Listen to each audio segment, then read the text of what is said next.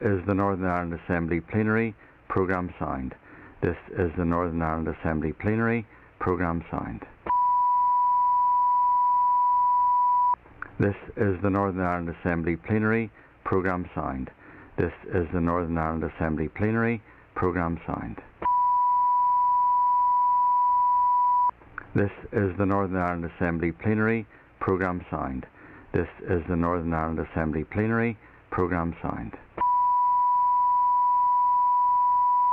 This is the Northern Ireland Assembly Plenary Programme signed. This is the Northern Ireland Assembly Plenary Programme signed. This is the Northern Ireland Assembly Plenary Programme signed. This is the Northern Ireland Assembly Plenary Programme signed. This is the Northern Ireland Assembly Plenary Programme signed. This is the Northern Ireland Assembly Plenary Programme signed.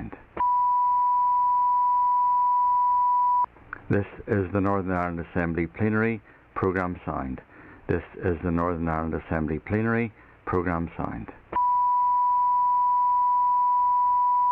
This is the Northern Ireland Assembly Plenary Programme signed. This is the Northern Ireland Assembly Plenary Programme signed. This is the Northern Ireland Assembly Plenary Programme signed. This is the Northern Ireland Assembly Plenary Programme signed. This is the Northern Ireland Assembly Plenary Programme signed. This is the Northern Ireland Assembly Plenary Programme signed. This is the Northern Ireland Assembly Plenary Programme signed. This is the Northern Ireland Assembly Plenary Programme signed. This is the Northern Ireland Assembly Plenary Programme signed. This is the Northern Ireland Assembly Plenary Programme signed.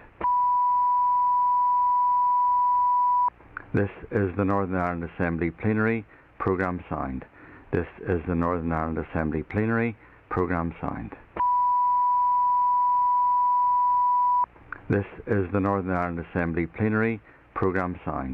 This is the Northern Ireland Assembly Plenary Programme signed. This is the Northern Ireland Assembly Plenary Programme signed. This is the Northern Ireland Assembly Plenary Programme signed. This is the Northern Ireland Assembly Plenary Programme signed.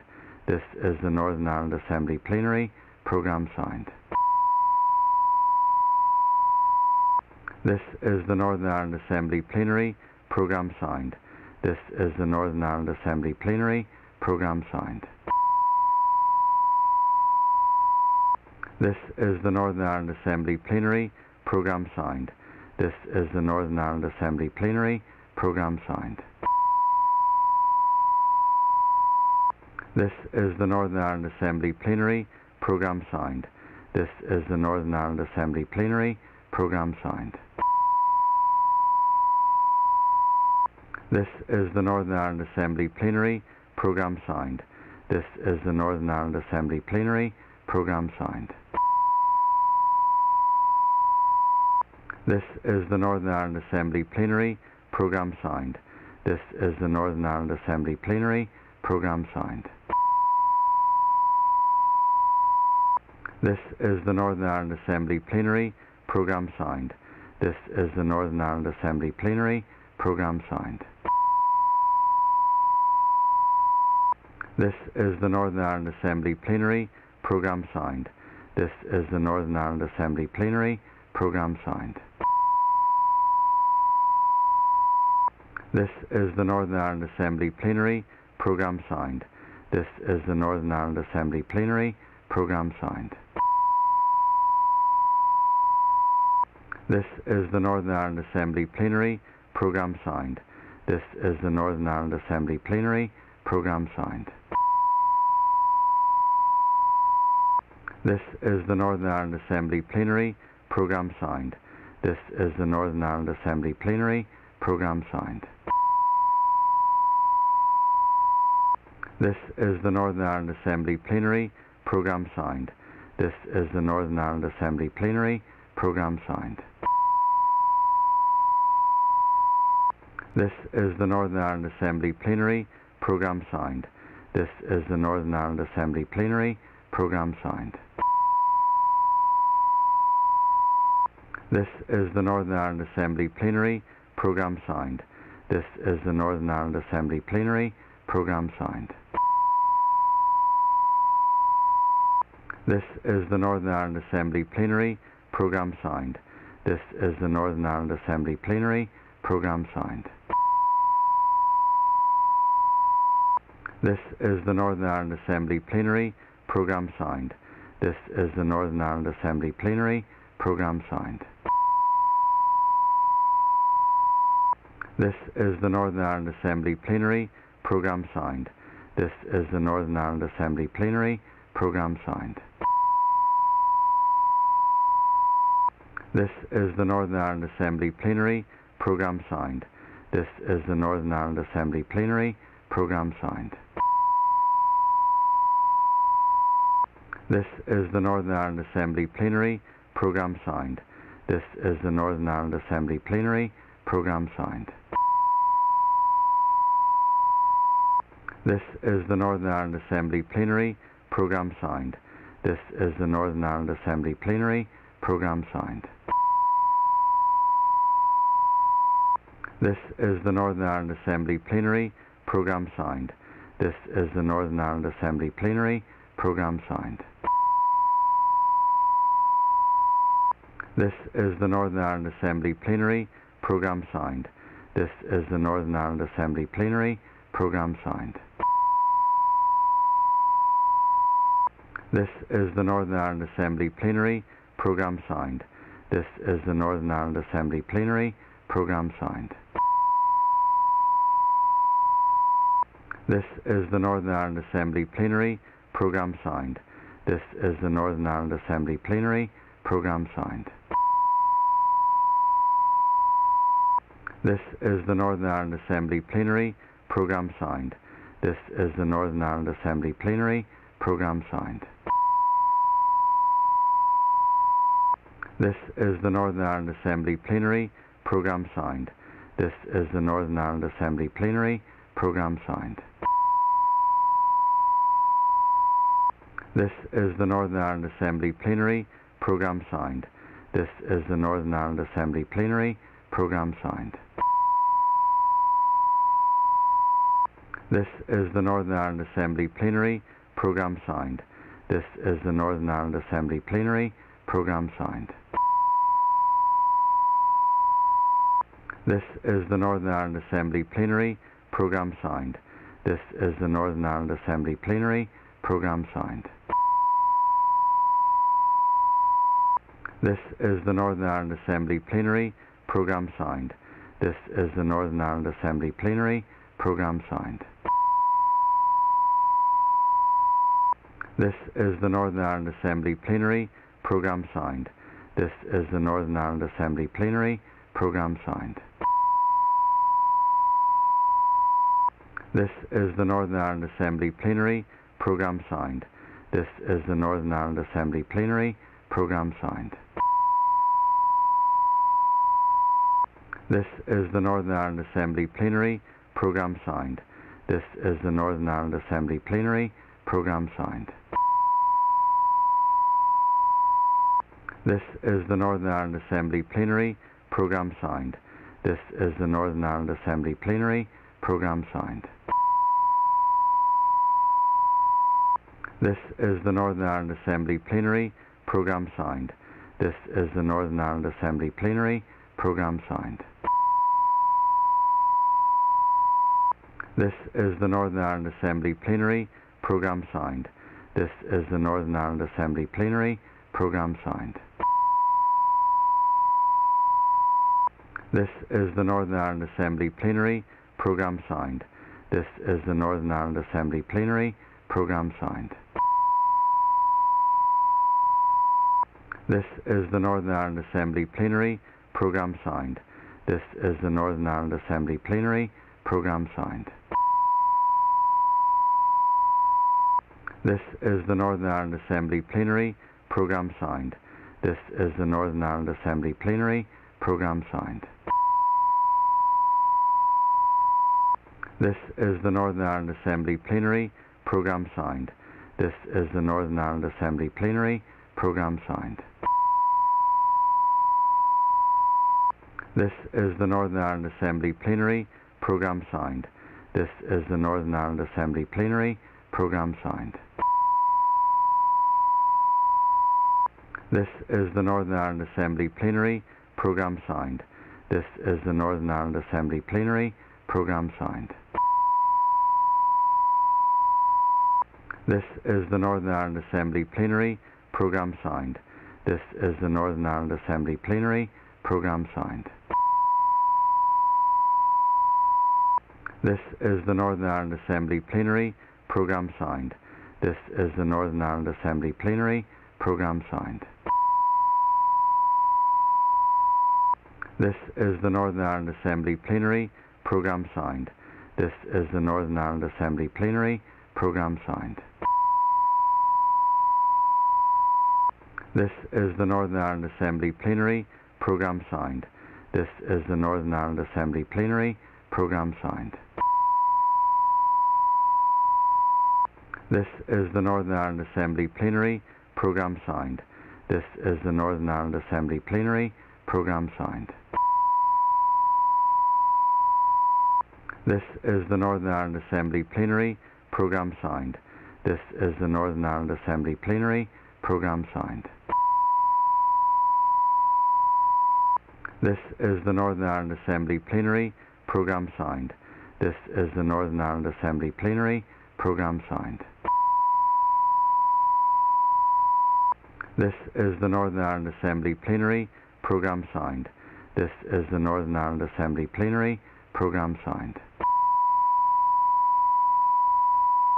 This is the Northern Ireland Assembly Plenary Programme Sound. This is the Northern Ireland Assembly Plenary Programme Sound.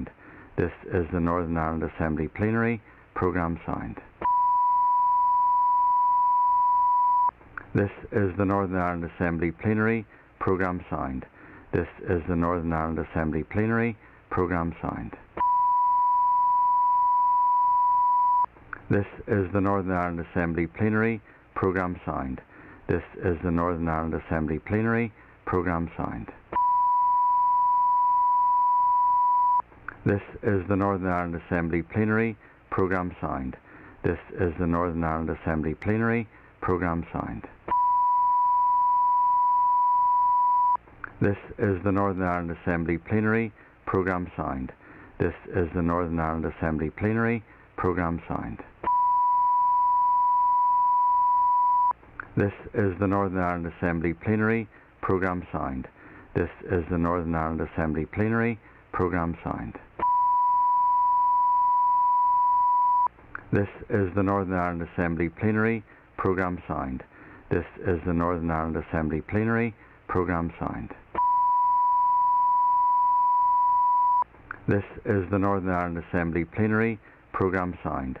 This is the Northern Ireland Assembly Plenary Programme Sound. This is the Northern Ireland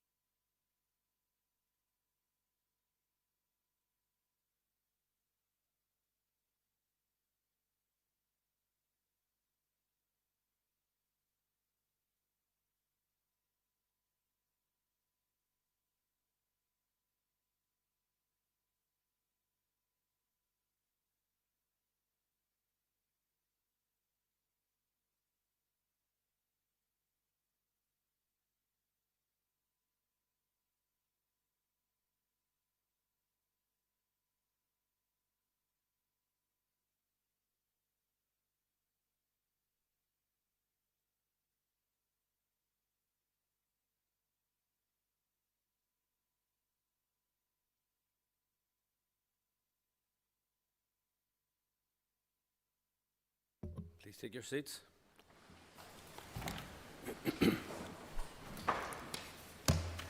Before we commence, I would like to advise the Assembly that I have received letters of resignation from Ms Martina Anderson and Ms Karen Mullen as members of the Assembly for the Foyle constituency. I have been informed by the Chief Electoral Officer that Ms Ciara Ferguson has been returned as a member of the Assembly for the Foyle constituency to fill the vacancy resulting from the resignation of Ms Anderson.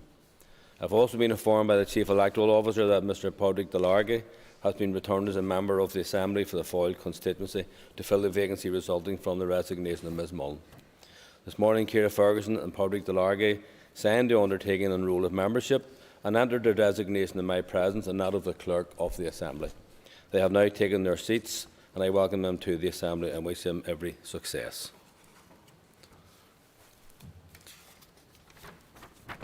Ms Nicola Mallon has been given leave to make a statement on the death of Pat Hume, which fulfils the criteria set out in Standing Order 24. If other members wish to be called, they should do so by rising in their places and continue to do so. All members called will have up to 3 minutes to speak on the subject. I would remind members that interventions are not permitted, and I will not take any points of order on this or any other matter until the item of business has finished. And I call on Ms Mallon. Ms Mallon. Thank you, Mr Speaker.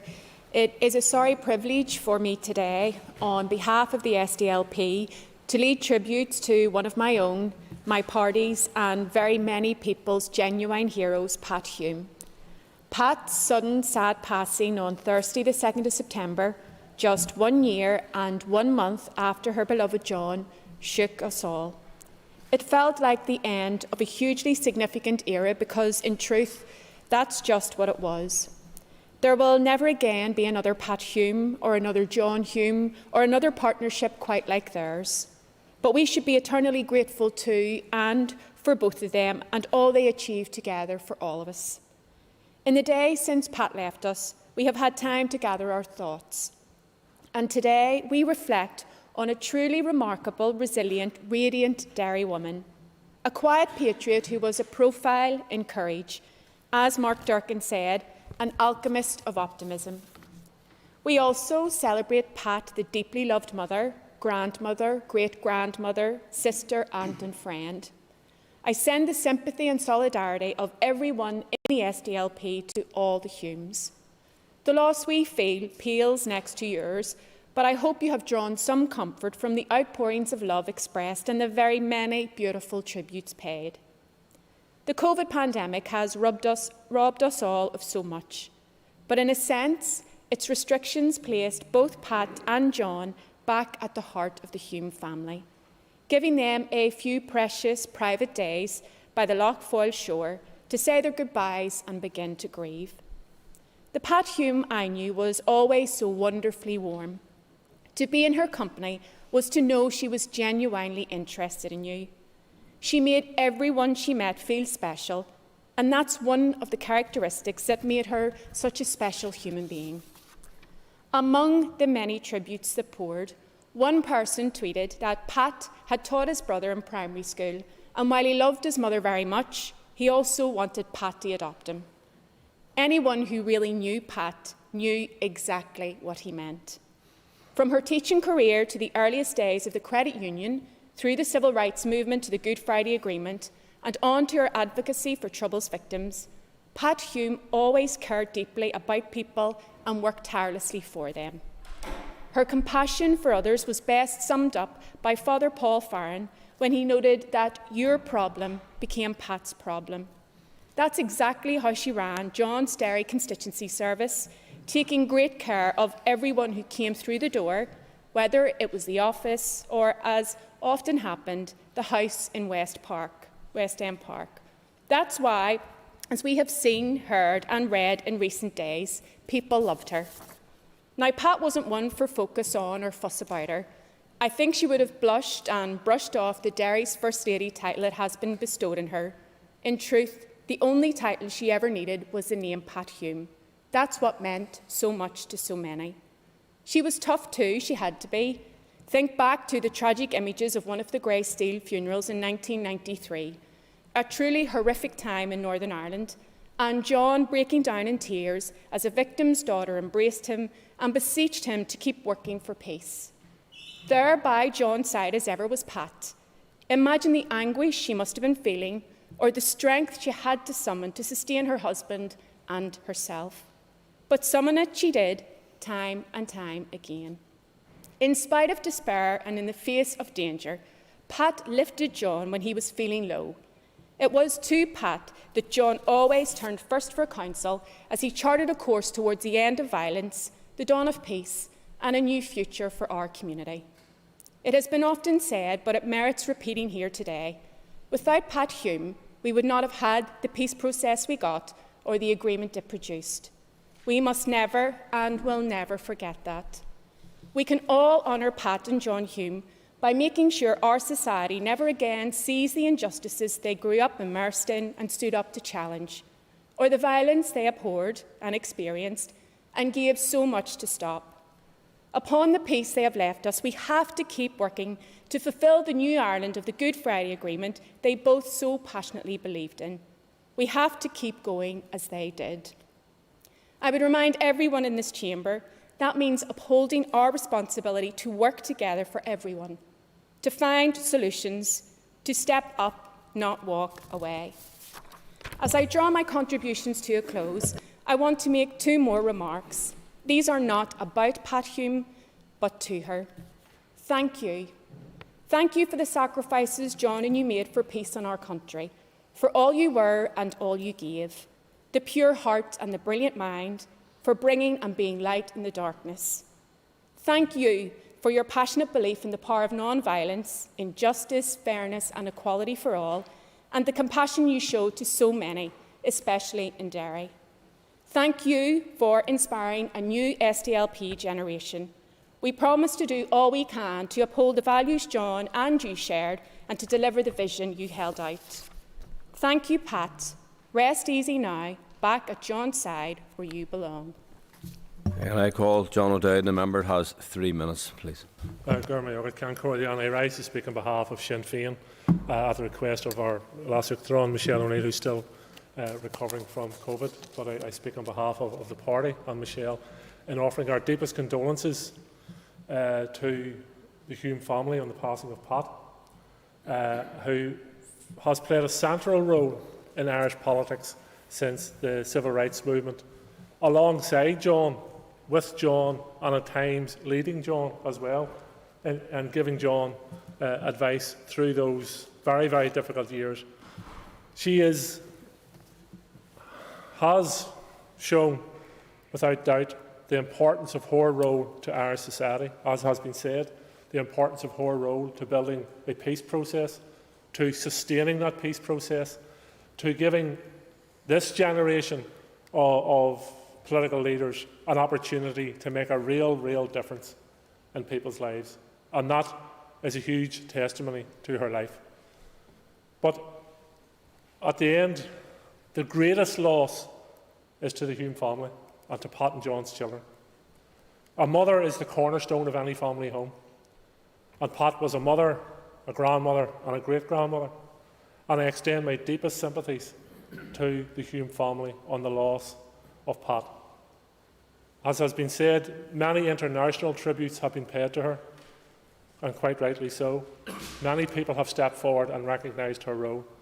The least we can do now as a society is make sure that we never return to the scenes of the past, and that we take that extra step for courage when it is required, and we listen to that advice, the type of advice Pat was giving back in those dark days, and that we take the extra step of courage that is required at times when it's needed. So my deepest sympathy to the SDLP and to the Hume family. Thank you. And I call Gary Middleton.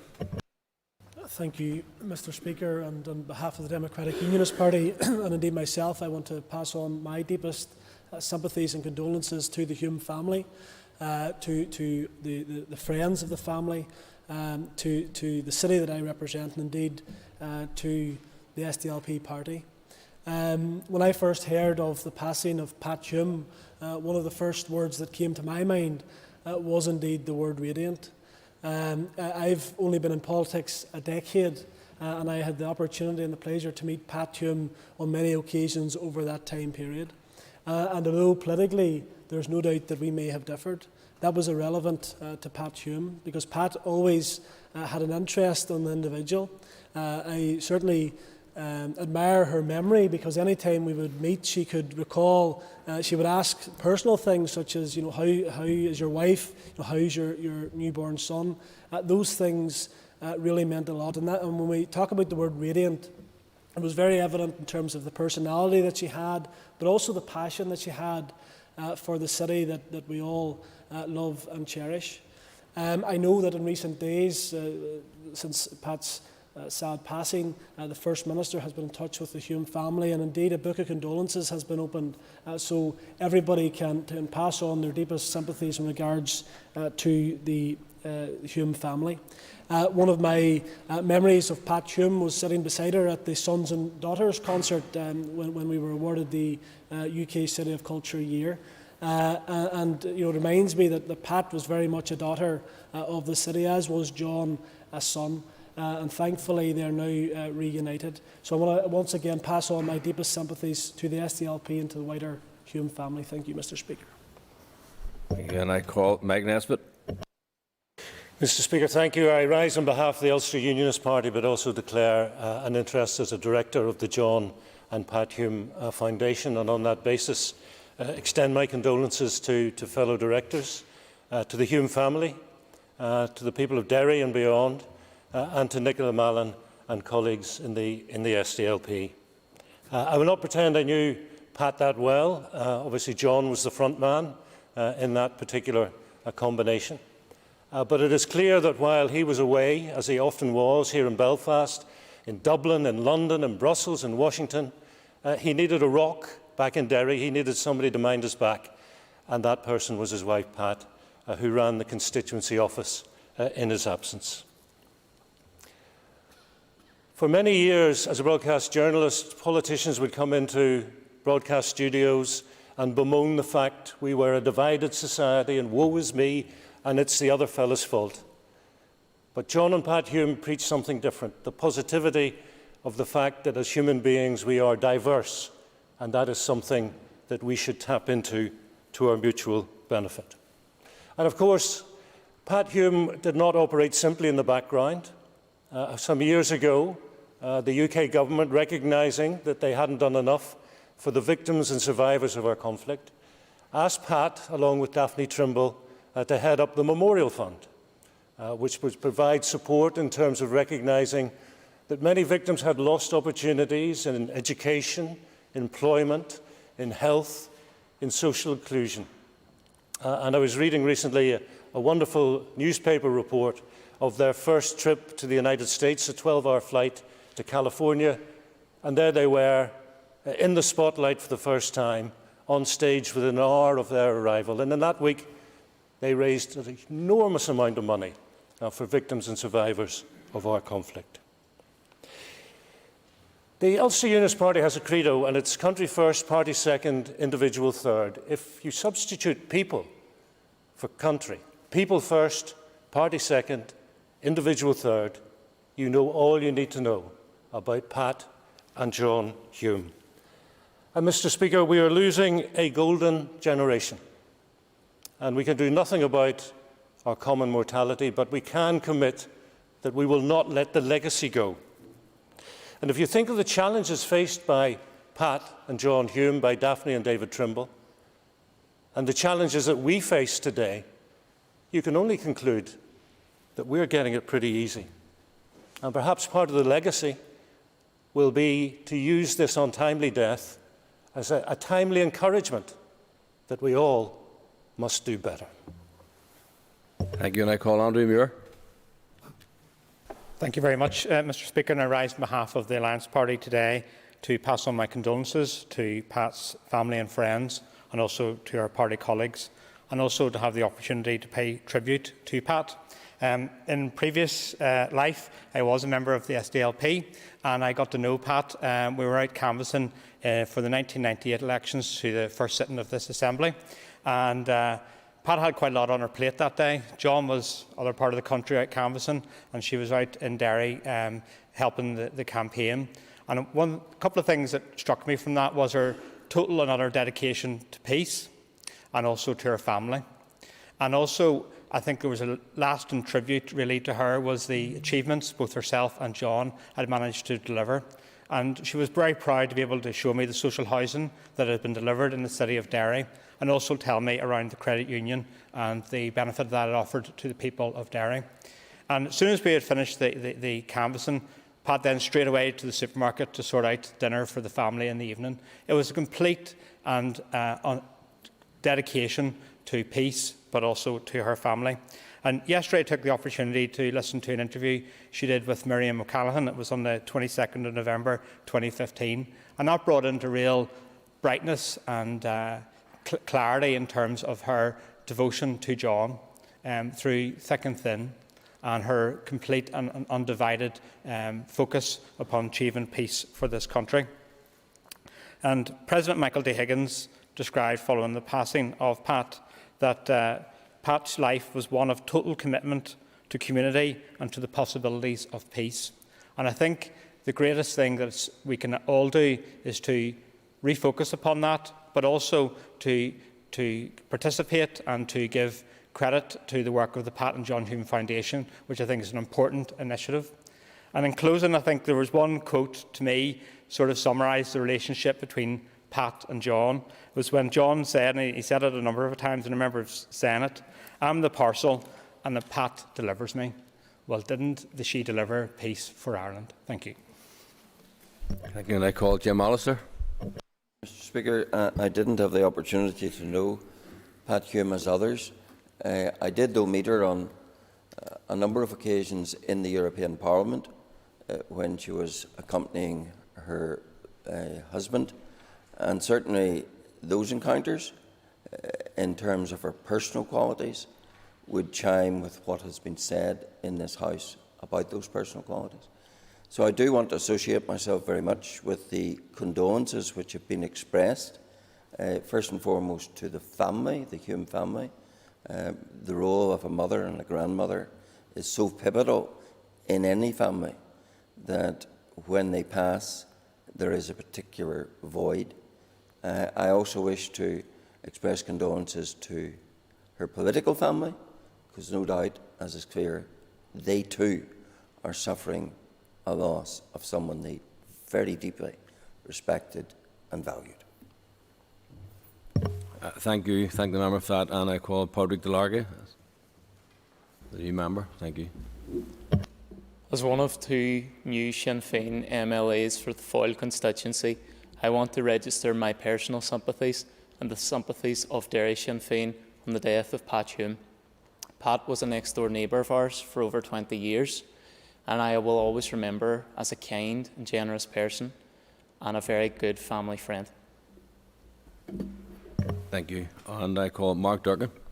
I'd like to begin by wishing our retiring MLAs and constituency colleagues, Karen Mullen and Martina Anderson, well, and welcoming their replacements, with whom I look forward to working on behalf of the people of Foyle and beyond. The Hume family will be touched by and grateful for the kind words from around the chamber today, as they have been by the well wishes from across the globe over the past couple of weeks. Pat was something else. Many words have been spoken and written about her over the past couple of weeks from world leaders, and I think even more significantly and importantly for Pat, from ordinary men and women in the street. Many anecdotes have been recounted that illustrate just what a wonderful person she was. But even in their totality, the tributes don't come close to capturing just what an amazing lady Pat Hume was. I remember several years ago the Belfast Telegraph did a wee series of light-hearted interviews with MLAs asking what three people, dead or alive, would you invite to a dinner party. One of my guests, in fact my guest of honour, was Pat Hume. She's world-renowned for her empathy, but Pat was every bit as entertaining as she was empathetic. What a lady. The best tribute that we can all pay to Pat Hume is to be more like her, to treat each other and everyone with respect and genuine care. Ní bheidh a léithid a ríseán. I'd just like to From a personal perspective, to express my own personal condolences to the SDLP, first of all, and to the Hume family, to Pat and John's family. I want to concur with all of the comments that have been made by all of our contributors this morning, all of the members who have spoken. As far as I was concerned, and obviously when you listen to all of the tributes, as has been said globally, have been paid to Pat Hume. Pat was obviously both a lady and a leader in her own right. Rest in peace, Pat Hume.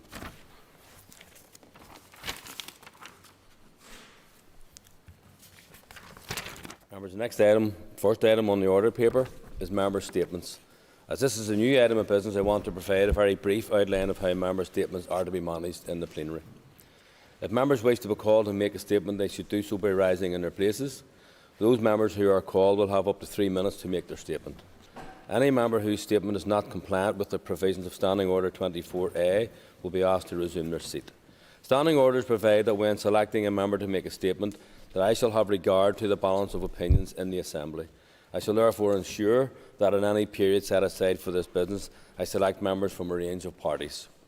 However, it is unavoidable that there will be occasions when it will not be possible in the time available to select all members who wish to make a statement, and as with all items of business, it is not in order to challenge the selection.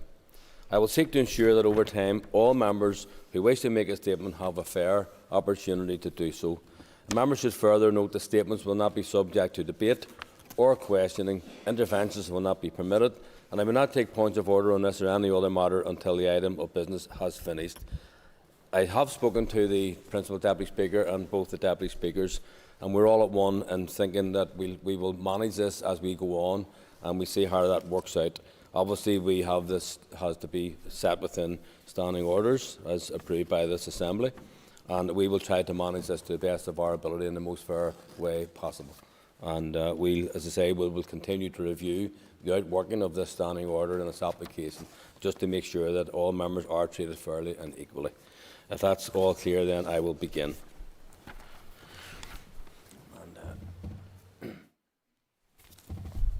And I call Linda Dillon. And I rise today as a very proud South Armagh woman, but equally as proud to be a representative of East Tyrone, and I rise to congratulate our Tyrone All-Ireland winners.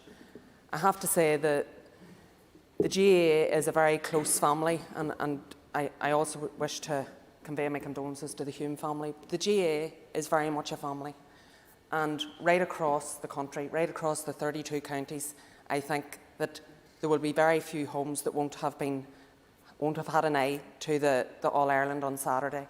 And whether you were supporting Tyrone or whether you were supporting Mayo, I think that what you saw on that field was young men who played the shirts off their backs to entertain all of us. And they are a credit to their county, they are a credit to their clubs, but they are also a credit to all of the volunteers, all of the people who work in the GAA all year long, who train the underage teams, who go out in the fields and the pitches and in the very difficult days and get on with it and take youngsters all over the county and all over the country. And to those volunteers, I want to pay a special tribute, because days like All-Ireland finals don't happen without them. And I have to say a special tribute to Paddy Hampsey, who is my neighbour, who is related to me through marriage and who is the captain of the Tyrone team. A very modest young man, a man who led that team to an All-Ireland final and won it. And we're very, very proud of him. His club, Coleiland, Fianna, Ilnagool, are extremely proud of him, as are all of the clubs of their players who played on Saturday. But I can't let this, whilst it is all celebratory, I can't let this moment pass without mentioning the fact that the BBC completely ignored that there were 3 Ulster teams in All-Ireland finals over the weekend. And whilst I accept there is a right issue, the BBC have a responsibility, because all of those volunteers and all of those players that I talk about are also licence payers. They pay the fees to the BBC.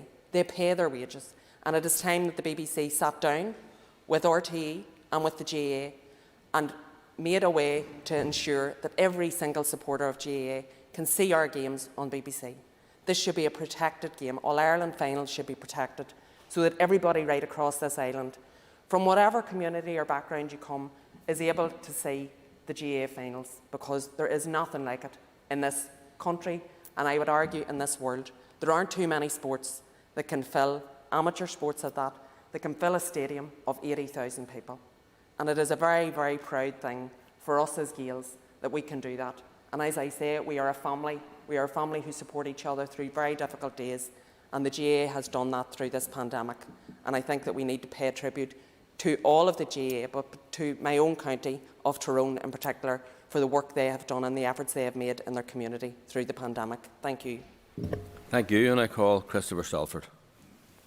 Thank you, Mr. Speaker. Firstly, thank you for undertaking this initiative, because I think it will be a useful opportunity, hopefully, for members to raise issues that perhaps an adjournment debate would be too long for, or an urgent question submitted may not be called. I want to raise the issue of the destruction of the built heritage of the City of Belfast. One of the city's best features is, of course, its built heritage. From the Georgian era, we have Clifton House and May Street Presbyterian. In the Victorian era, you have the Lanyon Building at Queen's, or the Custom House. The City Hall is an Edwardian building. Pre-World War II, we sit in a great example of it. And then in the more modern era, the Waterfront Hall and Titanic Belfast are also signature building projects in this city. Red brick streetscape, nearly got that out, is a uniquely Belfast feature, as are city trees. And one of the examples is in my constituency, is at Ravenhill Avenue. Associated with such streetscape and city trees is also granite curbing. And the granite curbing has been in place in Ravenhill Avenue for generations. Yet the Department for Infrastructure has seen fit to tear this curbing out and to replace it with something of no architectural merit whatever in the form of concrete. I wonder, sir, what is the carbon footprint of morn-hewn granite that has been there for generations in comparison to concrete that will have to be replaced once probably every 10 years? Another unique feature of the city that you and I both live in, around the place you will find ex-servicemen's houses. These were built for veterans returning from the First World War. Lloyd George talked about homes fit for heroes. And I have off Ravenhill Avenue, as the name would suggest, various streets named Earl Haig. They were named after Field Marshal Haig. Similar wanton destruction has taken place there, with granite curbstones that have been in place for generations, ripped out and replaced with grey concrete. The question, sir, I suppose, is what sort of a city do we want to live in? Do we want Belfast to continue to have pride in itself, pride in its architecture, or do we wish our city to become a mass of glass, steel and concrete?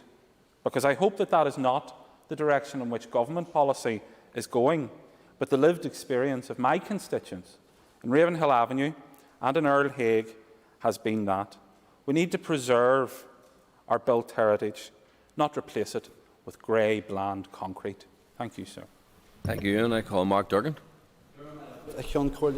I rise to call on Minister Hargey not only to oppose the UK Government's plan to withdraw the £20 universal credit uplift, but to plan and prepare to protect people here should the Tories persist with this punitive policy.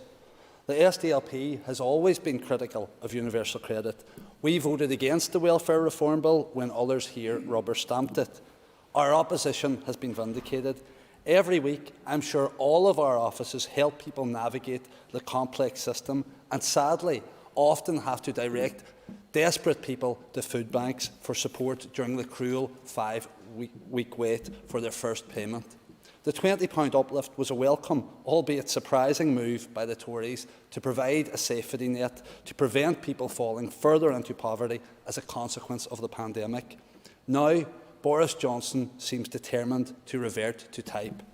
The consequence of this will be catastrophic, and they will hit harder here than anywhere else. Families and individuals will be plunged into poverty. If they needed this help 18 months ago, they sure as hell need it now. We have seen living costs spiral, be it the cost of heating a home or the cost of feeding a family. Rising property values have led to huge hikes in rents. People are at breaking point. They can't afford to lose £1,000 a year, and we can't afford for them to lose it either. The cut isn't only cruel, it's completely short-sighted. What will be the cost of removing this lifeline on health, on education, on homelessness? What will be the cost on people? What will be the impact of taking £55 million out of our economy over the next 6 months? This isn't just an issue that affects the poor or scroungers, as the Tories so cruelly label those reliant on support. Around a third of claimants are working. We need business organisations to wake up and speak up. The impact on local businesses will be dire and will cost jobs, forcing more people onto benefits. Minister Hargey has written to DWP to oppose this cut. We welcome that, but she must do more to protect people here. What COVID money hasn't been spent? What money for welfare mitigations will be unspent, as there's no sign of them yet? What is the Minister going to do? Let's hope it's a lot more than write a letter. We're a devolved government. DFC has welfare powers back again after some parties here handed them over to the Tories to hurt more vulnerable people here. I implore Minister Hargey to use these powers to protect people here if this cut can't be derailed at Westminster, where her party won't even go to vote against it. Thank you, and I call Steve Egan. Thank you very much indeed, Mr Speaker. I rise to acknowledge the 20th anniversary on Saturday of the heinous attack on the United States that resulted in the deaths of close on 3,000 innocent people in New York, Washington and in Pennsylvania. And rightly for us all to reflect on the effect that that day has had. For many of us ex-servicemen and women, for those whose families had been drawn into the conflicts afterwards, in Iraq, Afghanistan and elsewhere, this event and the precipitous and ill-timed withdrawal from Kabul and elsewhere has created a considerable degree of anguish and disquiet amongst our veterans community. And I know from personal experience that it has resurfaced memories and feelings that bring sadness and not a little anger to the fore. May I, Mr Speaker, commend the work of all those in the veterans community and also the work of our Veterans Commissioner, Mr Danny Kinahan, for the work that he is doing, but also to highlight the many helplines and levels of support that are out there for us all. And may I encourage our ex-service community to use them.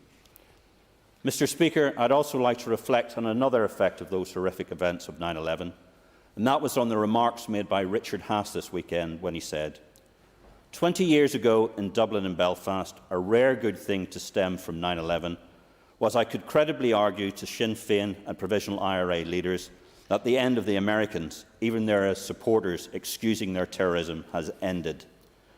Decommissioning followed on quickly. It is unfortunate that it took an attack of mass terrorism to achieve this recognition among some within the Irish American community. But the recognition that terrorism, from no matter what source, is fundamentally wrong was made clear to the Republican movement and the IRA and Sinn Féin in particular. It is another example, Mr Speaker, of how pointless and nugatory terrorism is, and that in a democratic society there is no role in any way for guns, bombs and terror. It is a lesson that, regrettably, some still need to learn. Thank you. Thank you, and I call Stuart Dixon. Thank you very much, Mr Speaker. Mr Speaker, what I want to address this morning in this opportunity for debate is around the actual opportunity for members to make statements in the chamber. I believe passionately in the democracy that has been devolved to us here in Northern Ireland, and I believe passionately in this Assembly and the ability for members to speak on behalf of their constituents.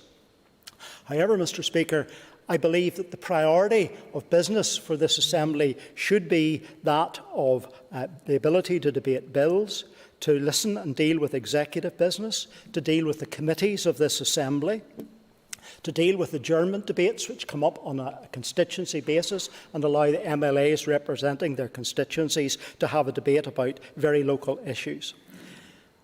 While I welcome this opportunity for debate, and all that I've heard this morning has been excellent, and I have no dissent with any of the voices in the chamber, and I want also to add my and my party's congratulations to Tyrone and their win yesterday. Mr Speaker, what I would ask the Assembly to do in my opportunity to speak this morning is to invite the Business Committee to revisit the timing of this debate. In other jurisdictions where these debates take place, they happen at the end of the business day, after the opportunity has been given to members to deal with the key priorities of democracy in the Assembly chamber, that of debating bills, that of debating business of the Assembly, that of working with the Executive to deal with the business that they bring in front of us. So in no means, and by no means wishing to diminish this debate, but I believe that the timing is perhaps out of kilter. The press will take an opportunity to listen to the things that we are saying in this members' half hour, and I don't want to diminish that. But I really do believe that it should happen at the end of our business day rather than at the beginning of the business day, because what we should be doing is setting the tone for business through our Business Committee, through our scrutiny of bills and through our democratic representation of those people who elect us to come here. So I'd invite the Speaker and the Business Committee to revisit the timing of these types of debate, but in no way am I diminishing the opportunity for members to have these discussions. Thank you very much, Mr Speaker. Thank you. And I call Jim Allister. Thank you. Saturday certainly was a remarkable sporting spectacle. We saw unbelievable skill. We saw great grit and determination. We saw relentless pursuit of the goal and heart-stopping excitement for those who watched. Little wonder that there was such frenetic and ecstatic waving of flags in the colours of red and white and blue as Emma Raducanu swept to victory in the US Open. How timely it was that at that very same time we had the last night of the proms. And as Land of Hope and Glory was belting out in the Royal Albert Hall, Emma was delivering hope and glory on the other side of the Atlantic. And I want to congratulate and pay tribute to her.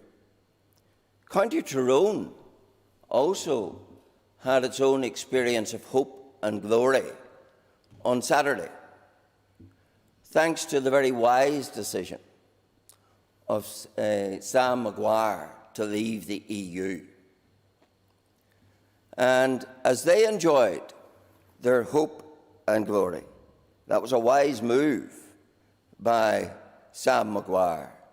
Well done in that regard. Brings me to my primary topic, Brexit. I want to make it abundantly clear in this House that tinkering with the union dismantling protocol, extending grace periods, doing all of those cosmetic things will not change the fundamental objection to that obnoxious protocol. And whatever changes are made, and I note that the vigorous implementers have now toned down their foolhardy demands, and they're talking about tinkering, etc. But whatever changes are made, the fundamental test of all of that is Northern Ireland still left in a foreign single market for goods, subject to a foreign customs code, a foreign VAT regime, overseen by foreign laws and adjudicated upon by a foreign court? And if that is so, then any of those changes are useless in terms of removing the obscenity that is the protocol, and do nothing to render it acceptable. What needs to be done is the EU needs to surrender its sovereignty back to the United Kingdom over Northern Ireland. Thanks, the member. And I call Paul Fruit. Mr Speaker, you may not know, and this House may not know, that for the first time in our history, there will be an event taking place this Friday, the 17th of September, in the Ormeau Park, Belfast, that will refuse entry to people solely on the grounds that they are not vaccinated for COVID. The Department of Health and the Department of Communities are funding and supporting this event with public money of £75,000. Deep concern has been expressed to me that I share regarding the human rights implications of the stipulation that tickets for this free event are only available to those who have had a vaccination. There are real fears that this represents active discrimination against those unable or unwilling to receive the vaccine due to age, medical exemptions or reasons of conscience. In light of this, Mr. Speaker, there is an onus, is there not, on the Minister of Health and the Minister of Communities to explain the rationale for the allocation of funding to this event and to restate their commitment to treating the personal freedoms we all should enjoy in society equally, regardless of their vaccination status. The Minister of Communities and the Minister of Health should outline the criteria and communications plan used to award £75,000 worth of funding to this event, and also to outline to this House and to the public what risk assessments have taken place by the departments when awarding funding and support to this event, considering anyone who has and is suffering from COVID at the time of this event can attend it and spread the virus as long as they have been vaccinated.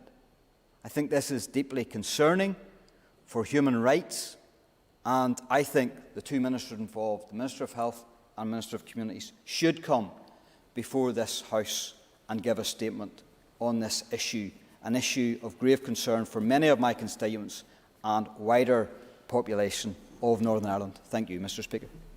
Thank you, and I call Colin Gildernew.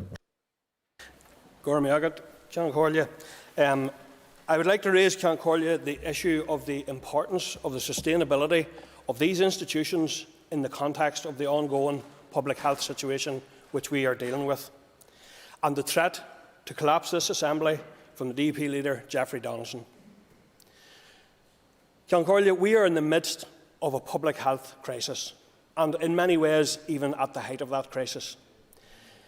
And we are seeing a situation where health trusts yesterday are appealing for staff to come in from their leave to help to man our hospitals and our health services. We have other health trusts asking people to use other services rather than turning up to their emergency departments, given the pressures that they are experiencing. And those staff who are being taken in from those much-needed breaks, they have now been fighting with this and struggling with this pandemic for over 20 months. They don't have the option of walking away.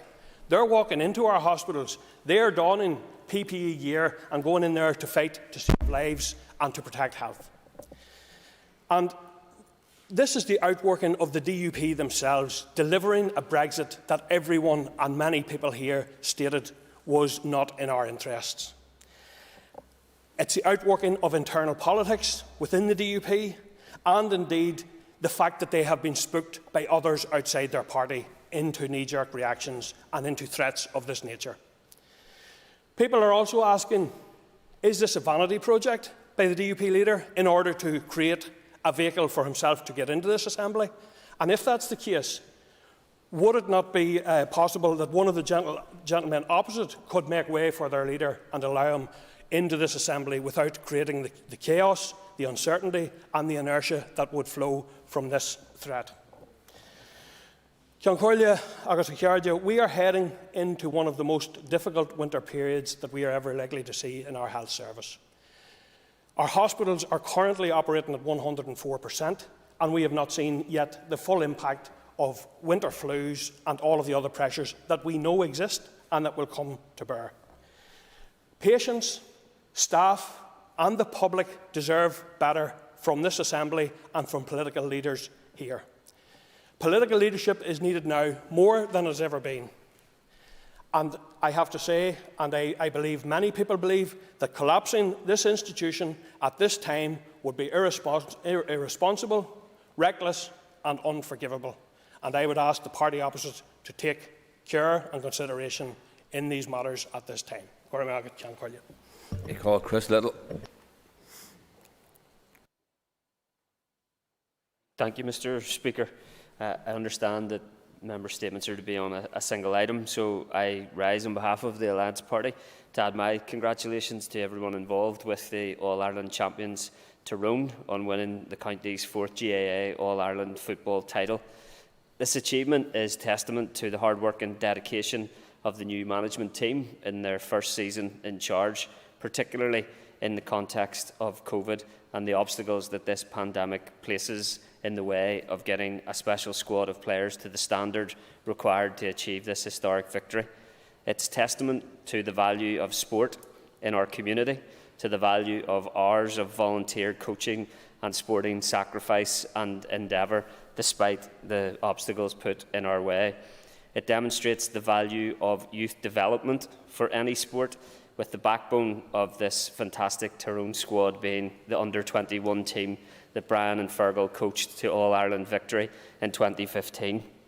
It's a great victory for Ulster sport, finally ending Dublin's dominance, and great credit and commiseration must go also to Mayo on their performance in the final and their victory over Dublin in the semi-final. Congratulations to everyone in Tyrone. You have raised the hope and morale of a county and a province at an extremely difficult and challenging time. Enjoy your celebrations.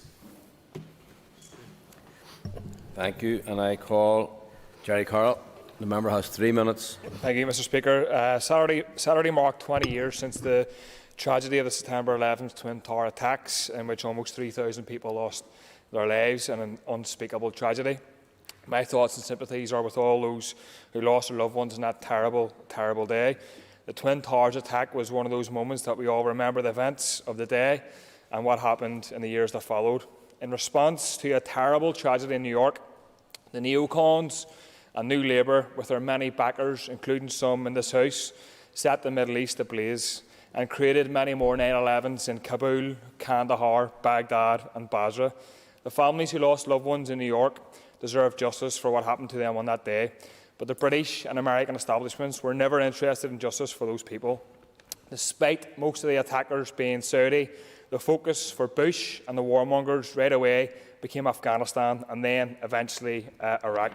Incidentally, the US had opportunities to get access to bin Laden, but instead refused to discuss them or accept it, opting instead to flex its muscles and revenge bomb the wrong people.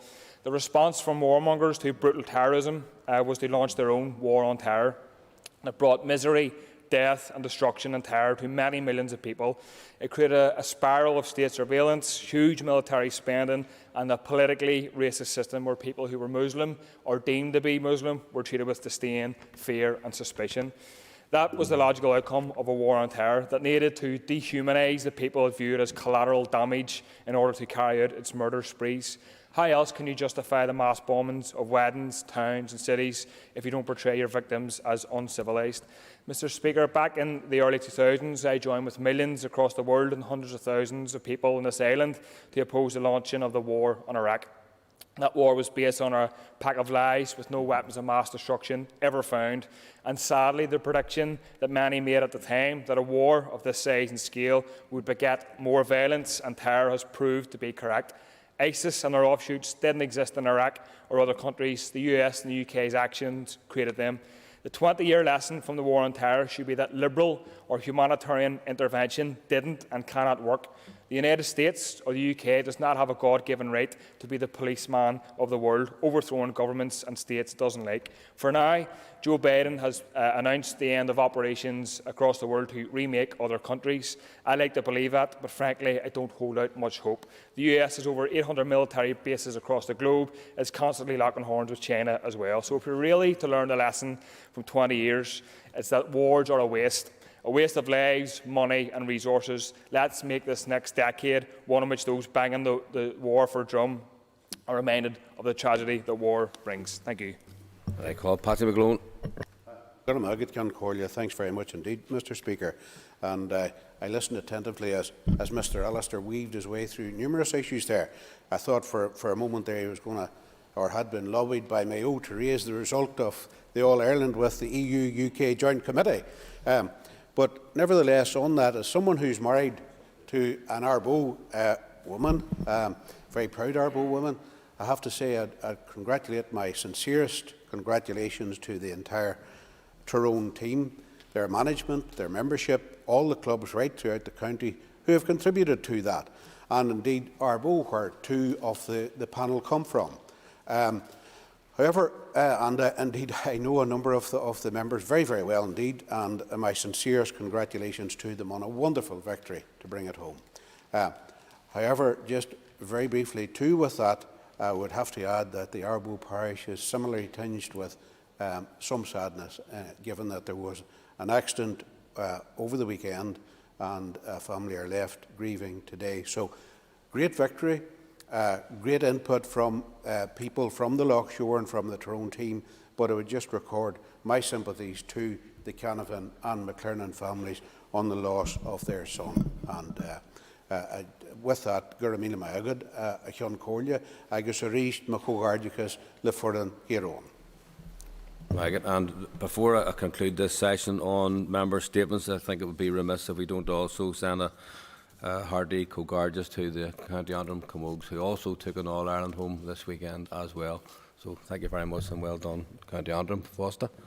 Okay, so members, the next item of business on the order paper is a motion regarding committee membership. As with other similar motions, it will be treated as a business motion and there will be no debate. Clerk, please read the motion. That Miss Paula Bradshaw replace Miss Kelly Armstrong as a member of the Business Committee. I call Andrew Muir to move the motion.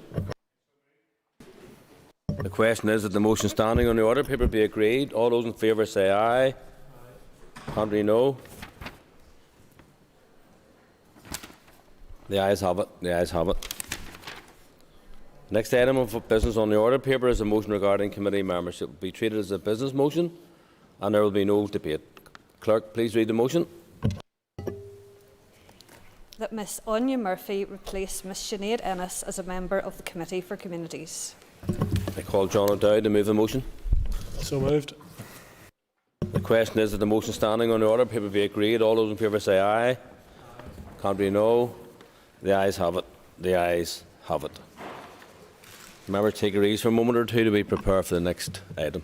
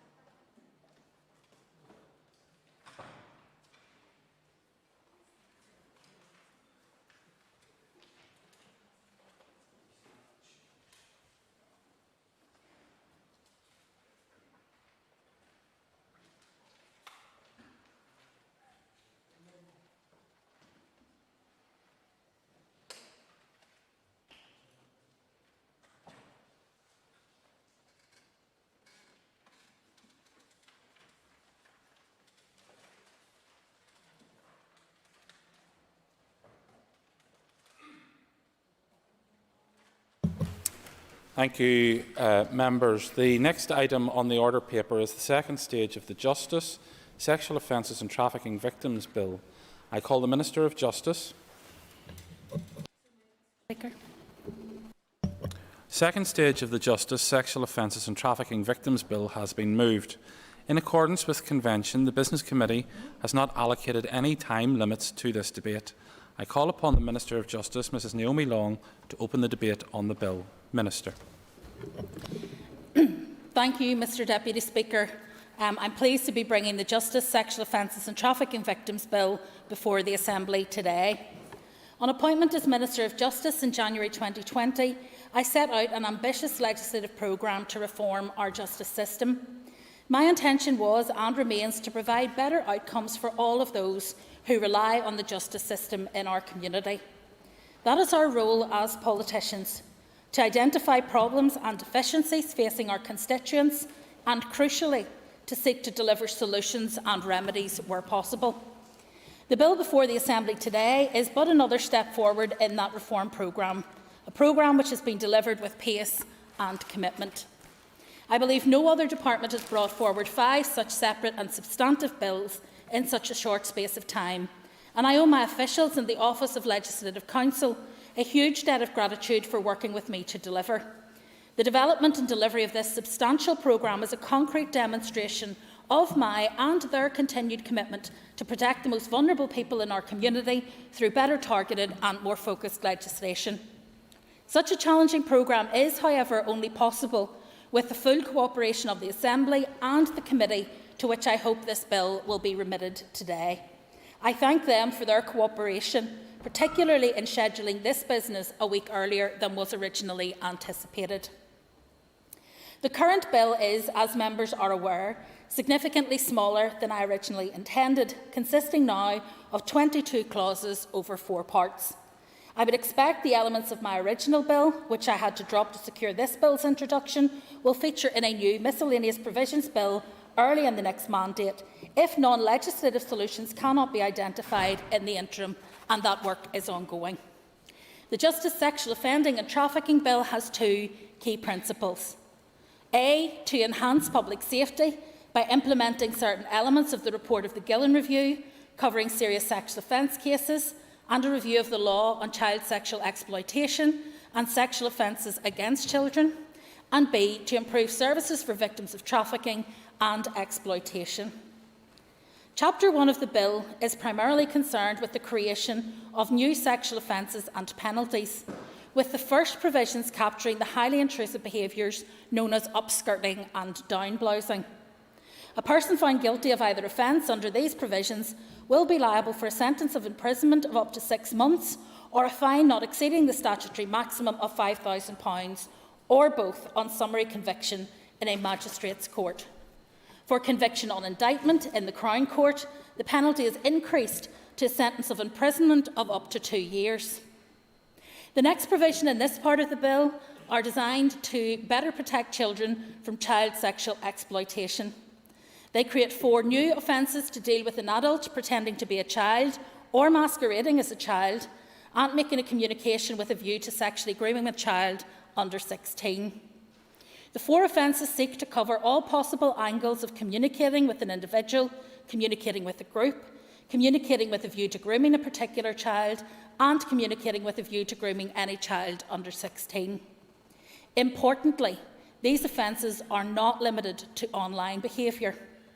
The penalty for each of these new offences is a sentence of imprisonment of up to 6 months or a fine not exceeding the statutory maximum of £5,000 or both on summary conviction, and a sentence of imprisonment of up to 2 years for a conviction on indictment.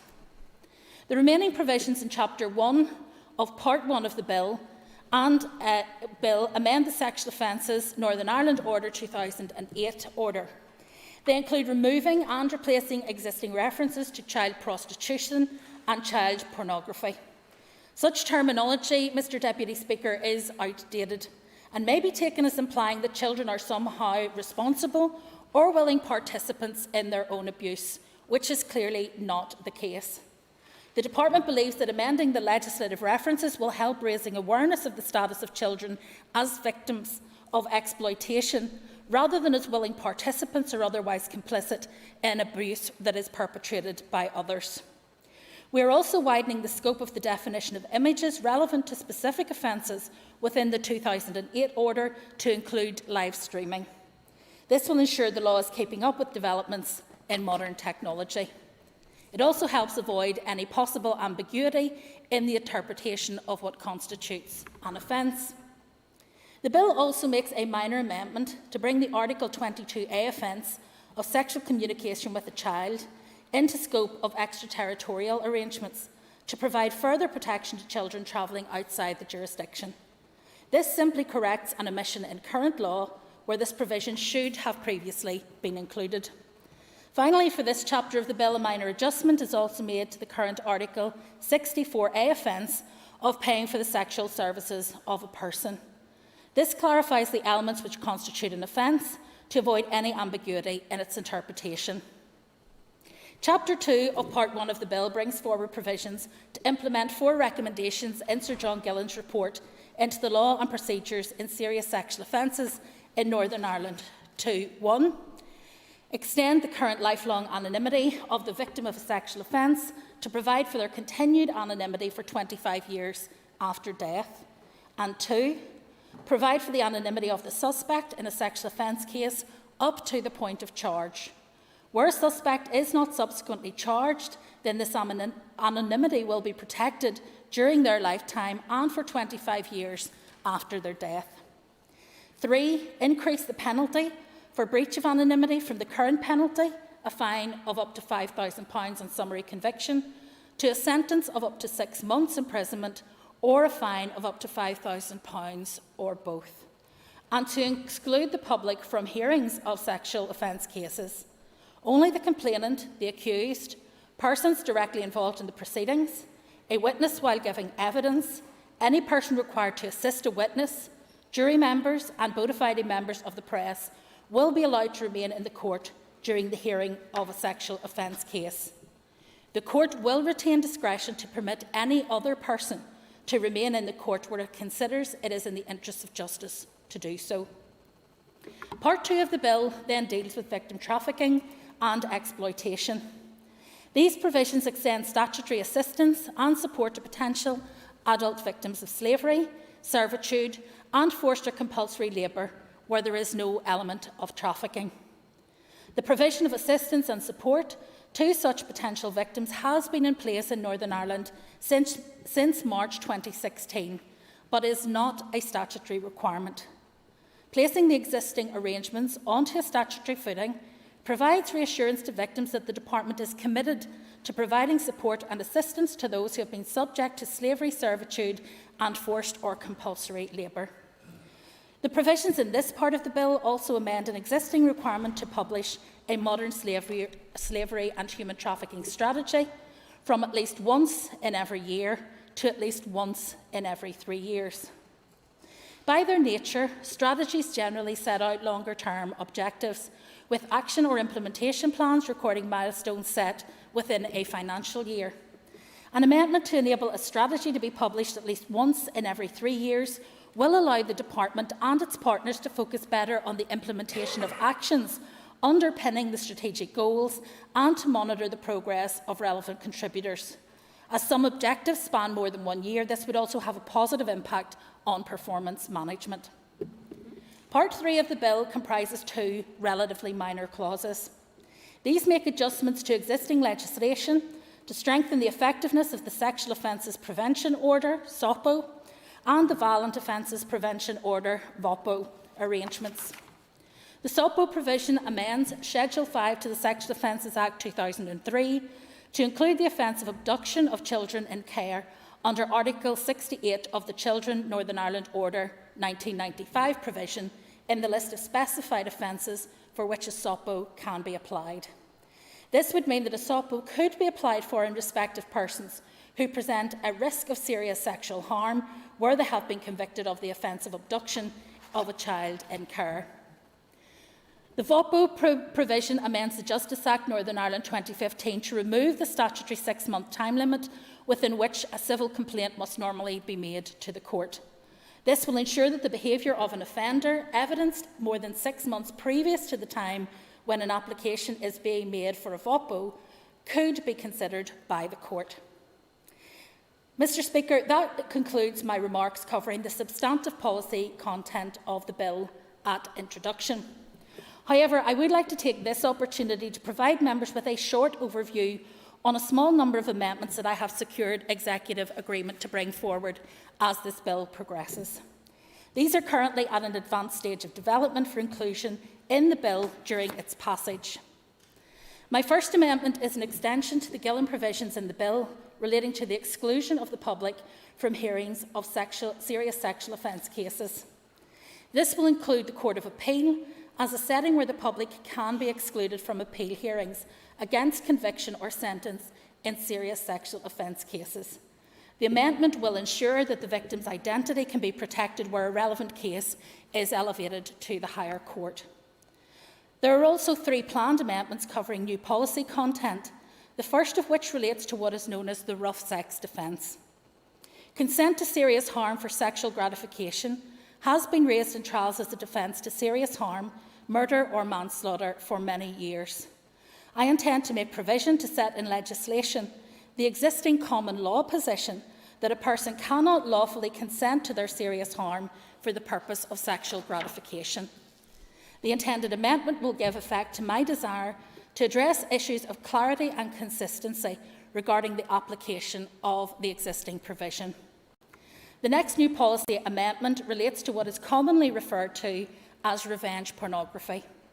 The new provision will make threats to disclose private sexual photographs and films with intent to cause distress and offence, alongside existing offence provisions relating to the disclosure of such material.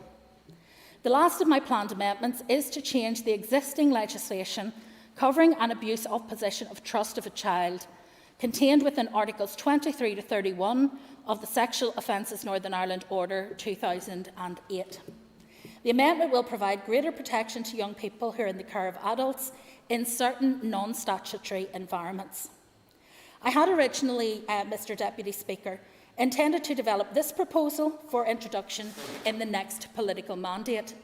However, responding to recent developments in other jurisdictions and a growing number of requests for the Northern Ireland law to be changed, I now consider that this important change should and can be made sooner rather than later.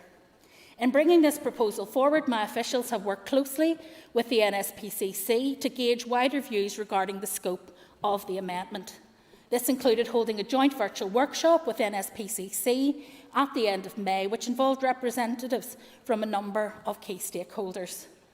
As a result of that engagement and having examined the experience of other jurisdictions further, I intend to extend the current provisions for abuse of trust of a child. This extension will cover positions of trust held in sports and faith settings, with a delegated power to enable the extension of those settings at a future stage by way of secondary legislation, should this be considered necessary.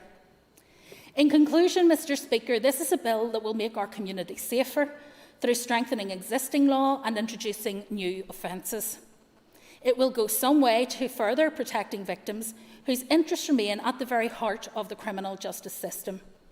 The bill contains important provisions that will introduce more safeguards into the justice system, safeguards which will complement those contained in my Domestic Abuse and Civil Proceedings Act 2021 and the Protection from Stalking Bill, which is currently with the committee. Taken collectively, the provisions in this bill will introduce valuable additional protections for the most vulnerable in our community. While some question the value of devolution, Mr Deputy Speaker, and the worth of this Assembly itself, this legislation is yet more evidence that progress can be delivered when it functions as it should. It is also an example of the opportunities which are forfeited when it does not. I look forward to working closely with the Justice Committee and with my Assembly colleagues to ensure the provisions of this bill are enacted within this mandate. Mr Speaker, I commend the bill to the House. Thank you, Minister. I call the Chair of the Justice Committee, Mr Mervyn Story. Thank you, Mr Deputy Principal Speaker, and can I thank the Minister for bringing the second stage of this bill to the House today. And I rise as Chairman of the Committee for Justice, and I'm pleased to speak in the second stage debate today of the bill that is before us. Both I and the Committee welcome this bill, and we look forward to working with the key stakeholders and the Department during its scrutiny stage in the Committee. As the Minister has outlined, the bill consists of 22 clauses divided into 3 parts, and the Committee fully supports the aims of improving the operation and effectiveness of the justice system and the principles of enhancing public safety and improving services for victims of trafficking and exploitation. Chapter 1 and Part 1 of the bill cover a range of provisions being brought forward following a consultation on a review of the law on child sexual exploitation and aims to strengthen the law in this area. The committee considered the results of the consultation in November 2020, supported the proposals to bring forward the legislative provisions now contained in the bill, and discussed with officials a range of other legislative proposals that had received support during the consultation, but that the Department was not intending to progress in this mandate due to the time and resource constraints. The committee noted that there would be an opportunity to consider some of those other proposals further in the context of this bill, and I am sure the members will also do the same, assuming the bill passes as I expect it to do at second stage today. The strengthening of the law on sexual offending to better protect children from sexual exploitation, and in particular the aim to address such behaviour at an earlier stage, is both welcome and sadly necessary. The Criminal Justice Inspection Northern Ireland report on child sexual exploitation in June 2020 highlighted that such exploitation is happening in towns and cities and in rural communities across Northern Ireland, and involves both children who live with their parents and children who are in care. That is the stark reality, members, that we must, in this House, endeavour to do all that we can to prevent it. The committee also supports the inclusion of the new offences to capture behaviours known as upskirting and downblousing. Such behaviour is unfortunately becoming more prevalent and is frequently used to coerce, control or humiliate. The fact that Northern Ireland will be the first part of the United Kingdom to legislate for downblousing sends out a message that this behaviour, together with upskirting, has no place in our society, and provides the PSNI and the Public Prosecution Service with the tools required to prosecute individuals. The bill will also implement 4 of the recommendations contained in Sir John Gillen's report of his review into the law and the procedures in sexual offences in Northern Ireland. As Sir John outlined in his report, deep concerns about how serious sexual offences are proceeded and determined in Northern Ireland have been expressed for a number of years. Such offences are largely underreported, the attrition rates are high and the number of successful prosecutions pitifully few. Committee members are well acquainted with the views of victims of such offences, that the criminal justice system lets them down, and those that do go through it very often feel that they have been re-traumatised by this experience. The situation is totally unacceptable and must be addressed, and providing victims with confidence in the system and ensuring that they are treated with dignity and respect during the criminal process and in no wise impacts on the accused receiving a fair trial. It is simply the right thing to do, and the proposed changes are long overdue. Implementation of Sir John Gillen's recommendations must continue to be a priority. The committee is committed to ensuring that the recommendations are implemented in full and considers progress on a regular basis, with the next update due from the Department at the end of September. The committee therefore welcomes the inclusion of Part 1, Chapter 2 in the bill, which includes clauses to extend the current lifelong anonymity of the victim of a sexual offence, provide for the anonymity of the suspect in a sexual offence case up to the point of charge, and exclude the public from hearings of serious sexual offence cases. Turning to Part 2 and 3 of the bill, which cover trafficking and exploitation and prevention orders, the departmental officials have advised the committee that these clauses make minor adjustments to existing provisions and aim to improve effectiveness. Clause 16 places on a statutory footing the current practice of providing support and assistance to adult potential victims of slavery, servitude or forced or compulsory labour, where there is no element of trafficking, and it is to be welcomed. The Department advised the committee of the Minister's intention to bring forward amendments to the bill on 4 issues, which I thank the Minister for outlining for us in the House today. As part of the evidence that the committee received on the Domestic Abuse and Civil Proceedings Act, concerns that a mitigation of rough sex gone wrong appeared to be increasingly used to explain a death were raised, and the committee noted at the time that amendments had been made to the Westminster Domestic Abuse Bill to ensure such a defence was outlawed in cases of a serious injury or death. The committee therefore welcomes the proposal for amendments to address this. The committee also welcomes the proposal to bring forward amendments to widen the scope and strengthen the current law on abuse of trust. There was widespread support for this in the responses to the Department's consultation, and the committee was disappointed that the Department originally did not intend to legislate for this in this mandate. The committee received an oral briefing from the departmental officials on the principles of the Justice, Sexual Offences and Trafficking Victims Bill at its meeting on the 9th of September 2021. During the briefing, members explored a range of issues, including the concerns expressed by legal advisers regarding making anonymity of a victim of a sexual offence permanent after death, and how the Department decided on the 25-year period now included at Clause 4, the operational concerns relating to sexual offences prevention orders and violent offences prevention orders that prompted the provisions to strengthen their effectiveness, the rationale for the provisions that amend Article 64A of the Sexual Offences Northern Ireland Order 2008 relating to the offence of paying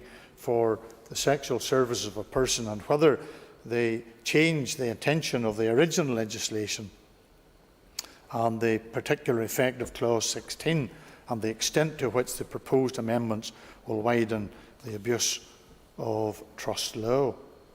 Members also discussed the new offences of upskirting and downblousing in some detail, including whether they are framed appropriately and are workable.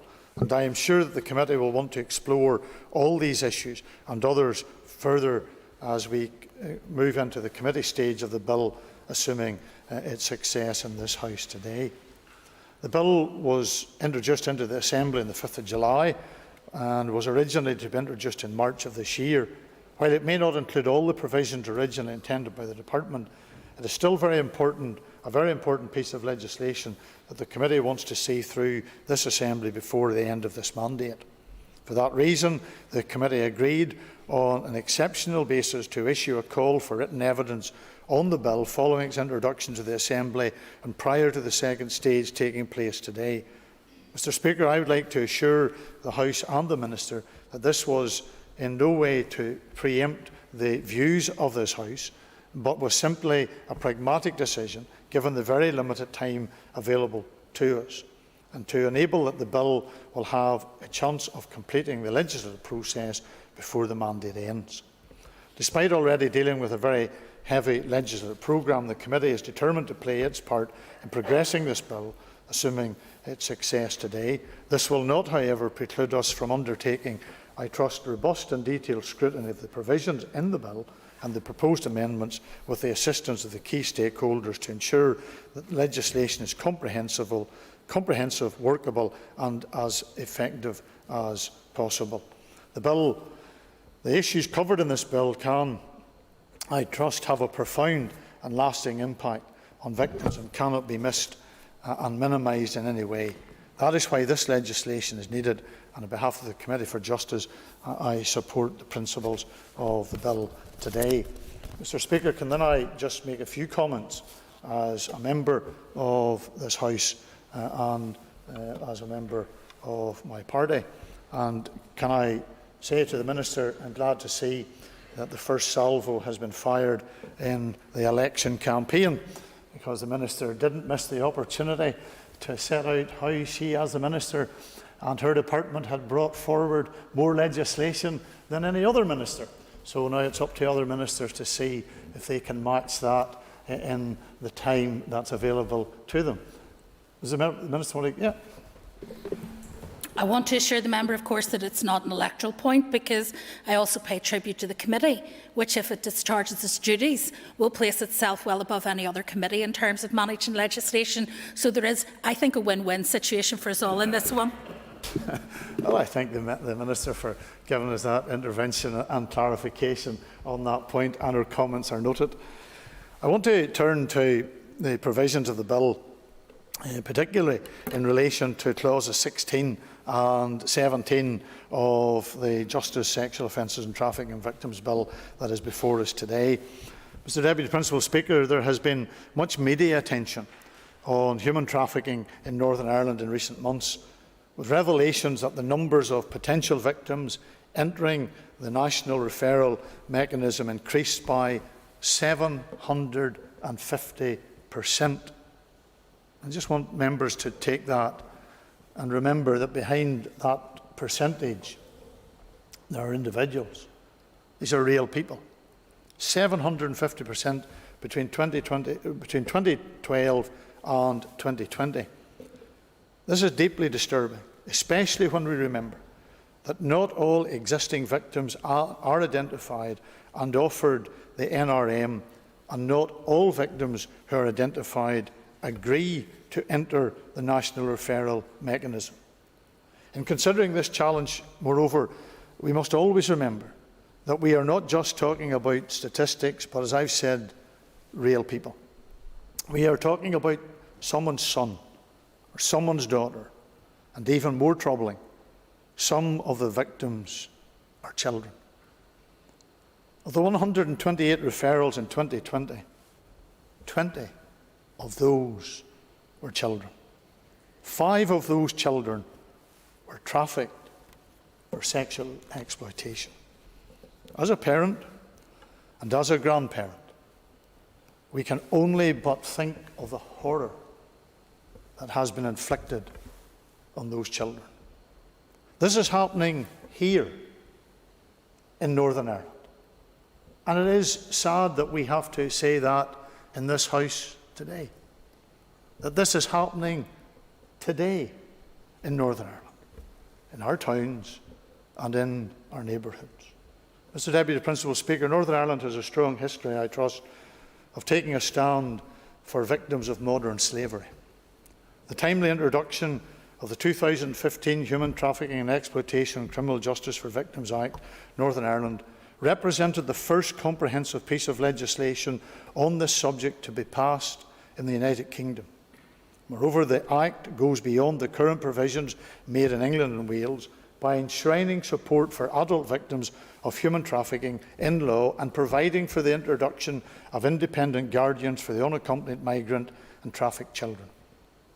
This piece of legislation is a great credit to the former Assembly member of this House, my good friend Lord Morrow, who introduced it to this House, which passed subsequently into law. Now, 6 years later, we need to act again to build on the good foundation that has been set and enhance the existing protections. In this context, Mr. Deputy Principal Speaker, I wholeheartedly support Clause 16 of the bill before us today, which amends Section 18 of the 2015 Act by extending the statutory assistance and support provided to potential victims of human trafficking to victims of servitude or forced labour where there has been no element of trafficking. This constitutes a very welcome, humane and logical development. I'm also content with Clause 17, which amends Section 12 of the 2015 Act, introducing a change from an annual modern slavery strategy to a 3-year cycle. I would, however, like that the Department of Justice to produce an annual progress report so that we can track progress within the 3-year period as well as between them. And I trust maybe that is something that the Minister will give consideration to. Before I move on from modern slavery provisions in the bill, I think it is important to acknowledge an important support provision that is not in the bill. In this regard, I congratulate my friend and colleague and Chief Whip, Joanne Bunting, member of this Assembly for the constituents of East Belfast, for the crucial debate, or the critical debate, that she secured on the 13th of October last year to mark the Anti-Slavery Day, which she used to highlight the indefensible lack of statutory support for victims of modern slavery across the UK from the moment of their conclusive grounds decision when they leave the NRM. It is extraordinary that statutory support is provided to potential victims but denied to actual victims, when our moral responsibility is clearly greatest to those who have been confirmed to have been subject to slavery. In this context, I would like to put on record my thanks to the Free for Good campaign, the coalition of 27 anti-trafficking bodies campaigning for the provision of 12-month statutory support to facilitate the recovery of confirmed victims of modern slavery, and say that I hope we will have the opportunity to debate amendments addressing this shortfall. In conclusion, Mr Deputy Principal Speaker, I want to place on record my appreciation and thanks to the Minister and to her officials for the work that has been done to date. There has been a considerable amount of work to bring this second stage to this House today, and I trust that, as the Minister outlined, while it is not all the provisions of legislation that she would have liked to have brought to the House, namely in a miscellaneous provisions bill, I trust that it will help us as an Assembly and as a House to focus our time that we have on those issues which are of paramount importance. That is not to say that other issues are not important, but given our time frame, given the challenge that we have in relation to that, I trust that this House will give this bill the support that I believe that it deserves. And I look forward, along with the Minister, to hearing the contributions of others, so that we will have some sense as to how this bill will ultimately conclude when it passes its legislative process in this Assembly. Thank you, Mr Deputy Principal Speaker. Thank you. I call the Deputy Chair of the Justice Committee, Ms Sinead Ennis. Mr Principal Deputy Speaker, and as you said, in recent weeks I've taken on the role as Sinn Féin spokesperson for Justice, and I look forward to taking my place on the committee at its next meeting. If you'll indulge me, Mr Principal Deputy Speaker, I just want to pay tribute to my predecessor, Linda Dillon, for her previous work in the role, and I'm sure other members of the committee will attest to her positive contribution while on the Justice Committee as well. So, whilst I'm only a new member of the Justice Committee, much of the issues that face us are not new to me. I have paid close attention to the great work that has been carried out by my colleagues in Sinn Féin and indeed across the Assembly on so many important issues, such as the domestic and sexual violence, gender-based violence and other issues of public protection. Of course, the Assembly passed the Domestic Abuse and Civil Proceedings Act earlier this year, which was a landmark achievement, and the hugely important Stalking Bill is also currently working its way through the legislative process. There have also been many ongoing pieces of important work, including the Gillen Review of Serious Sexual Offences cases, the review of the law on child sexual exploitation, and work to tackle domestic and sexual violence, modern slavery and human trafficking. The Justice Bill, Sexual Offences and Trafficking, is a crucial piece of legislation to build on all of the great work that's ongoing, and I look forward to scrutinising the bill in the Justice Committee to ensure that it is of the highest standard. As other members have done, I want to welcome the introduction of the revised Justice Bill to the Assembly. It is long overdue, and it is really great to finally see it reach this stage. However, I have to share my disappointment at the serious and wholly unnecessary hurdles that have had to be overcome to get us to this point. For months and months, we've seen MLAs from across the political spectrum talk about the importance of passing the former Justice Miscellaneous Provisions Bill. And 4 of the 5 executive parties supported this bill when the Minister first tried to introduce it. Yet we had one party in the executive holding the bill hostage for 2 months, blocking it from being progressed despite the huge challenges we face with the short time remaining in the current mandate. Despite being on record saying the party had no issue with the content of the bill as it was drafted, the DUP disgracefully blocked the bill from progression for fear of potential amendments at later stages. This was a shameful derogation of legislative responsibilities, and it showed contempt for the democratic process.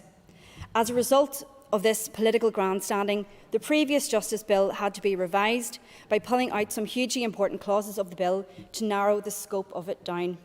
It also removed the option of including potential amendments on some really important issues.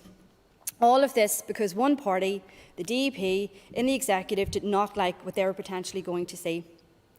Nonetheless, the bill as it stands contains some very important clauses which will implement key recommendations from the Gillen Review of Serious Sexual Offences cases and the review of the law on child sexual exploitation and sexual offences against children. I am very pleased to finally see the introduction of the new offences of upskirting and down-blousing. Upskirting involves taking a photo or video under a person's clothes without their consent in order to capture images of their body or their underwear. and upskirting, it violates a person's right to privacy and bodily integrity and can be a deeply invasive, traumatic and distressing experience. The evolution of technology and the wide availability of smartphones has meant that the law has not kept pace with the increasing frequency of these offences, and victims have been let down. Image-based sexual abuse is just as invasive and horrific as other forms of sexual abuse, and it is right that we take it just as serious. We need to get it right, however, so I look forward to working with the Justice Committee to ensure that there are no loopholes to this offence, such as those that exist in other jurisdictions. Other key features of the bill include protecting children from grooming and other forms of sexual offences and abuse, including creating a new offence of adults masquerading as children online, ensuring the law on sexual exploitation is kept up to date with modern technology by including live streaming and replacing references to child prostitution and child pornography in law. Mr Principal Deputy Speaker, in conclusion, taken together with all the other hugely important provisions of the bill, of which there are too many to go into today, I just want to say that today is a really positive step forward in the finally the implementation of this bill, and I'm happy to support it to its next to the passage of its next stage. Thank you. Thank you. I call Ms Sinead Bradley. Thank you, Mr Speaker. As the SDLP member of the Justice Committee, I wish to rise in support of the Justice Sexual Offences and Trafficking Victims Bill at this stage and look forward to the opportunity in anticipation of its passage through the House today. Look forward to the opportunity to fully scrutinise and add value to this bill. I too would like to go on record, if I may, Mr Speaker, to thank the outgoing chairperson, Linda Dillon, who I have to say I worked very well with, and I know other members of the committee did, in a very conducive environment. And whilst we may have differed on certain things, we did so in a very respectful way, and I wish Linda well as she goes forward in her new position. I also want to thank the Chair of the Committee for quite accurately surmising the Committee's position at this moment in time, and also for facilitating an early sitting with the officials from the Department to start to really get into the detail of this bill, because it is quite broad in what it attempts to do, but each and every element in it is of critical importance. And without, at this stage, obviously going into any of the detail, I would place on record that the SDLP very much support the principles of the bill, but we do, however, at this outset flag up some concerns we have on the operational reality of the bill, and I suppose that's exactly what the legislative process is. It is about scrutinising and hearing from those who are engaged in the ground on the delivering of any legislation to make sure that it is fit for purpose. And I will use as one example in that the introduction of the upskirting and down blousing, which we very much welcome. And the bill does quite rightly go to define what exactly that is, and the descriptor is quite good and does appear to be wholesome. But I suspect that in terms of the actual clause 3, which talks about the motivation of the person who is operating equipment, and that talks about obtaining sexual gratification or humiliating and alarming or distressing bay. And whilst I agree with those descriptors, and I think they're quite accurately pinning down what it is that is trying to be achieved, I suppose we feel we need to stress test them to some degree to find out what exactly would the evidential proof be to say that that was the motivation of the person operating the equipment. So details like that, which no doubt we will have a chance to work through as we go through committee stage and the stage by stage of the clauses. The other issue, if I may just refer to that, is the important one of anonymity, and I think that the privacy of a victim and to propose to go after death, there is quite a detailed breakdown of who could make such an application, but I would ask questions about what if there is a conflict between those eligible applicants, and whilst the applicants are clearly stated, it doesn't particularly say that there is any sort of hierarchy of, so there may be conflicting agendas there. I do, however, think it is important to note that the Clause 6 does give us that piece where it says the court must be satisfied that it's in the interest of justice or otherwise in the interest of the public to make any variation to or revocation of anonymity. And in terms of the bill finally getting to the point where we're delivering on some of the very heavy work and important work of the Gillen Review. So I do welcome that there are 4 of the Gillen recommendations that are weaved in and throughout this bill at this stage. I won't go into much more detail at this stage, Mr Speaker, but I would like to say again, in anticipation that this bill does pass through today, I look forward to working with committee members in a robust way to scrutinise the detail of the contents of this bill and to make sure that it does align with operational reality, because if it doesn't, it could be a very good academic piece of work that doesn't bring real effect and change to the ground. So I thank the Minister for bringing this forward today and look forward to working with the committee. Thank you, Mr Speaker. Mr Doug Beattie. Thank you, Mr Speaker. First of all, can I commend this bill?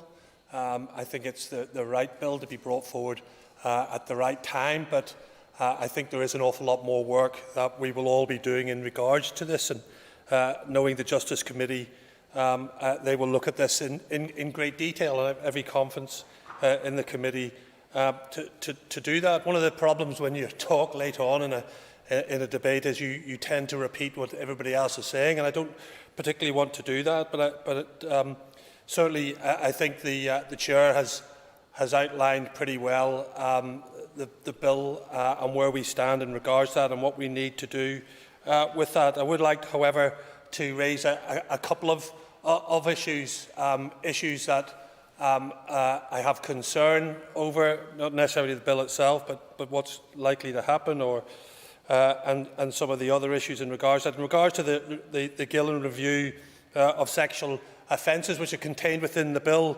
I really have to commend them, and of course anonymity for defendants pre-charge I think is very important.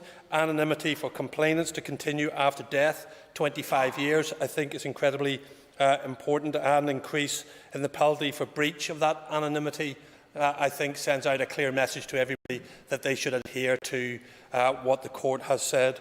But the exclusion of the public from the serious sexual offence hearing is really important and something I absolutely support, because there are some people, and we all know the Ulster Rugby rape trial, and we all know, never mind what the outcome was, but we all know that there were some people who attended that court hearing purely for self-gratification, to hear the details of what went on. So where some people will say, by stopping people going into the court, we are not showing justice to be open and transparent, I actually welcome that wholeheartedly as something which is the right thing to do.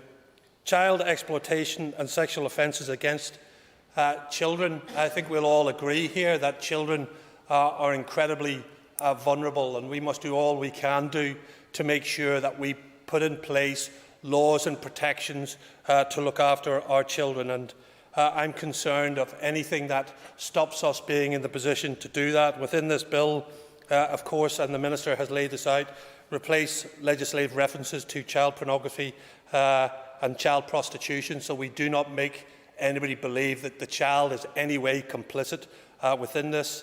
Also include live stream images and definitions of exploitation for sexual purposes, and the creation of new offences of adults masquerading as children, which I think is also extremely important, and by strengthening that I think we help protect children. My concern is this, and it's a genuine concern, that all of that will be lost if this Assembly falls.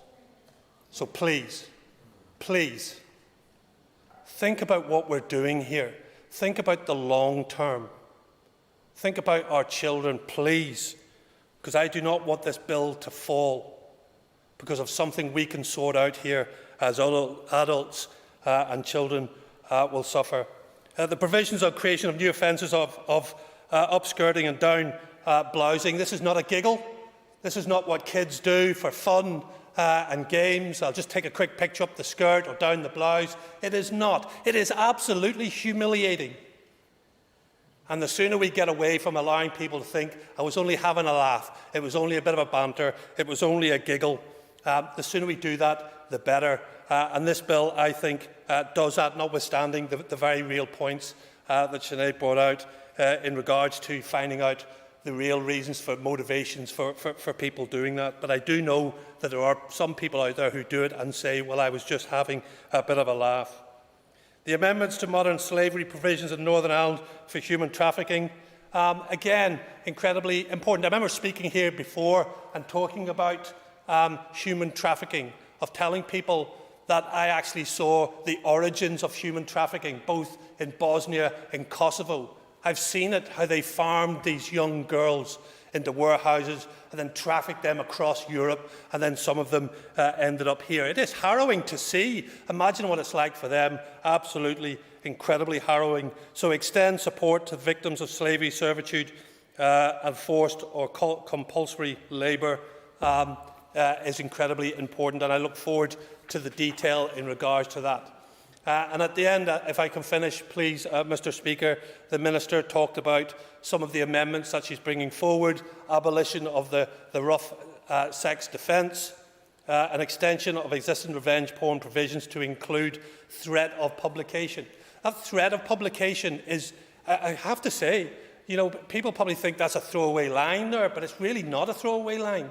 Just threatening somebody to say, if you don't do what I do, I will publish this. It is coercion at its absolute worst. So that is a really important line within that. And of course, provisions to widen the scope and strengthen the laws about abuse of trust. And abuse of trust of our elderly, abuse of trust of our young, abuse of trust of those people who look to you for support, I think, is really important. There's a lot to do in regards to this bill. There's a lot of stuff that we will dig into. I am in no doubt there will be lots of amendments, and quite rightly so. I think the Minister expects us to delve into her bill. I wouldn't expect her to want us to do anything other than that.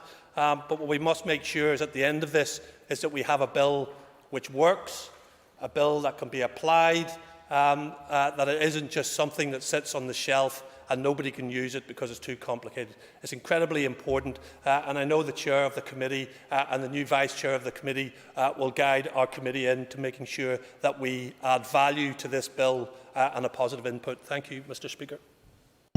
Thank you. I call Ms Paula Bradshaw. Thank you, Principal Deputy Speaker. I warmly welcome this bill before us today and the fact that we are moving on swiftly with this vital legislation. Much of it updates practice in Northern Ireland in line with that in neighbouring jurisdictions. It is frustrating that, for the reasons outlined by the Minister, the bill has not been able to do a little more in terms of that alignment, but we are to welcome what is contained within it. If I may first turn, Principal Deputy Speaker, to the areas which in fact takes Northern Ireland ahead of the rest of the UK. The first, at Clause 1, is the criminalisation of the offence of down blousing.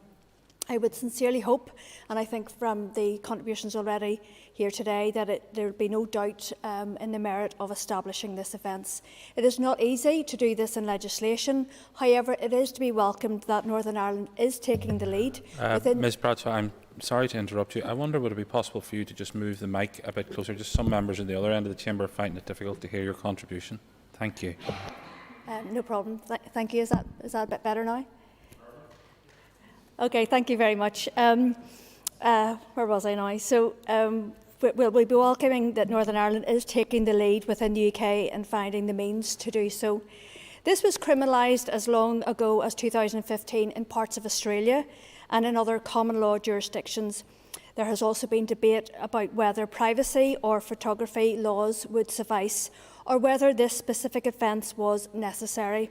It is evident from the legal research this century that it has demonstrated that specific upskirting or down blousing laws are both desirable and necessary in terms of determining indisputably that an offence has been committed. It is likely that other UK jurisdictions will follow Northern Ireland's lead on downblousing in due course. It is also clear that the 2008 Sexual Offences Order has served a significant purpose in terms of protecting victims, but sadly it is not specific enough for the world we live in. Practitioners have been very clear that sexual grooming constitutes a serious gap in that order, and that specifically the range of offences outlined in Clause 2 will offer significantly enhanced public protection, particularly to children. This would take Northern Ireland ahead of other jurisdictions in the UK, although the Irish Government did introduce similar provisions in 2017.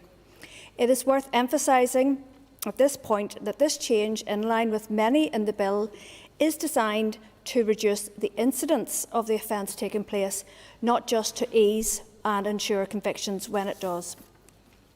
In this House, we really should aspire to lead the way more often, particularly when it comes to the victims of such blatant, unpleasant and unsavoury misconduct. Other areas of the bill, Principal Deputy Speaker, are more about bringing Northern Ireland into line with neighbouring jurisdictions, but they are no less important. One example is the implementation of key aspects of the Marshall Report, which is overdue and highly important, as it is primarily about protecting and respecting victims. The changes in terminology brought about by Clause 3, for example, are clearly not just about ensuring the punishment fits the crime, but the crime is properly described and thus the victim properly respected. Clauses 18 and 19 are also specifically about preventative orders. I would also welcome the amendments to the Justice Act in line with England and Wales, ensuring not just that the commissioning of the offence, but that the threat to commit the offence can be adequately tried, and thus the likely prevention in more instances of so-called revenge pornography. Again, we should not underestimate how harrowing this can be for victims and how important it is that we do all we can to deter it. This aspect of the law will need to remain under review to ensure that it works in practice, and I have little doubt that it will merit further consideration in the next mandate. With regards to the Gillen Review and the delivery of justice in serious sexual offences, I wish to draw particular attention to Clause 15. It bears repeating that the review concluded that unrestricted access to the public to trials of serious sexual offences deterred, humiliated and intimidated complainants. An astonishingly huge failing, particularly given the right to anonymity. The benefit of the clause is to make the process of accessing justice less harrowing for complainants and of attaining justice less harrowing for victims. No one should be deterred from seeking justice, and we must ensure that the system itself does not act as a deterrent. I would also like to put on record my appreciation of the hard work of campaigners in their work to strengthen legislation around the extension of the abuse of the position of trust around 16 to 17-year-olds. Strengthening existing protections for that age group should reduce the overall incidence of sexual exploitation through effective consultation and targeted legislative intervention. This is exactly what this chamber should be doing, and I am sure this will be, if it passes, will be warmly welcomed by those involved in youth sport and community-based activities. In closing, the Minister has outlined some of the areas which are not included in the bill, and it is naturally frustrating. However, I hope in this speech I have outlined the importance of what is included in the bill, and that this chamber will unanimously get behind it to ensure its passage through the process. Thanks very much. Thank you. I call Ms Gemma Dolan. As a member of the Justice Committee for the last 12 months, a huge amount of time and energy has been spent dealing with the issue of domestic and sexual violence, not least with the work that's ongoing to implement the landmark Gillen Review of serious sexual offences, which marked a step change in how the criminal justice system deals with sexual violence and how it treats its victims of sex offences. For too long, the criminal justice system has been heavily weighted in favour of the defendant, often at the expense of the victims who have suffered trauma and pain unimaginable to many people. The Gillen Review and the public events that preceded the review represented a point where the system as it would no longer be tolerated, and this is to be welcomed. I welcome the introduction of this bill, which implements some of the key recommendations of the Gillen Review, along with some other important provisions which will no doubt be discussed across the chamber today. The system should be about fairness and rights for both the victim and the defendant, and I believe the clauses of the Justice Sexual Offences and Trafficking Bill strike the correct balance in achieving these objectives. I would like to echo the comments of my colleague Sinead Ennis and put on record my own frustration and disappointment that the bill was obstructed in the Executive for so long and that important provisions had to be removed from the bill to secure its progression. All the while, time is running out to pass the bill in this mandate. Can I ask the member just to resume her seat briefly? I generally allow flexibility and a sort of freewheeling debate. However, if members in their contribution could refer to the content of the bill rather than the processes whereby we got to be debating it at this point, I think that would be more in order. Ms Dolan. Thank you. I too welcome the introduction of new offences of upskirting and downblousing, which will mark the latest step in tackling the growing problem of image-based sexual abuse. Such heinous and deeply traumatic behaviour cannot be tolerated, and the introduction of these offences will go some way towards tackling the problem. It must, however, be accompanied by serious work to improve relationship and sexual education in schools, so that our young people are taught from an early age about the importance of healthy relationships and consent, and so that we don't just focus on punishing perpetrators, we focus on preventing the crimes from happening in the first place. I also welcome the exclusion of the public from all serious sexual offence hearings, which will go a huge way towards supporting victims of sexual crimes during what is an already traumatic experience. The Justice Minister has also indicated her intention to introduce a number of amendments to the bill at a later stage, including improving legislation outlawing revenge porn, widening existing abuse of trust provisions and provisions for the abolition of the rough sex defence. These are all policy areas which I and my party have been long and have had a keen interest and would welcome progress on. Revenge porn, just like upskirting and downblousing, are amongst the most serious incidents of image-based sexual abuse and are policy areas which demand our full attention and energy. Revenge porn is a disgusting crime, a huge violation of privacy and one which can lead to deep trauma and devastation to a person's life. I note the Minister's plans to legislate on this area, but until we see this amendment in writing, it's important that we continue to press home the seriousness of this issue and the urgency required. Current abuse of trust offences do not provide adequate protection for 17-year-olds who are preyed upon or groomed by adults in positions of trust and power. Currently, such protections only extend to those in statutory settings, such as schools, but children and young people can spend many hours a week with adults in other non-statutory settings, such as a sports coach, a faith group leader or youth club leader. Further still, the status quo causes difficulties for sports organisations who tend to operate outside of this jurisdiction, such as the GAA, who operate on a provincial basis, including 9 Ulster counties, but who have to operate 2 separate safeguarding regimes to protect children. The legal loophole needs to be closed, and protections against grooming and abuse need to be extended to include those adults operating in non-statutory settings. Despite my obvious disappointment at those important provisions that have had to be removed from the bill, such as strengthening the law on bail and remand for children to be more compliant with the UN Convention on the Rights of the Child and to deal with children and young people more appropriately, I welcome this bill and where it's at today. Thank you, members. Given that the time is now 4 minutes to 2 and question time is due to start at 2, could I ask the House to take its ease? The next item of business is question time, and when we return to this debate, the first speaker in the debate will be Mr. Peter Muir. Thank you.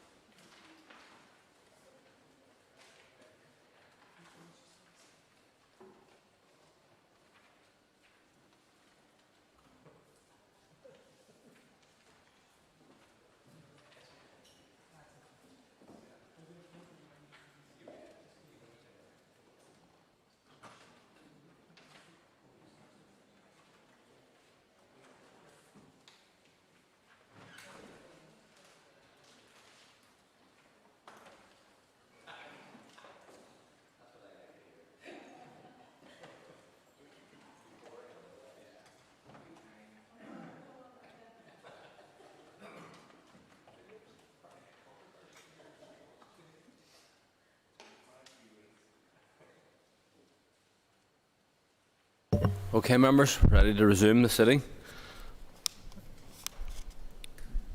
It's time now for questions to the Executive Office. Before we commence, I wish to advise members that I have received correspondence from the Deputy First Minister to say that she is unable to attend today. Junior Minister Kearney is here on her behalf. And I call Urlia Flynn to ask the first question. Urlia Flynn. Question number 1, please. Thank you, Mr. Speaker. There has been significant progress in delivering the Together Building a United Community strategy, with a number of the headline actions fully achieved. Over 24,000 young people have taken part in TBUC camps, and 5 urban villages areas have been established. 4 shared education campuses have been approved and are progressing. 10 shared neighbourhoods providing 483 new homes have been completed. Over 6,000 young people have participated in the Peace for Youth programme, and over 26,000 young people have engaged with the Uniting Communities through Sport and Creativity programme. The number of interface barriers has been reduced by 14. We remain fully committed to the TBUC strategy, demonstrated by the provision of £12 million of executive funding in the 2021-22 year.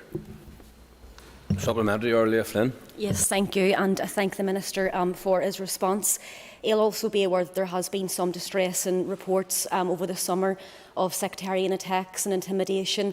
There has been still the issue of the burning of flags and other emblems on bonfires, and I would like to ask the Minister, what does he believe the Executive, what additional steps can the Executive take to tackle sectarianism in all of its forms and manifestations? Thank you. Well, over the summer there were incidences that happened that are to be condemned and shouldn't have happened. I believe that people should be able to celebrate their culture in a way that doesn't require denigrating somebody else's culture, and ultimately that's what we want to achieve. This TBUC approach that we take with young people allows people to come together from different traditions, and I had the opportunity during the summer when I was in Limavady with the Row residents group there and heard firsthand of the experiences of young people, some who had never actually mixed, and that's maybe hard to believe in this day and age, but still hadn't mixed outside of their own community. And they were able to get a better understanding of and appreciation of other people's culture and gain better respect from that. So ultimately, that's the kind of society that we want, one that respects difference and one that celebrates difference. Thank you. And just remind members that questions 14 and 15 have been withdrawn. I call Jim Allister.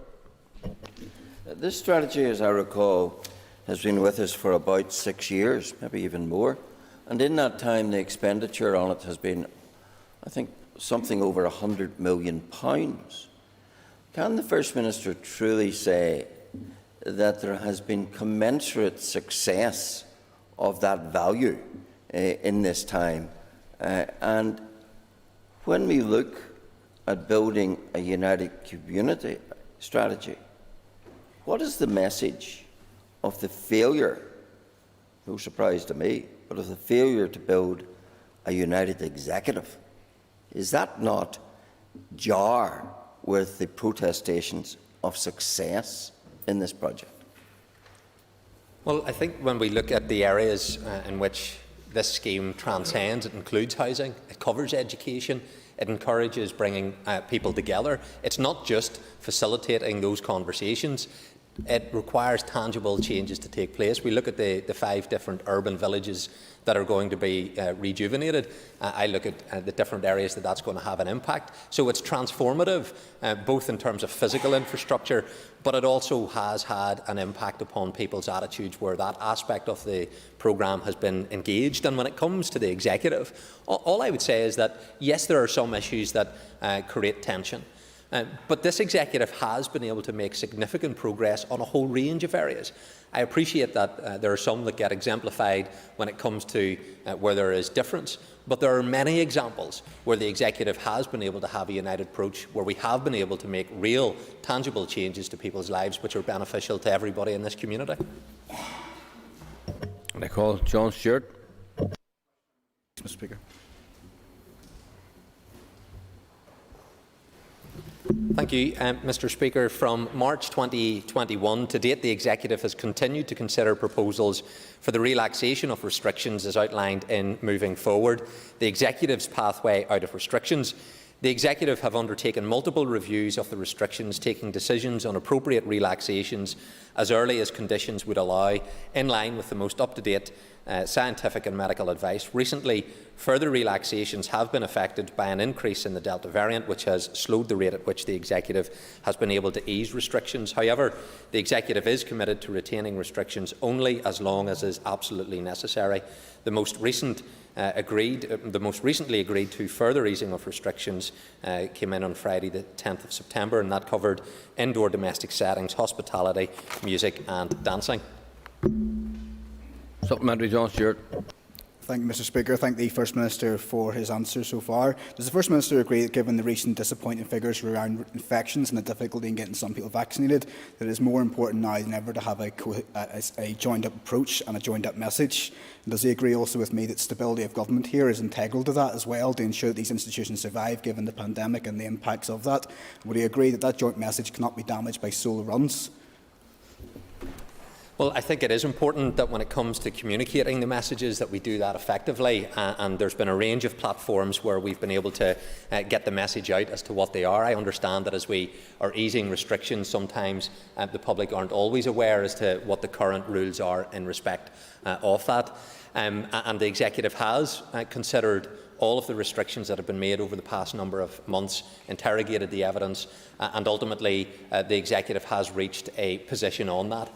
So I think we keep making the progress that I would like to see us make, but very much cognizant of the fact that there is still a prevalent of the transmission out there in the community.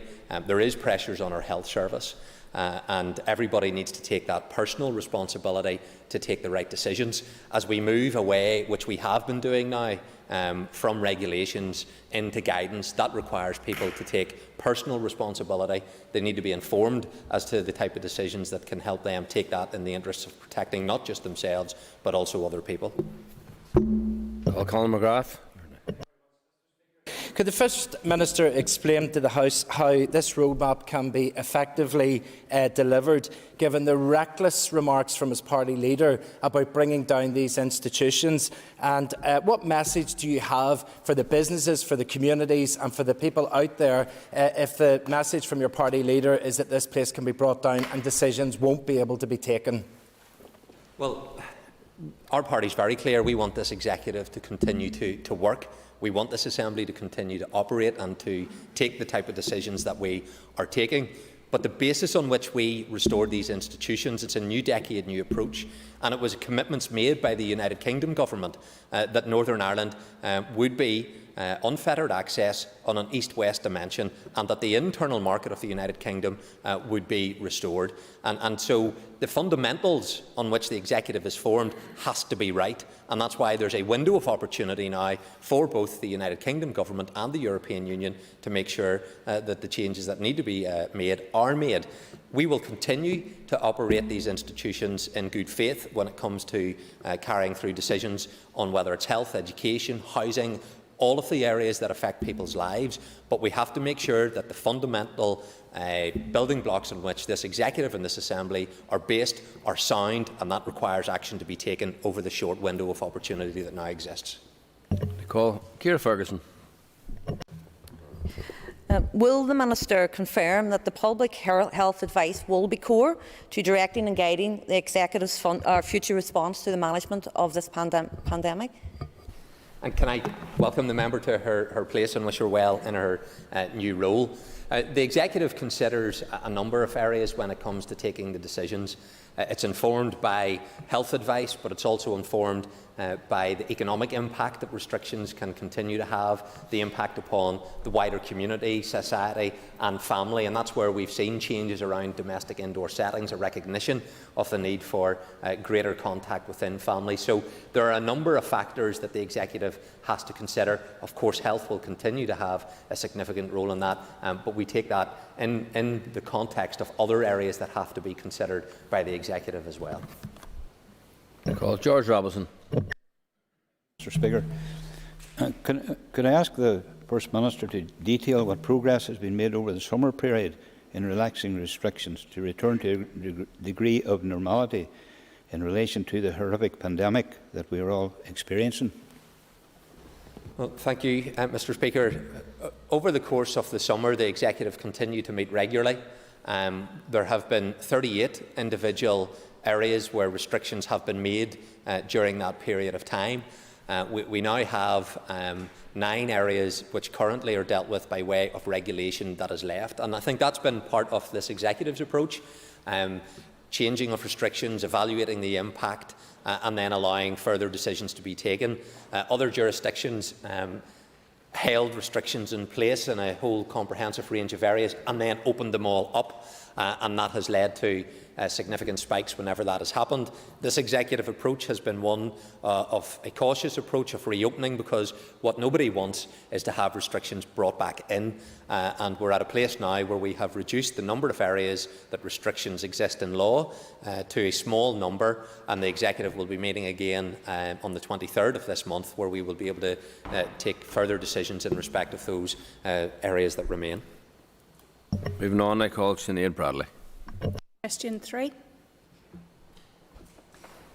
Thank you, Mr Speaker. The Consolidated Recovery Plan was published on the 2nd of August. The Consolidated Recovery Plan aims to deliver societal, economic and health recovery.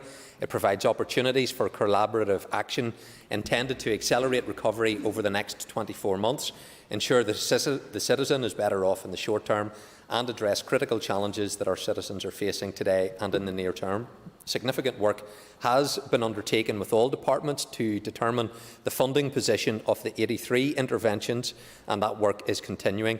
At this stage, the funding position of 70 of the 83 interventions has been confirmed, with 60 fully funded and 10 partially funded. Work is ongoing to finalise the funding position for the remaining 13 interventions. The Executive's budget 21-22 allocated £1.148 billion for COVID support and recovery. The allocation of a further £316 million was agreed on the 20th of May. However, funding for these allocations is for a one-year period only, with no guarantee of additional COVID money from the UK Treasury for 2021-22. Funding for the 22-23 year and beyond will not be known until the UK spending review announcement later this year. The recovery plan has been designed to progress interventions over a 2-year period in order to focus attention on immediate priority actions and longer-term interventions that require planning and commencement now. Sinead Bradley, supplementary. Thank you, Mr Speaker, and I'd like to welcome the First Minister to his first question time and thank him for the answer so far. In terms of the priorities, is there an inbuilt system where you can monitor the growth and the anticipated outcomes to revise and see who at any point in time may need additional support? And is there a system where each minister can feed into the Executive to make a bid for that support as and when they need it? Thank you, Mr Speaker, and thank the member for her remarks and welcoming me to my First Minister question time. The very central tenet of this document is the collaborative nature of it in terms of the departments working together on it. Vitally important then that there are adequate oversights so that if issues arise, as the member has outlined, that can be identified, and if additional resource, whether financial or support from other departments is required, that can be done. So work is ongoing to develop the appropriate oversight and reporting arrangements, and that will tell us how effective the interventions are in accelerating recovery. It will be a cross-departmental approach to ensuring all aspects of recovery are considered, and there will be regular updates provided to the Executive, the first before the end of this calendar year. I call Diane Dodds. Thank you, Mr Speaker, and can I thank the First Minister for his answers thus far. The COVID recovery plan actually encompasses many areas of society, as it should, the economy, society, health and so on. But many elements of the money that was dedicated to the Economic Recovery Action Package, £300 million, were simply for one-year interventions with no further funding. Will the Minister ensure And will the Executive Office ensure that there is continued funding for intervention in the economy, particularly around building skills to take the economy forward and providing the prosperity that is so crucial to peace in Northern Ireland? Thank you, Mr. Speaker, and can I thank the member for her question. I know economy is something close to her heart after the excellent work she carried out in that role. She'll be pleased to know within this document there are 37 interventions that focus on building that sustainable economic development, and we are committed to working together around economic recovery, and we're preparing to send, as the Minister will know, because she pioneered this, the voucher scheme, which will help stimulate economic activity on our high streets and protect jobs. And on the issue around education, that is part of the action interventions around making sure we have a skills-based approach to that when it comes to our training colleges, when we look at the need for more apprenticeships, all to help our younger people to make sure they have the appropriate skills to take up the job opportunities that arise. So as we emerge from this period of COVID, it is vital that we really seek to address the need for that economic development and ensure that we have the right skills to build upon that. Thank you. And moving on, I call Anya Murphy. Question 4, please. Thank you, Mr. Speaker. Everyone here will have been moved and indeed distressed by the harrowing scenes from Afghanistan. Just as for the Syrian refugees, we want Northern Ireland to play its part in responding to this humanitarian crisis, and the Executive united in a commitment to do so at its meeting on the 6th of September. We have now written to the Prime Minister formally committing to resettle citizens under the Afghan Relocations and Assistance Policy and the Afghan Citizens Resettlement Scheme. Officials via the Strategic Planning Group are working to determine final numbers to be resettled and make preparations to support arrivals as soon as possible. Thank you. And a supplementary for Anya Murphy. Can the First Minister outline the steps of the resettlement process and the support available to Afghan refugees? Well, the programme that we're going to be following has been largely built upon through the Syrian Refugee Resettlement Scheme.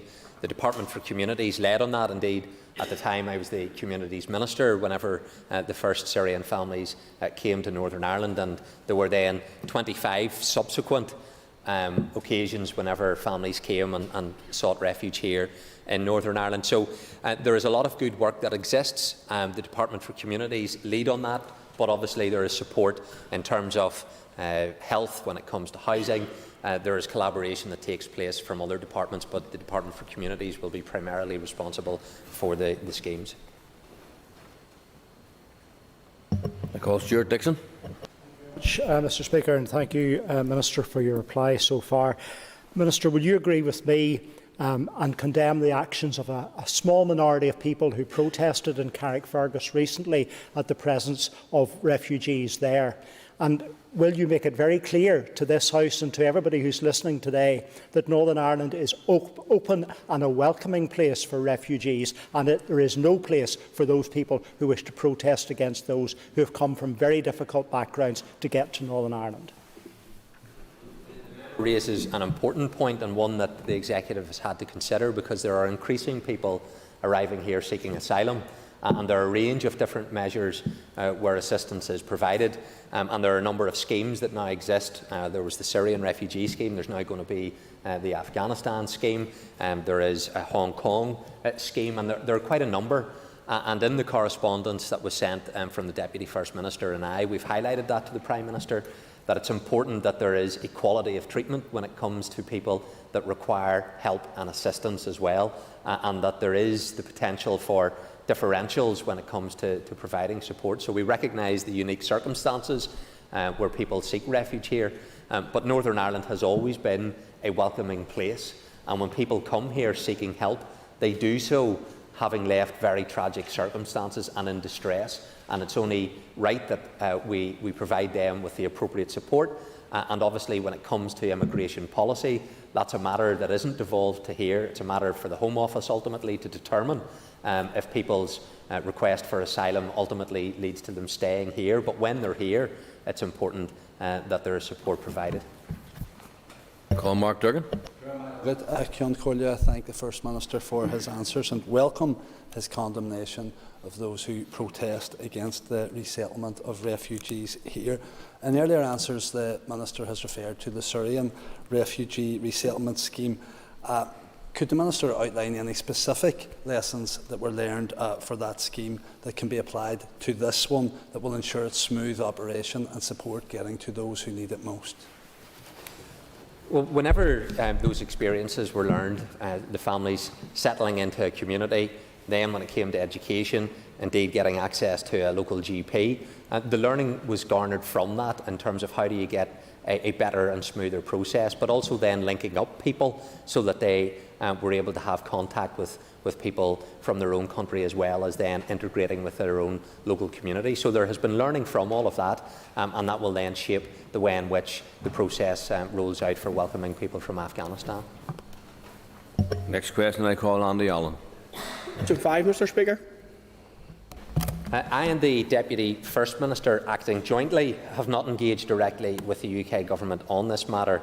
There has been engagement between officials in respect of the technical details of the bill. Supplementary, Andy Allen.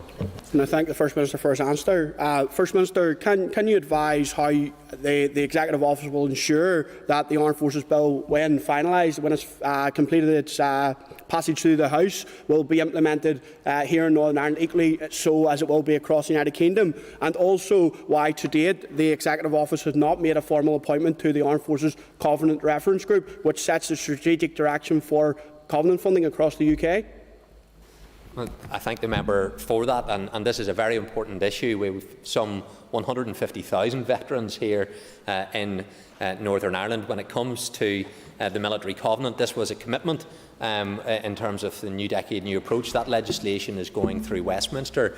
That will become law. That places the duties then on departments to make sure that the law is covered and people are getting then the services as a consequence of having that additional legal protection in place. We have had as well the appointment made of the Northern Ireland Veterans Commissioner, Mr Kinahan, someone who will be familiar to Mr Allen's party, and I know that he is engaged in representing the needs and concerns of veterans. I will come back to the member with a specific answer in terms of the particular body that he mentioned, but it is vital that as this bill becomes law and it completes its legislative passage through Westminster, that then the services are provided and there will be a legal responsibility on all the departments to do that.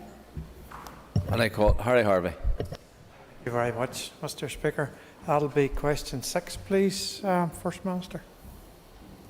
Mr Speaker, with your permission, if I could ask Junior Minister Middleton to answer this question. Thank you, Mr Speaker. On the 3rd of March 2021, the UK Government published documentation and application processes for the Levelling Up Fund, with the call for applications closing on the 18th of June. The UK Levelling Up Fund is managed and directed by the UK Government, which has not engaged with the High Street Task Force or asked for its views to date. Northern Ireland departments have no role in the promotion or assessment of the Levelling Up Fund, nor have we any control over the objectives or criteria that applications will be assessed against. To date, the High Street Task Force has not engaged with councils in relation to the Levelling Up Fund, but it will be speaking to councils in the near future and others as it develops its recommendations on shaping the interventions and investments over the coming months. Supplementary, Harry Harvey. Thank the Junior Minister very much for his answer. Could the Minister please outline what progress has been made through the High Street Task Force to date? Thank you. Thank you, Mr Speaker. Can I thank the member for his supplementary? Restoring the vibrancy of our high streets will take a number of phases over a period of years. Of course, as we emerge from the lockdown, the immediate priority has been opening high streets and rolling out a COVID recovery strategy. That has been the focus of the Executive COVID Task Force, which is headed by the Head of the Civil Service. The High Street Task Force, whose latest meeting I chaired just last week, has a longer-term focus of addressing the fundamental need for the transformation of our high streets in response to a fundamental societal and economic change. It is working to bring forward recommendations on priority work areas and on potential funding opportunities. So this is very much a long-term project. Transformation won't happen overnight, and significant work has already gone into getting us to this point. Already, significant work has been carried out by the Executive Office and the Department for Communities in relation to the setting up of the High Street Task Force. 4 bespoke subgroups reflecting the 4 functions or work streams of the Task Force have been set up, with the membership being broad and as inclusive as possible. A dedicated staffing resource has been put in place, allowing the Secretariat support to manage the High Street Task Force to ensure overall governance, setting direction, commissioning work and formal approval or sign-off of products. The task force has been actively engaged in establishing 4 subgroups which have met on a number of occasions, drawing up relevant themes that are affecting town, city and village centres right across Northern Ireland. A programme of comprehensive engagement and co-design with stakeholders, including councils, will commence very shortly, and the High Street Task Force is aiming to have its report and its recommendations completed by March 2022. Thank you, Minister. And I call Sinead McLaughlin. Thank you for your answers so far.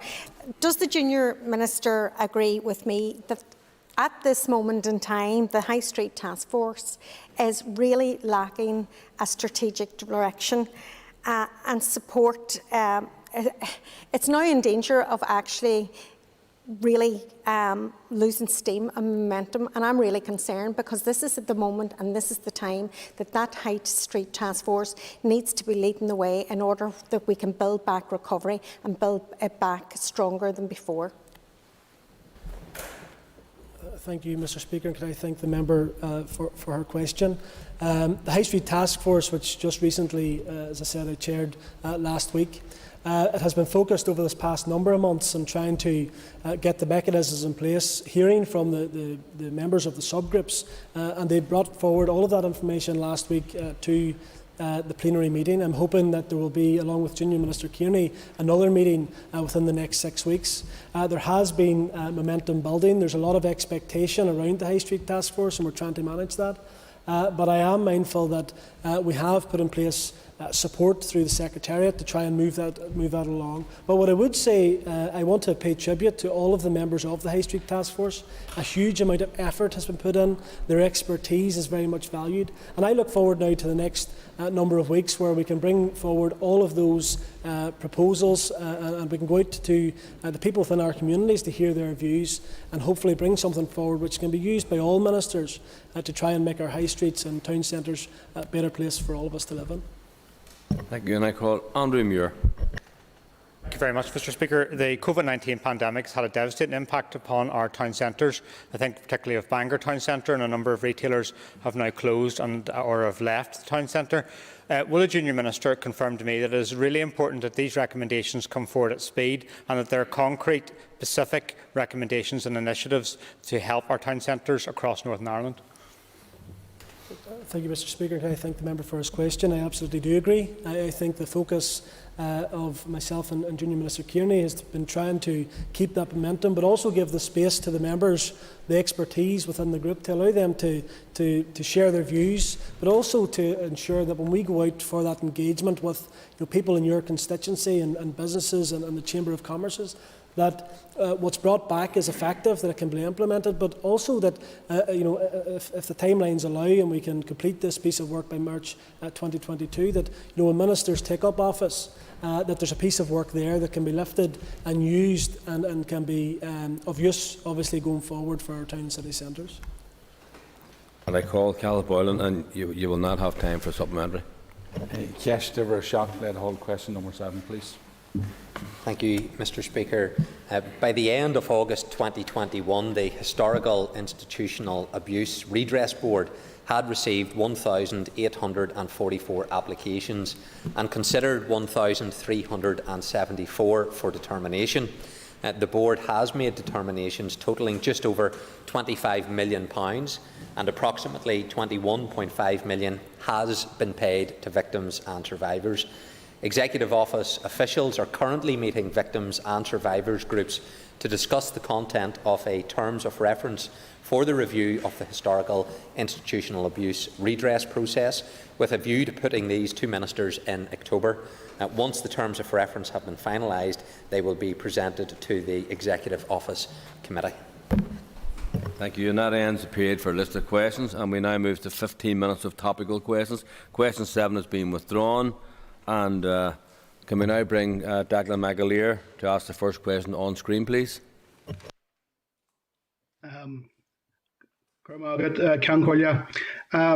Will the First Minister commit to ensure that the voices of those professional and support bodies that work with women will be involved in the design and development of the much-needed violence against women and girls strategy? Thank you, Mr. Speaker. This is a very important strategy that the Executive Office is taking forward, and it's vital that we have all of those voices being heard, not least women and girls that have particular experience that then can assist in formulating that strategy. So it is something that is being taken forward, and I'll ensure that the members' comments are well brought to the attention of officials so that that can be accommodated. Supplementary, Declan McAleer. I thank the First Minister for his response.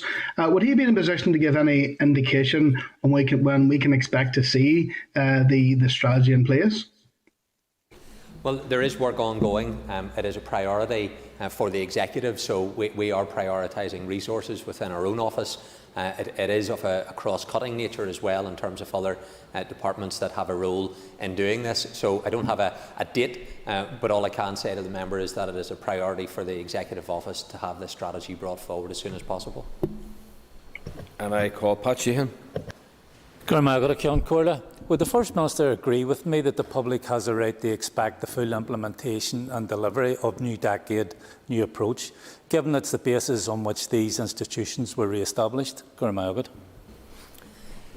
Speaker, the member is right in terms of the basis on which all of the parties entered in to reforming these institutions after a prolonged period when these institutions were in a state of suspension.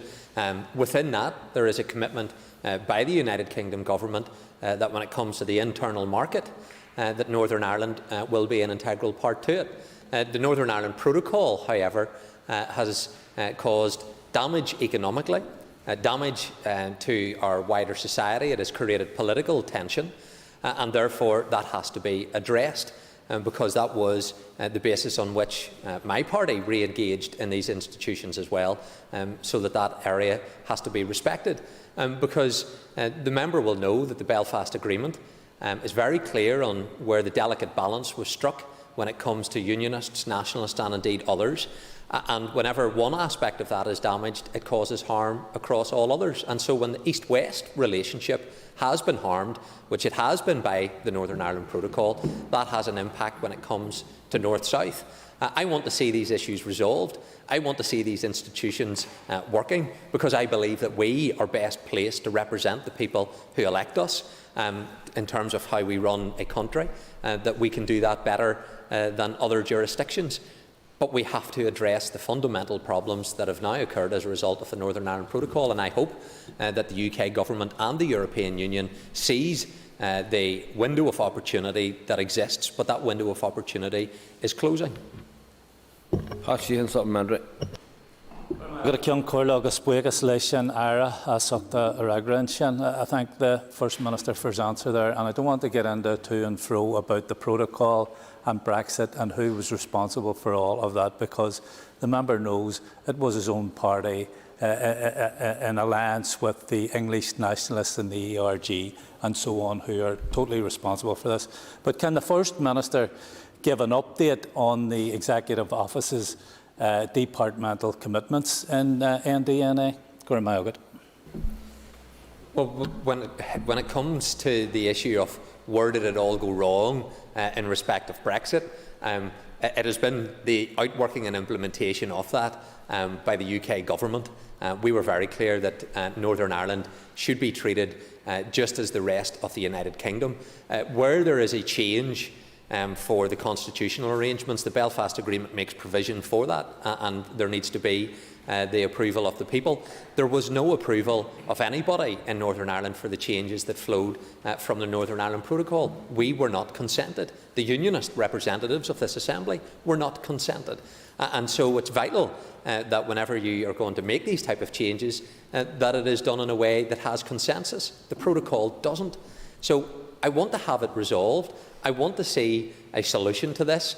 In our meetings with Mara Sečkovic, that the Junior Minister Kearney attended with me, I made it clear that I want both communities and our whole community to be in the best of both worlds, where you have access to the European single market and you've got access to Great Britain's market in an unfettered manner. We don't have that.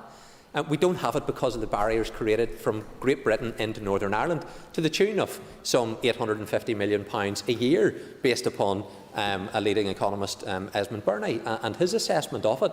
So that causes harm, not just to unionists politically, but to everybody. Your own constituents who are nationalist and republican aren't able to get the type of goods and services that they should be able to get. So this transcends both unionists and nationalists when it comes to the practical implications. On the other Executive Office commitments that reside as a result of New Decade, New Approach, the Office continues to work in terms of seeking those to be brought forward. I'm going to call Kelly Armstrong. Thank you, Mr. Speaker. First Minister, you've just used a phrase that I find wholly insulting: both communities. Do I not exist in Northern Ireland? Do people I represent not exist here? Of course you exist, and you make your voice heard loud and clearly. Of course there are both communities within the Belfast Agreement that her party supported, which actually brought about the unionist nationalist and the designation of other. So if the member has a particular problem with how she is designated, its origins are in the 1998 Belfast Agreement, which her party championed. Supplementary, Kelly Armstrong. The Good Friday Agreement does recognise the term other, which is of course insulting, but of course it says then that there's more than two communities. So I would ask the First Minister, when he's referencing the community of Northern Ireland, that he recognises there's more than two communities. With regards to that, we are a diverse community. And earlier today, during question time, you were asked about the number of refugees. We have had the disgusting and despicable accusations that these people will be coming to Northern Ireland, taking our jobs and stealing our homes. And that has come not only just from people outside of this place, but other elected representatives in other places in Northern Ireland. Can I ask the Minister what communications that he will put forward to ensure that refugees are known to be welcome here and to be included here, and that anyone who makes allegations about them taking our jobs or taking our homes are to be absolutely taken out of the equation and not to be considered any further? The member makes the point very well, and I agree with her.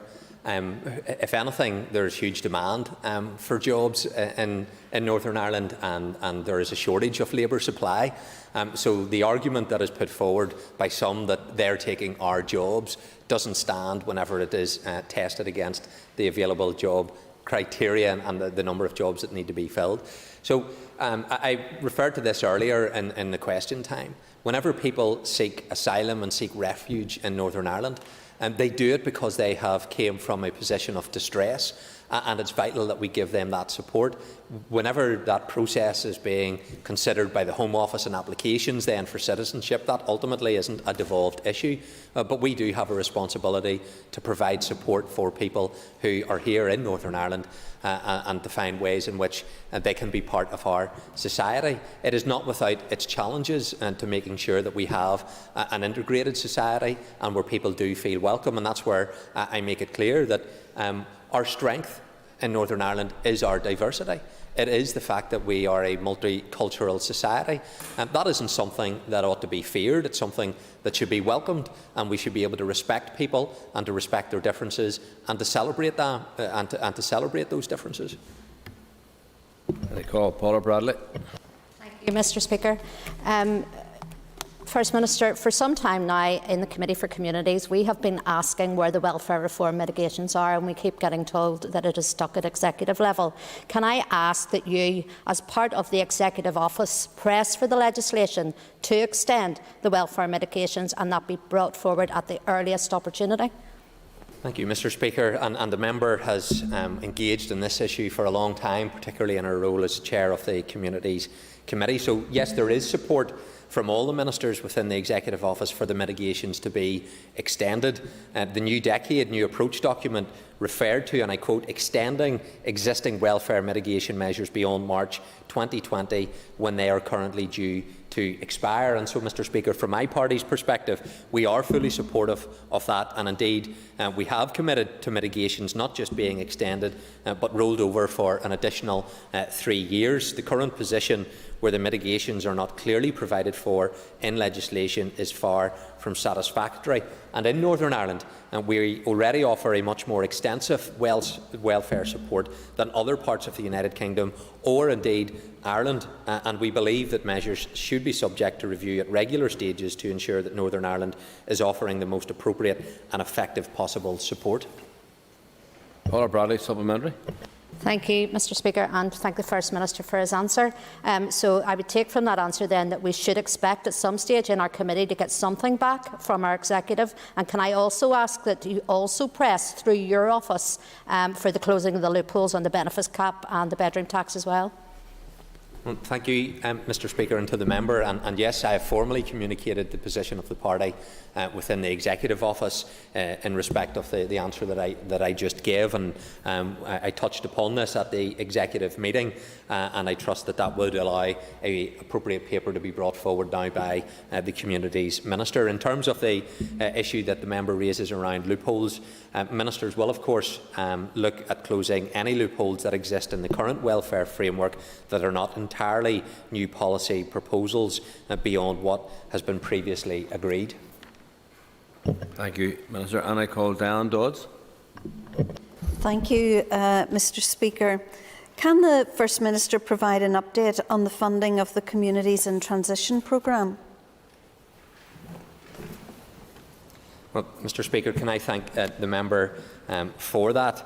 On the 16th of February, the Secretary of State wrote to the Justice Minister to confirm that £10 million over 3 years was being made available from NDNA to support delivery of the Communities in Transition project over 3 years.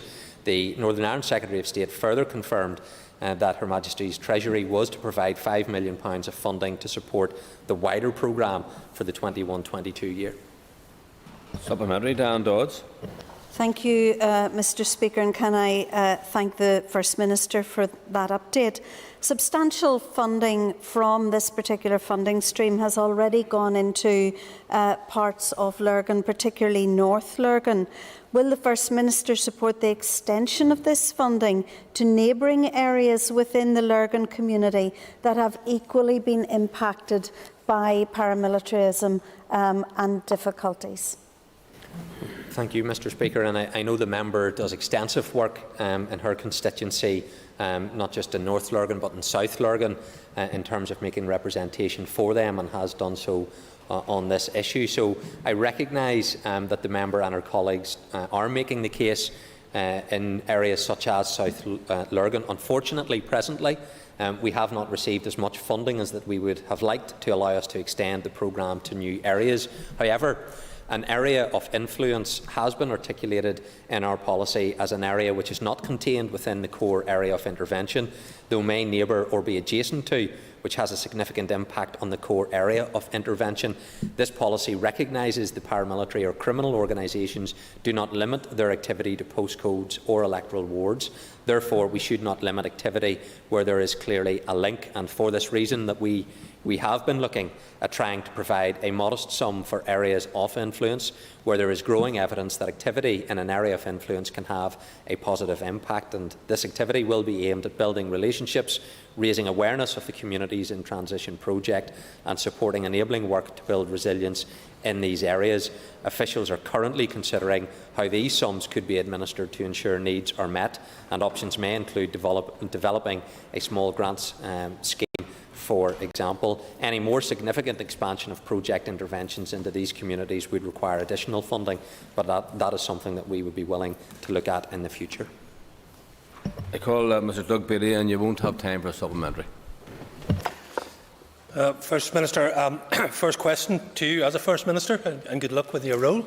Can I ask the First Minister if his junior minister will continue to attend the Specialist Committee on the implementation of the protocol as part of the Joint Committee?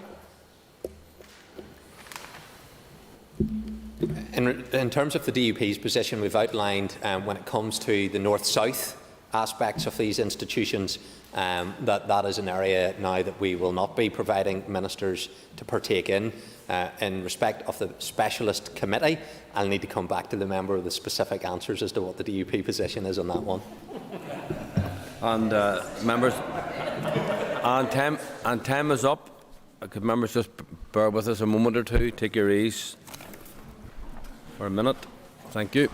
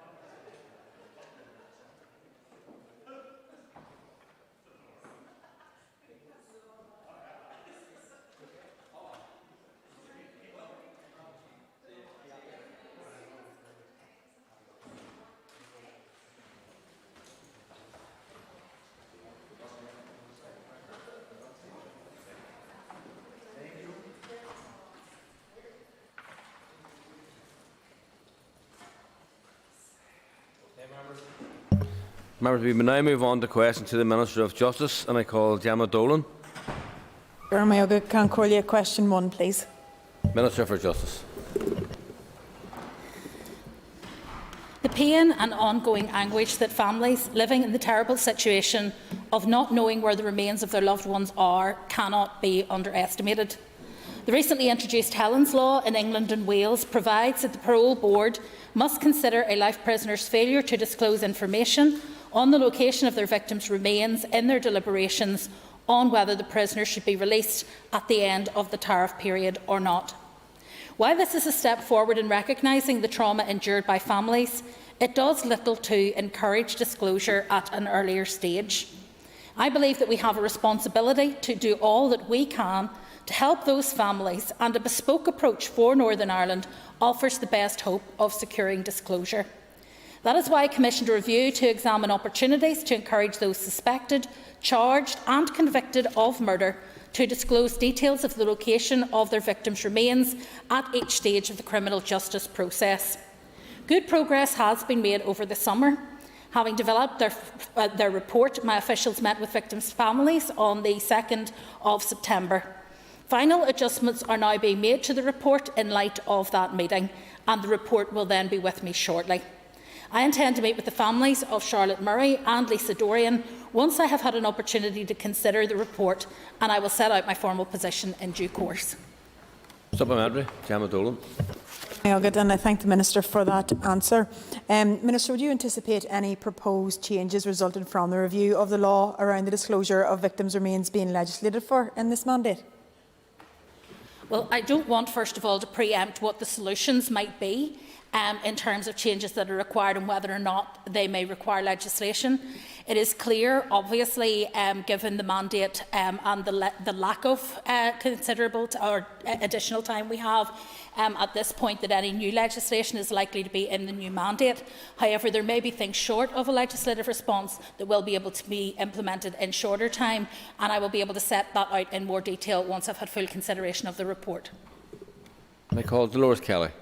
Thank you, Mr Speaker, and I thank the Minister for her answer. In terms, Minister, of any correlation between sentencing guidelines and indeed information then in terms of the victims' remains, have you had any stakeholder engagement in relation to that particular principle? Mr Speaker, it's not an issue in which I've engaged with stakeholders, but it is an area that we can obviously consider as the report comes forward, because there may be some overlap. I think the important thing is that at every interaction with those accused and convicted of these offences, we should be trying to create an incentive for them to give up the location of remains. It is an incredibly distressing experience for families when they have no place to go in order to lay memorials, to lay flowers on a grave. And for many of the families, that distress compounds the loss of their relative. And it has been, to me, absolutely horrendous that there are people within the system who continue to withhold that information. I think it's so important that at every stage and at the earliest stage we incentivise people giving that information up, because we want to limit the amount of time that families have to go through this kind of trauma. Muir. Very much, Mr Speaker, and I want to thank the Minister for her response and also for working with families, including those of Lisa Dorian, who reside in my constituency. Would the Minister agree with me that the most powerful and most important message that can come from this chamber here today is a united message, so that anyone with any information whatsoever in relation to the disappearance of Lisa or others come forward to the police or to Crime Stoppers to allow their apprehension and also the discovery of the remains? I would wholly concur. It is a trauma that does not bear thinking about when families lose a member of their family. When they lose them in such horrendous and violent circumstances, and when no one will come forward with that information, yet everyone knows that that information must be available to some people within our community. And so it is absolutely key that those who may have information that could lead to a conviction in such offences and lead to the recovery of remains should make that information available through Crime Stoppers or to the police directly, because it is only right that families should not only see justice, but should see the end of the injustice of not being able to bury their dead. And for the next question, can I call on the Speaker, Declan McAleer, to come on screen, please?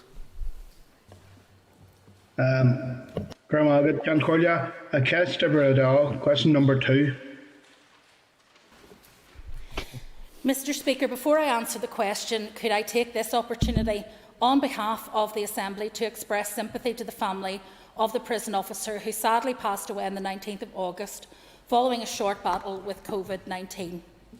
He was known personally to a number of members in the Chamber, and it is right that we pay tribute to him for his work within the prison, and in particular for the work he did in support of staff, both past and present.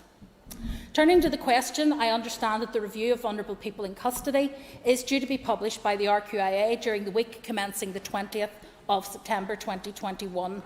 Pending the outcome of this review, Prison Service has been working closely with the South Eastern Trust, our healthcare provider, and has made significant progress in improving support to people who are at risk. For example, we have delivered a joint suicide and self-harm risk management strategy and a joint management of substance misuse in custody strategy. A review of our supporting prisoners at risk procedures, which has resulted in the delivery of a new person-centred approach, which aims to support someone through a period of crisis or distress, as well as addressing the root cause of the issue.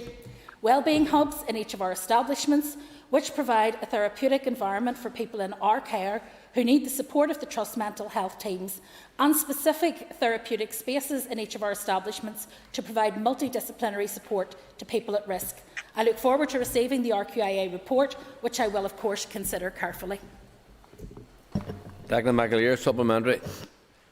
I thank the Minister for her response, and she had preempted my next question as to when we're likely to see this published. So the Minister has stated September 2021, which is actually 5 years from his first commission. So can she give that commitment now that this will be published in September? Well, it isn't a commitment, Mr Speaker, that I can make on behalf of the RQIA, but it is my understanding that the report will be completed on the 20th of September and will be published directly by the RQIA during that week. So I would ask members to keep their eyes peeled because the RQIA, I hope, will be able to meet with that target. Thank you. And I call Robbie Butler.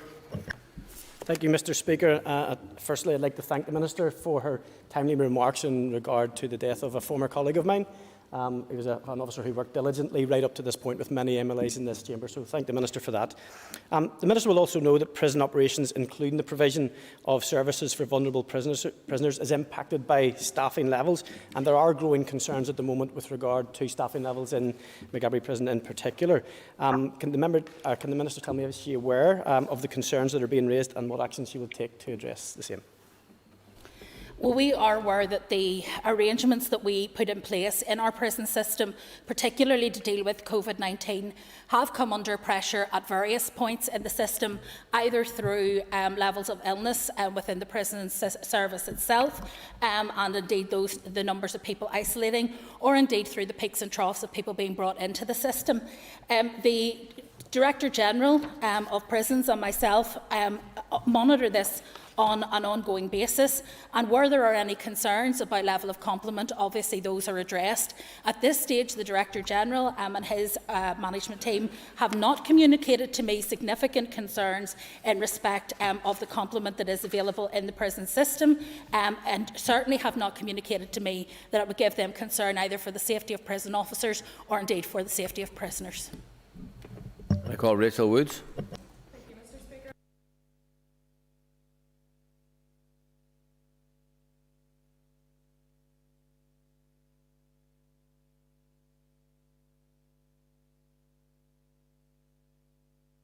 The publication of the report will be a matter, obviously, for Criminal Justice Inspection Northern Ireland, who have undertaken that review at my request. I understand that review is well underway. In fact, I think that the practical element of that in terms of attendance at the prison has been completed, and it is now a matter for the recommendations to be formulated. And I will, of course, keep the Chamber appraised when that report arrives on my desk. Thank you. And I call Doug Bailey. Question 3, please. Mr. Speaker, with your permission, I want to respond to questions 3 and 4 together. I'm extremely pleased that the Troubles Permanent Disablement Payment Scheme opened for applications on the 31st of August. That was an important day for victims and survivors of the Troubles who have waited such a long time for this important scheme. The Victims Payment Board is responsible for determining entitlements to payments under the scheme in line with Victims Payments Regulations 2020. As the Victims Payment Board is an arm's-length body of the Executive Office, the First and Deputy First Minister will be responsible for responding to queries relating to delivery of the scheme as it is now operational. I understand, however, that as of this morning, the Victims Payment Board has received 272 applications. The Executive Office is also responsible for allocating funding to victims' groups to provide advice and support for the applicants to the scheme. I understand that £994,000 has been allocated this financial year for anticipated demand for support and advice arising from the scheme. That includes £300,000 for any increases in demand for health and wellbeing services. I would strongly encourage anyone who is considering making an application to the scheme to contact one of the support organisations. Contact details are available on the Victims Payment Board website. Supplementary, Doug Bailey. Thank you, Mr. Speaker. And Minister, thank you. I know there's been a huge effort in getting this brought forward, and like you, I welcome that. I have been speaking to many victims in regards to this, and I have to say there is still a degree of confusion out there as to who should apply, who should not apply, who can, who cannot, and what effect that will have on other benefits they may well have. Can I just ask the Minister, is there going to be any form of an advertising or media campaign to try and reach out, particularly because this is a UK-wide scheme, so people can understand the issues and the problems that's with it? Well, Mr. Speaker, there were already a series of workshops for the public, virtual workshops for the public over the summer period, in order to ensure that the public could engage in advance of the scheme opening. The issue as to whether or not the scheme would be advertised more widely is a decision that would need to be taken really by the Executive Office, for whom the Victims Payment Board is an arm's-length body rather than the Department of Justice. Our role in this as the nominated department was that we would provide a scheme that would be be operational, but the responsibility for those decisions around support for victims who apply and indeed other matters pertaining to the Victims Payment Board would be decisions for the Executive Office. However, I'm sure that they will have heard what you've said today and taken that on board as they move forward. It has to be said, with respect to any confusion in regard to who can and cannot apply, there is no barrier to application. There are, of course, eligibility criteria which may determine whether or not people are determined to be eligible for the scheme. That will be a matter for the Victims Payment Board itself to determine. But I think that the rule of thumb would be, if you believe that you may be eligible, you should apply. William Humphrey. Thank the Minister for her answer so far. Minister, over the summer I had conversations with a number of constituents around this particular scheme. I am concerned that staffing may well be an issue. Can the Minister, and I listened to what the Minister said about this being a TEO responsibility, but can I ask collectively around the Cabinet table, are Ministers content that the resource there is enough? And if not, are there other steps going to be taken? And I would echo the point that has just been made as well around certainty and clarity for those who would be eligible to draw down money from this scheme and the implications it may have for them and other benefits they are currently drawing down from government. Well, the member is of course right that it is a collective effort, I think, of the Executive to deliver this scheme, given that it is cross-cutting in nature. And I would certainly want to ensure that the good work that has been done is not undermined by weak delivery. And I think that that would be true of the board as well. There has already, as I pointed out, been significant funding given by the Executive Office to support victims' organisations so that they can have advisors on hand to give people advice if they are at any level confused or find it difficult filling in the forms themselves. It is a scheme that is designed that an individual ought to be able to complete the form without legal assistance, and I would want to stress that to people, that they don't need to go off and spend money on solicitors' advice. They can, of course, choose to do so if they wish, but there is other advice available to them without cost. And I think it's important that that is kept under review. If there is any feedback in the medium term that those organisations are in any sense overwhelmed or that the advisors are struggling to deal with demand, then that is, of course, something that the Executive collectively would look at through the budget process. I call Sinead Ennis. And the Minister alluded to it there, so I know she's aware of law firms contacting victims, offering paid representation to help with the filling out of the application forms for the Victims Payment Scheme. So we know, as you said, there are several organisations who are funded to do this. So what direct engagement have you had with the victims to make sure that they are directed towards those organisations so that they're not having to pay unnecessary costs? The Troubles, the Victims Payment Board itself issued a statement in light of some public commentary that solicitors had been contacting individual victims and offering them that support at a cost.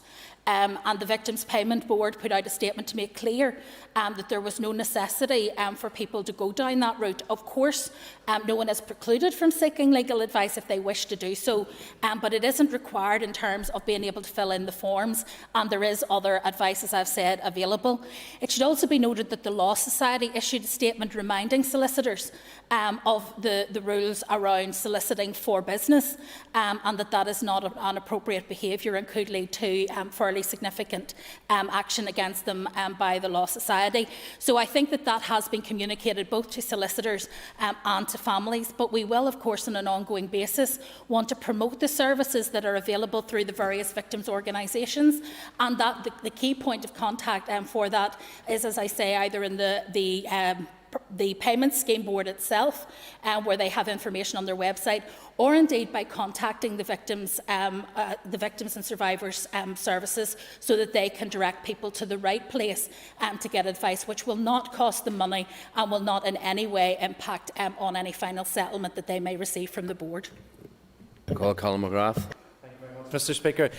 Would the Minister have any update at all about the overall funding for the scheme? There remains significant ambiguity about that, and we can't allow any of the stakeholders to shirk their responsibilities, such as the British Government, to ensure that it isn't our executive coffers that have to fund this scheme whenever others have responsibility as well. The issue of the ongoing funding of the scheme is one that continues to exercise executive colleagues, including myself and the Northern Ireland office. The discussions on that are ongoing. There is no final formulation in place, but I would hope that there would be so soon, and I agree with the member that it is important that a scheme which is open to people right across the UK and indeed this island who have been affected by the Troubles is not left at the door of the Northern Ireland Executive to fund from the block grant. However, it is most important that we reassure those members of the public who may wish to come forward and apply for the scheme that their payment is not at risk. It will be covered. There is an undertaking from the Executive Office in court to that effect, and we will ensure that it is paid. However, in terms of the fairness of distribution of responsibility, I concur entirely with the member. Moving on, I call Jerry Carroll. Can I assure you that there are no plans to close Bishop Street Courthouse? At the start of the coronavirus emergency, the need to ensure court buildings were safe for staff, judiciary and court users meant that jury-led Crown Court trials across Northern Ireland were suspended from late March 2020 to August 2020. Following a series of COVID-19 risk assessments, the Northern Ireland Courts and Tribunal Service undertook a programme of works on courthouses to ensure they complied with the Public Health Agency guidelines on managing the risks of COVID-19. This allowed for the phased reopening of most courthouses. However, several courthouses, such as Londonderry, Derry and Downpatrick, are listed buildings. Their layout meant that it was simply not possible to accommodate 12 jurors in the courtroom, while at the same time complying with PHA guidance on social distancing. Consequently, when jury trials recommenced, Crown Court business had to be moved to a location where it could be accommodated within the guidelines. In the case of Bishop Street Courthouse, Derry Crown Court business was moved to Coleraine. Magistrates, civil and family court business, which does not require a jury, continues to be heard in Bishop Street. Jury trials deal with some of the most serious and sensitive cases in the justice system. It is important for the victims of crime and for those awaiting trial that justice is dealt with in a timely way. It is important to recognise that the temporary transfer of Crown Court business from Bishop Street to Coleraine has allowed a number of trials to proceed. My officials have already met with the Law Society and are arranging a meeting with the Foyle Solicitors Association on this issue. The programme of work to incrementally recover court business is being informed by public health guidance. These arrangements will be kept under review and will be revisited as circumstances develop. Supplementary, Jerry Carroll. Thank you, Minister, for answering. The move may have been initiated by COVID, but the move has caused inconvenience, disruption and barriers for people, particularly in Derry, to get access to justice. So I'd like to ask the Minister, when will the change revert back to having these court cases heard in Derry, and what measures has she and will she take to make sure that people in Derry aren't facing any barriers to get access to justice? Mr Speaker, unfortunately I can't predict what COVID may do in the months ahead and at what point we will be able to dispense entirely with the social distancing requirements that have been placed on us by the PHA. We do recognise that it is an inconvenience to have to travel in order to attend court, but it is an inconvenience that people across Northern Ireland and not just those in the North West have been requested to do as a temporary measure in order that we could start to recover the court system and have their cases heard. In the vast majority of Crown Court cases, people would far rather be able to travel the short distance between Derry and Coleraine than see their case not taken at all, which is the alternative. And therefore, I think it is important that we move forward in a constructive way. But I want to reassure members, because not sure where the rumours started, Mr Speaker, as with all rumours, but it seems to have got legs that we're for closing Bishop Street Courthouse. Nothing could be further from the truth. In fact, my department is engaged in a process of looking at how we can upgrade the courts and tribunal system and particularly provide a suitable hub in the North West. And I have no doubt that my colleagues from Foyle will want to bend my ear at length about where that may be located. Thank you. And I call Sinead McLaughlin. Thank you, Minister, and you really have answered my question, because I was going to ask you to give an absolute commitment to delivering that modern court service to the people of Derry. And I note in your reply to my letter that you talked about the North West, but we need an absolute commitment that you mean Derry when you say about modernisation and upgrading the Bishop Street Courthouse. Mr Speaker, it may not be possible to upgrade the Bishop Street Courthouse, but still to provide a modern and effective centre for justice within Derry, Londonderry, and that is certainly the option that we are considering at this time. But we are absolutely committed that Bishop Street Courthouse, once COVID has passed, will reopen in its current state. And in terms of our future visions, members will be aware that we recently published the Modernisation Vision Statement, which gave ambitious plans to deliver independent, fair and effective modern courts and tribunals right across the jurisdiction. The document also acknowledges the restrictions in the current estate and also the technological capacity required of a modern justice system, and looks at how we can deliver that better. The strategic outline case for major capital investment in the North West has been approved, and the business cases for other schemes at the Royal Courts of Justice and Old Town Hall in Belfast have commenced. So we're now working through multifaceted technical surveys across the entire estate to ensure a rigorous assessment of accessibility, physical conditions, space efficiency and functional suitability. So I can give an absolute guarantee that Bishop Street Courthouse will reopen and that there will be new facilities provided in the longer term in the North West. Of course, Mr Speaker, it would be remiss of me not to remind the member that I may not be the Minister in charge at that point. Okay, and I call Philip McGuigan. The Minister will be aware that the contract for the Nightingale courts that were used during the pandemic ended on the 3rd of September. Can I ask the Minister if that contract has been renewed, or if these will continue to exist into the future? With respect to the Nightingale system, there are a number of options available to us, and I'm happy to come back to the member with more detail on how that will work, but you will understand that in most cases, though not all, the Nightingale courts were dependent on there not being an alternative use that was allowed under the coronavirus regulations for those particular facilities.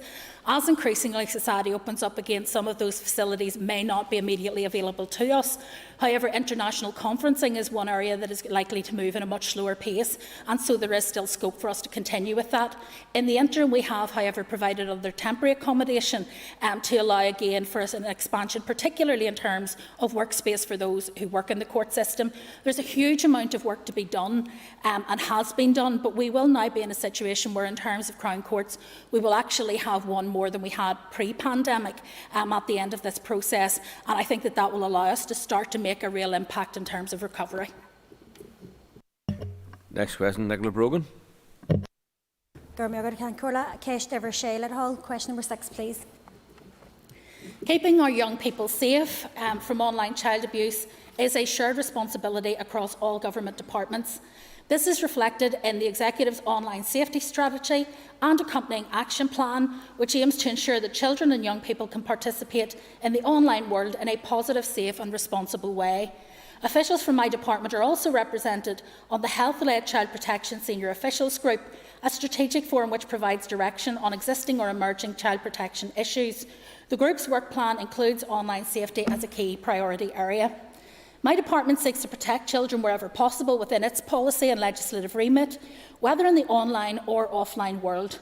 Following the report of the Independent Inquiry on Child Sexual Exploitation in Northern Ireland 2014, my department consulted on a review of the law on child sexual exploitation. This led to the inclusion of a number of legislative proposals now contained in the Justice, Sexual Offences and Trafficking Victims Bill, which has come forward to the Chamber for consideration today. Supplementary, Nicola Brogan.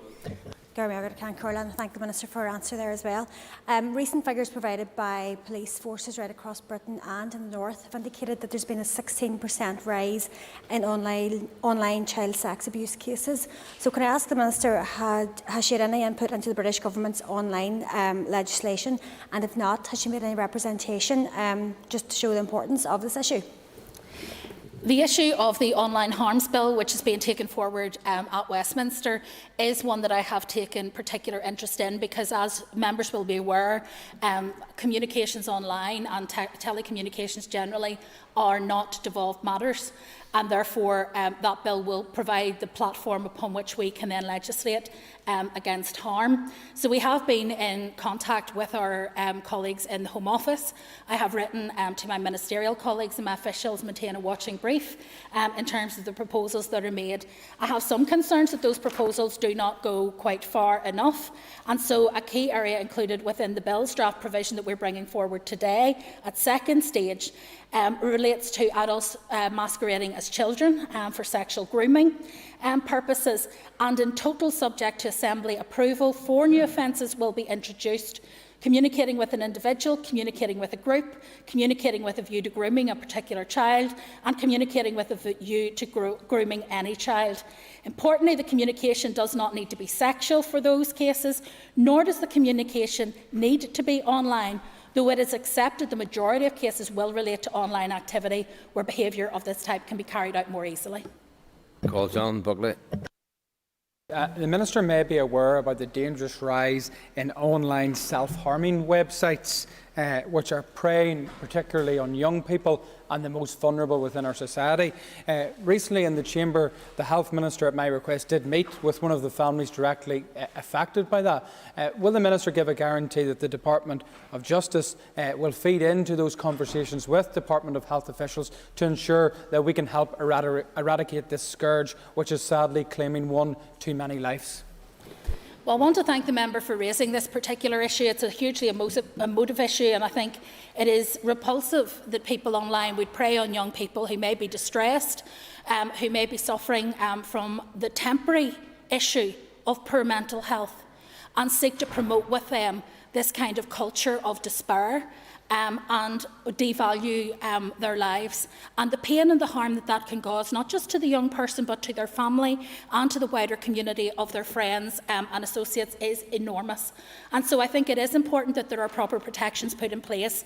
The member will recognise that not all of these matters fall to the Department of Justice's lead, but I am more than happy to step up and work with my colleagues, whether that be in health or communities, to look at how we can ensure that those who try to promote this culture of death and despair online are stopped in their tracks by the law. Call Justin McNulty. Minister, I welcome the fact that legislation via the Justice Sexual Offences and Trafficking Victims Bill is being progressed. Anything that can be done must be done to help protect children and young people's safety online. I am concerned about the exceptions, however, in relation to for mere conduits and for caching or storage by internet providers within Section 5(9) for service providers. Is this insertion proportionate? And is there a risk that it is, in actual fact, removing the onus on the service providers, the Facebooks, the TikToks, the Instagrams of this world, removing the onus on them to police their own content, the content on their platforms, and therefore it's a sort of a get-out-of-jail card for those providers? No, I would want to reassure the member that that is not the purpose of those particular clauses. In fact, it is required that we include those clauses because of our exit from the EU, and ensuring that ISSPs who are governed through laws other than those in the UK are then also subject to UK law. So that is the nature of those particular provisions. It is certainly not to offer a get-out-of-free jail card, and I have certainly made my concerns known to the Department of Community, Media and Sport in Westminster with respect to the rather light touch approach that they have taken in their online harms bill with respect to being able to enhance the traceability of people who are involved in crime online. I think that there is, and I think we would all acknowledge, Mr. Speaker, there is often a good reason why people choose to be anonymous online. However, there is a distinction between having an online anonymous persona and not being traceable in terms of the owner of the account and the information that is provided where there is a breach in the law, and that's something I continue to explore with the department. I also think that the regulation of content on provider sites is also hugely important. In fact, it is an issue that I have raised directly with Facebook and Twitter in terms of my concerns that they don't take their responsibilities as a platform seriously enough. And that ends the period for a list of questions, members, and we'll now move on to 15 minutes of topical questions, and I call Anya Murphy. Could the Minister explain why the introduction of the new domestic abuse offence from the Domestic Abuse and Civil Proceedings Act will be delayed from the end of 2021 until at least February 2022? Mr Speaker, it is of course hugely regrettable that it has taken longer than we would have wished for the operationalisation of these clauses, but it is solely as a result of our partners who engage in the operational space and who have indicated that the time limit or the time deadline that we had set of December will no longer be possible. There are a number of reasons, but the majority of it is down to the complexities of the various computer systems and the interchange of information that is required in order for those particular offences to take effect, and therefore they have asked for additional time. However, they've reassured us that the revised time frame for this is a more realistic one, and obviously also all of them are working under the pressure of COVID, but the majority of this is simply down to the operational complexity and the technical complexity of some of the information sharing. Supplementary, Anya Murphy. I'd like to thank the Minister for her answer. Are you confident that the introduction of the hugely important domestic abuse offence will not be delayed further and will be indeed in place by the end of February next year? That is absolutely my intention. Call Jim Allister. What's the Minister's assessment of the level of unionist and loyalist confidence in the Chief Constable? Mr Speaker, I think that it is clear that there are those within the unionist community and the loyalist community who, for a number of reasons, would say that they do not have full confidence in the Chief Constable. My job, however, is not merely to assess that situation. My job is to work with partners, both the Chief Constable and indeed the other parts of the tripartite arrangements that are here, and members in this chamber, to build that confidence. And I will say very gently, as I have said on previous occasions, that I do not believe that ignoring the tripartite arrangements, ignoring the role of the Policing Board in terms of accountability, ignoring the role of the Ombudsman's Office in terms of looking at serious breaches, and instead going straight to party politicking around the Chief Constable's position, does anything to enhance not only confidence in the Chief Constable, but the standing of political colleagues in this chamber. I think it's therefore important that as members ask the question about confidence, they also reflect at length on what contribution positively they can make to increasing confidence, because I believe that that is a role which all of us are called to in this House. Supplementary, Jim Allister. Does unionist and loyalist confidence matter, or is it only nationalist and Republican confidence that matters to the Chief Constable and the Minister? And when she talks about reflecting, she must be aware of the irreparable damage done by surrendering the streets of West Belfast for the terrorist funeral of Mr Story. She must be aware of the compounding of that with many other issues, such as the mistruths about why there wasn't a helicopter to oversee an INLA show of strength, and she must surely know of the deep loss of confidence provoked by the Chief Constable's plan to hide Member, put the question, please. Memorials to gallant RUC dead. Is she Member, really surprised put the question. since those haven't been addressed? Member, put the question. A total lack of confidence. Member, I won't have to engage like this again. When you're asked to put the question, you please put the question. Thank you, Mr Speaker, and hopefully my answer can be slightly briefer than the question. On the first point, does unionist confidence in the police service matter? Of course it does. It is important that every member of this community irrespective of their political views, has confidence in the Chief Constable and in the PSNI, which is why it is so important that those who stand up in this House to talk about policing issues do all in their power to engender confidence. The second question, as I understand it, was I surprised? I presume at the litany of things that the member has raised in terms of grievance. And no, I'm not surprised that he has raised those issues, because he has raised those issues repeatedly in the chamber, but he has sought no solution.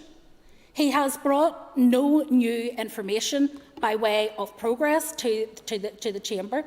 And I have to say that I think that this constant erosion of confidence, deliberate erosion of confidence in the Chief Constable by some, will ultimately be to the detriment of the unionist and loyalist community.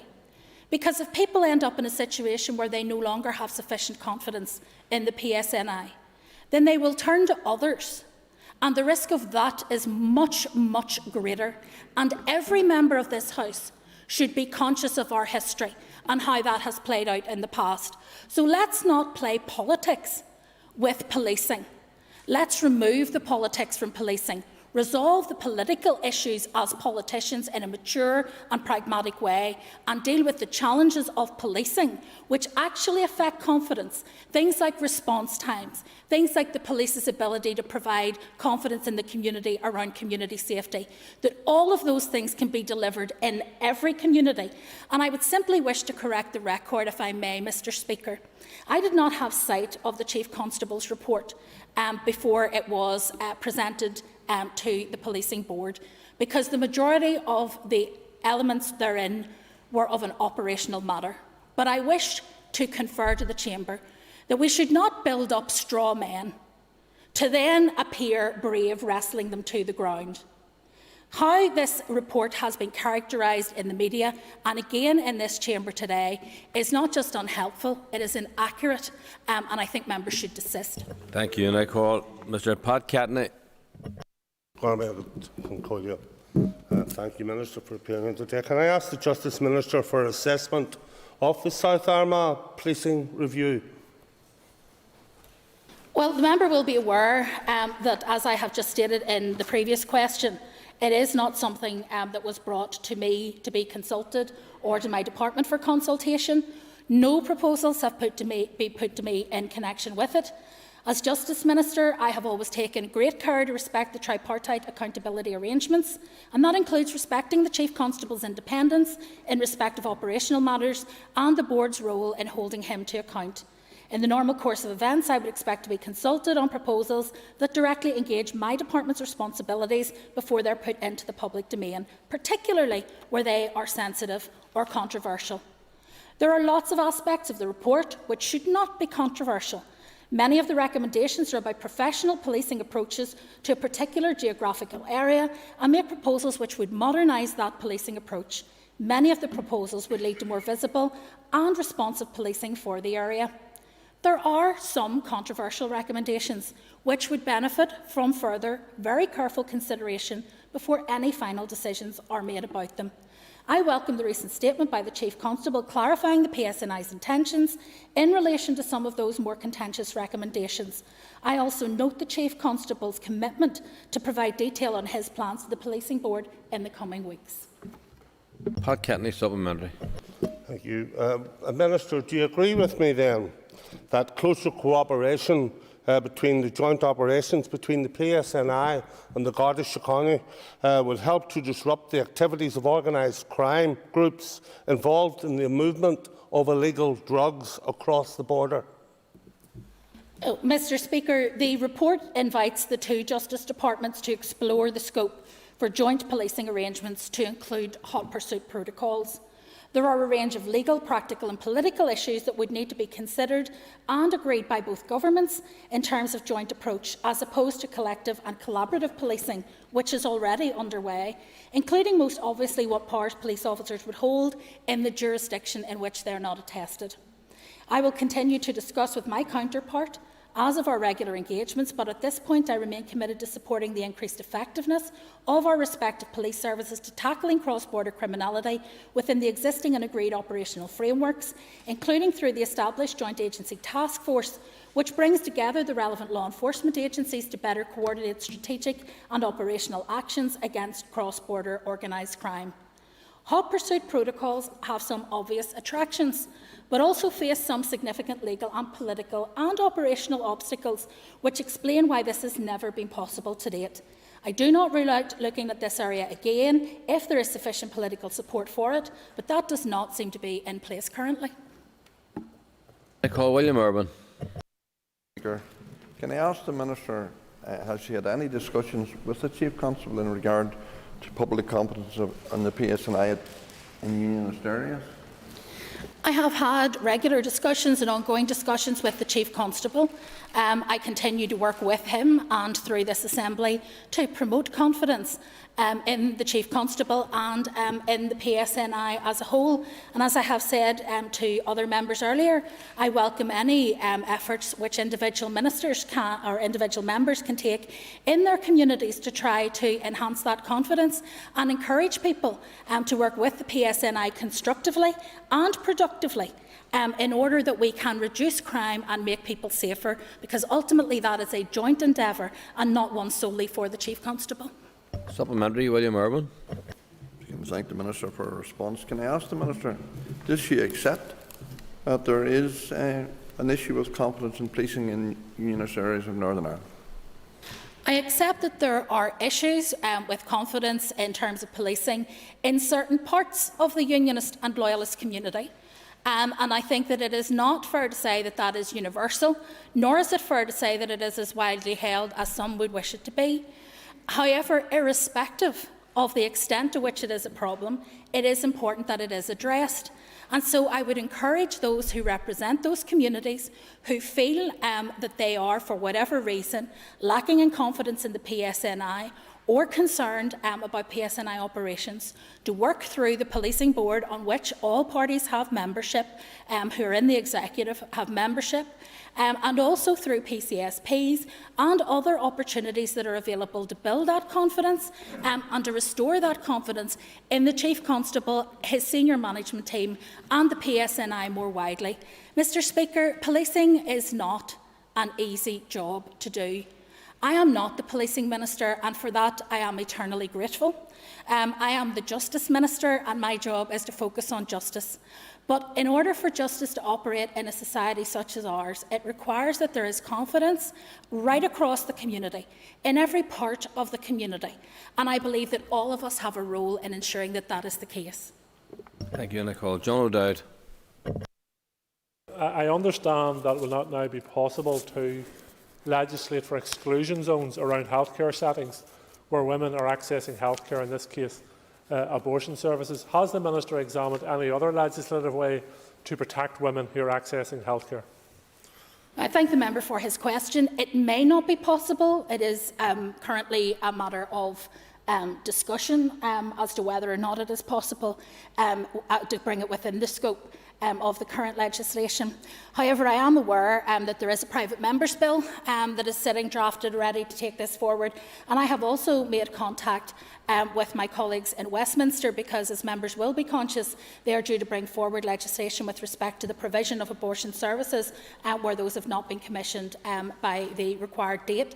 It is important to note that all parties in this chamber, I think with perhaps only one exception, have voted in favour of motions in chambers in councils across Northern Ireland, which are clear that harassment of people entering medical facilities needs to end, that there needs to be space for people to be able to access medical treatment, and for staff to be able to go to their place of work without interference.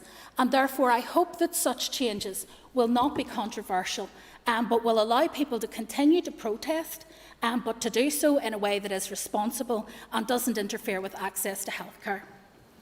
Just get a brief supplementary, please, John O'Dowd. Everyone has a right to protest, Minister, but protesting outside a health setting, I think, is unacceptable. No one protesting and shouting and roaring at women walking into a healthcare centre knows those women's stories. But I welcome the Minister's commitment to examine all legislative pathways, and will her officials engage if the private member's bill is laid further on today with the member who is proposing that private member's bill? Well, of course, and I am absolutely committed that this issue will be resolved. I do believe that the right to protest is an important human right. It is an important part of being in a democratic society. But the member is, of course, absolutely correct that many of the women who are accessing this particular kind of healthcare, and indeed many of those who are not seeking a termination of pregnancy, but who are seeking other medical advice that may be related to that or to other sexual issues, find it incredibly intimidating, distressing and frustrating to have to run the gauntlet of protesters, often in what is a most distressing time in their lives. It is not appropriate. Those who genuinely have compassion for those women and indeed for the unborn, I think should reflect on how they conduct those protests, how they make their voice heard and at what point in the system, because I don't believe that running the gauntlet of protesters on the way to healthcare is an appropriate mechanism. And time is up, members. Members, please take your ease for a moment or two.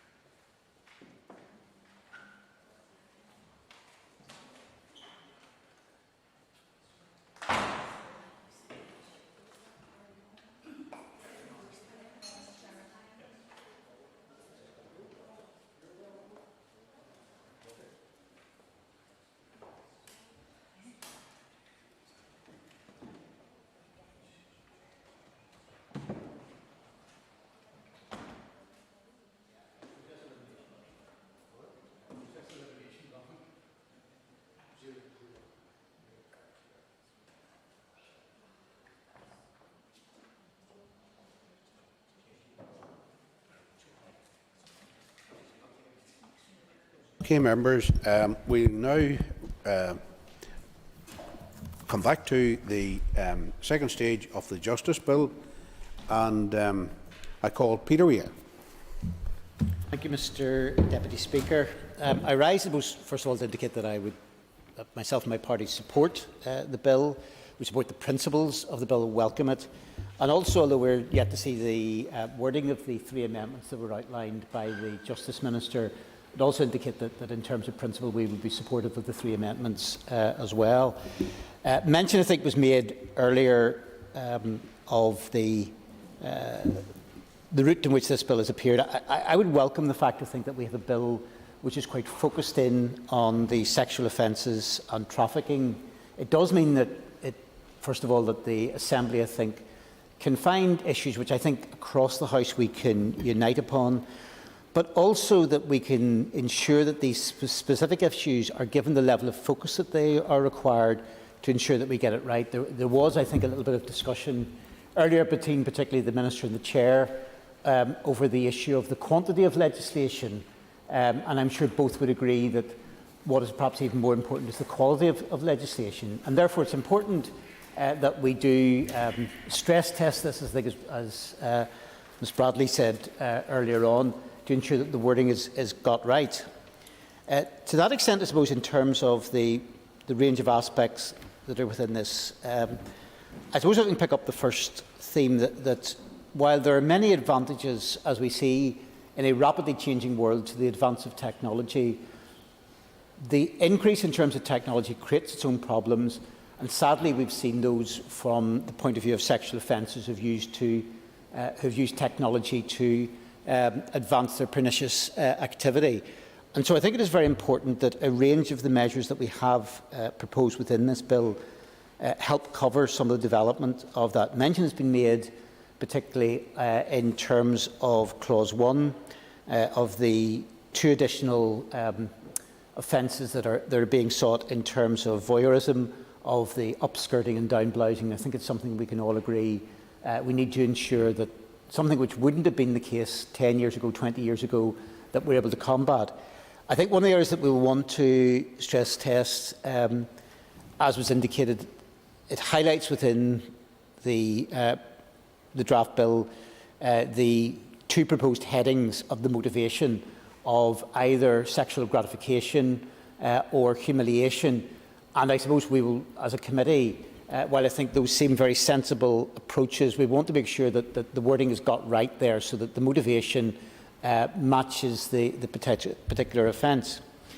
It is clear also that from the perspective of the dangers of the advance of technology, it's highlighted similarly as well in the increased level of sexual grooming that is there for children, and the fact that the bill reflects 4 new offences from the report on child sexual exploitation, where we're seeing different aspects of adults trying to sexually exploit children through pretending to be of a different age. I think it's important that those are tackled as well.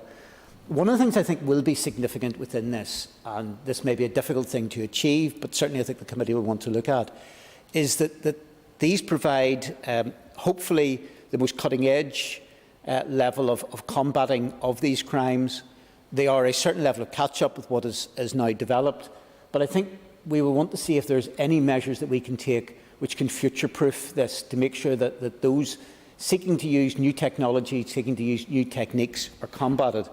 That is also particularly, I think, be welcome on the area which we're yet to see the exact detail of the wording of one of the amendments in terms of revenge pornography, because not only has this been a growing threat, but as we know that it is not simply the use of this purely for revenge, but the coercive nature that it can be put to is of high level of significance. Similarly, I think in terms of the criminal conduct within the first chapter of the legislation, while it is hard to comprehend how anyone would come to a different conclusion, use of terminology which, if it can in any way be wrongly interpreted to give any level of potential assumption of blame towards children, if we can change the language to make that clearer, then I think that's something similarly should be embraced. Obviously, the second part of the bill deals, or the second chapter of the bill, deals largely with the Gillen recommendations. And again, while I think we want to make sure that what is there is got right, I think it is right that we look to have adequate levels of protection, both for victims and indeed, so therefore it does not become a major threat or impediment to those seeking justice. And similarly, I think, to those pre-charge who are defendants as well. I have seen, as well as from the point of view of victims, we have seen high-profile media cases, sometimes particularly whenever footage has been leaked from different jurisdictions of where there has been an investigation into somebody. There's not been a charge professed, but the tendency quite often nowadays for a lot of people to think that there's no smoke without fire, and indeed the horrendous situation where somebody can be felt by public opinion to potentially to be guilty of these horrendous crimes prior to a charge, I think is something which needs to be avoided. Similarly, I welcomed from the discussion that we were able to have with the departmental officials confirmation as well, because we know that this can be a very stressful time for both the victim and indeed for the defendant, that there is that provision that while we have exclusion from proceedings, that there is then a nominated friend or relative that will be with that person. So we are not going to leave anybody into the courtroom effectively on their own or isolated. It is the case that, sadly as well, it's not just a hypothetical example, that whereas I think many of us who've at various stages have been involved directly in the law, generally speaking, court cases, unless you're directly involved, is not a great spectator sport. It can be quite dull at times. But sadly for sexual offences, there can be a level of prurient interest, particularly in high-profile cases. And we have seen that this has not simply been a question of providing additional pressure within those cases, but we've seen, sadly, in a number of high-profile cases where details of those have been leaked which should be confidential. So I think, in principle, it is right that there is the opportunity for the exclusion of the public from those court proceedings, very much in line with the Gillen recommendations. Turn briefly to the Part 3, which is the prevention orders. Again, in terms of what is effectively a form of belt and braces and ensuring a modification to slightly widen those of both SOPOs and VOPOs, I think, are again something which, in principle, I would welcome. And again, we will look to test out what the wording is when we come to the detailed examinations. And finally, I want to touch just on the Part 2, which is the trafficking and exploitation. As with many in the House, I was involved with the passage of the Private Members Bill back in 2015, Lord Morrow's bill on human trafficking, and I think that while there are many occasions where people will decry this House, I think that was one of the most significant pieces of legislation that was passed. I think it stood merit both to Lord Morrow, indeed to the entire House, that we stood up for the victims of human trafficking. And we stood up, I suppose, in two particular ways. Firstly, that the practical arrangements were put in place to provide the protection for those who have suffered from human trafficking. And ultimately, as I think was brought forward by the motion last year by our Chief Whip, Joanne Bunting, there's always more that can be done. But there was, if you like, that strong practical element to it. But I think the other bit of significance of that legislation was the key principle that it established, that human beings, whether it is on the basis of sexual exploitation or enforced labour, are not simply to be treated as a commodity. They must be entirely respected as a human being and protected as such. Consequently, I welcome what is within the provisions. I don't see anything that would concern me at this stage on clauses 16 and 17. I think, as a committee, I think we will want to look to see if there are any actions which can be taken which can further enhance those provisions.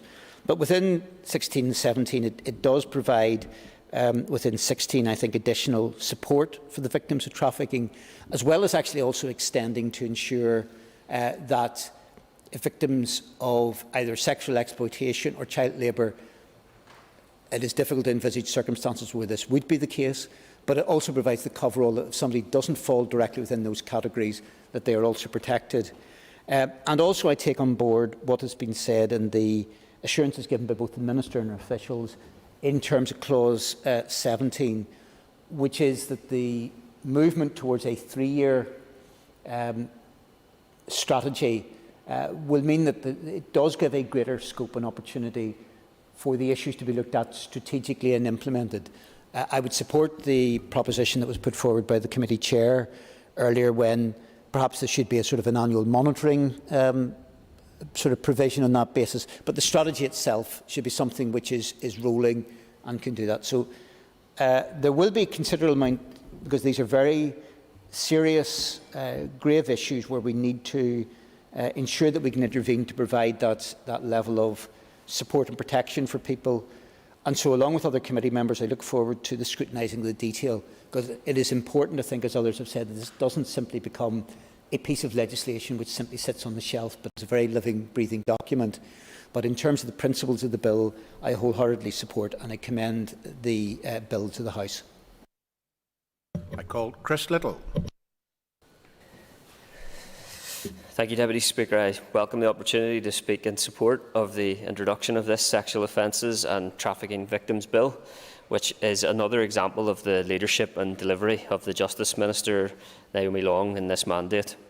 I particularly welcome the provisions of this bill that will increase the scope of offences relating to child sexual exploitation and extend abuse of trust laws to protect young people in non-statutory settings. This includes the addition of live streaming of images to the definition of exploitation of children for sexual purposes and the creation of new offences to deal with an adult pretending to be a child, or, as the Minister has said, masquerading as a child and making a communication with a view to sexually grooming a child under 16. It's my understanding that these offences will cover communication with an individual, with a group, with a view to grooming a particular child, and with a view to grooming any child under 16. And importantly, the offences will not be limited to online behaviour. I welcome the robustness of the penalty for each of these new offences.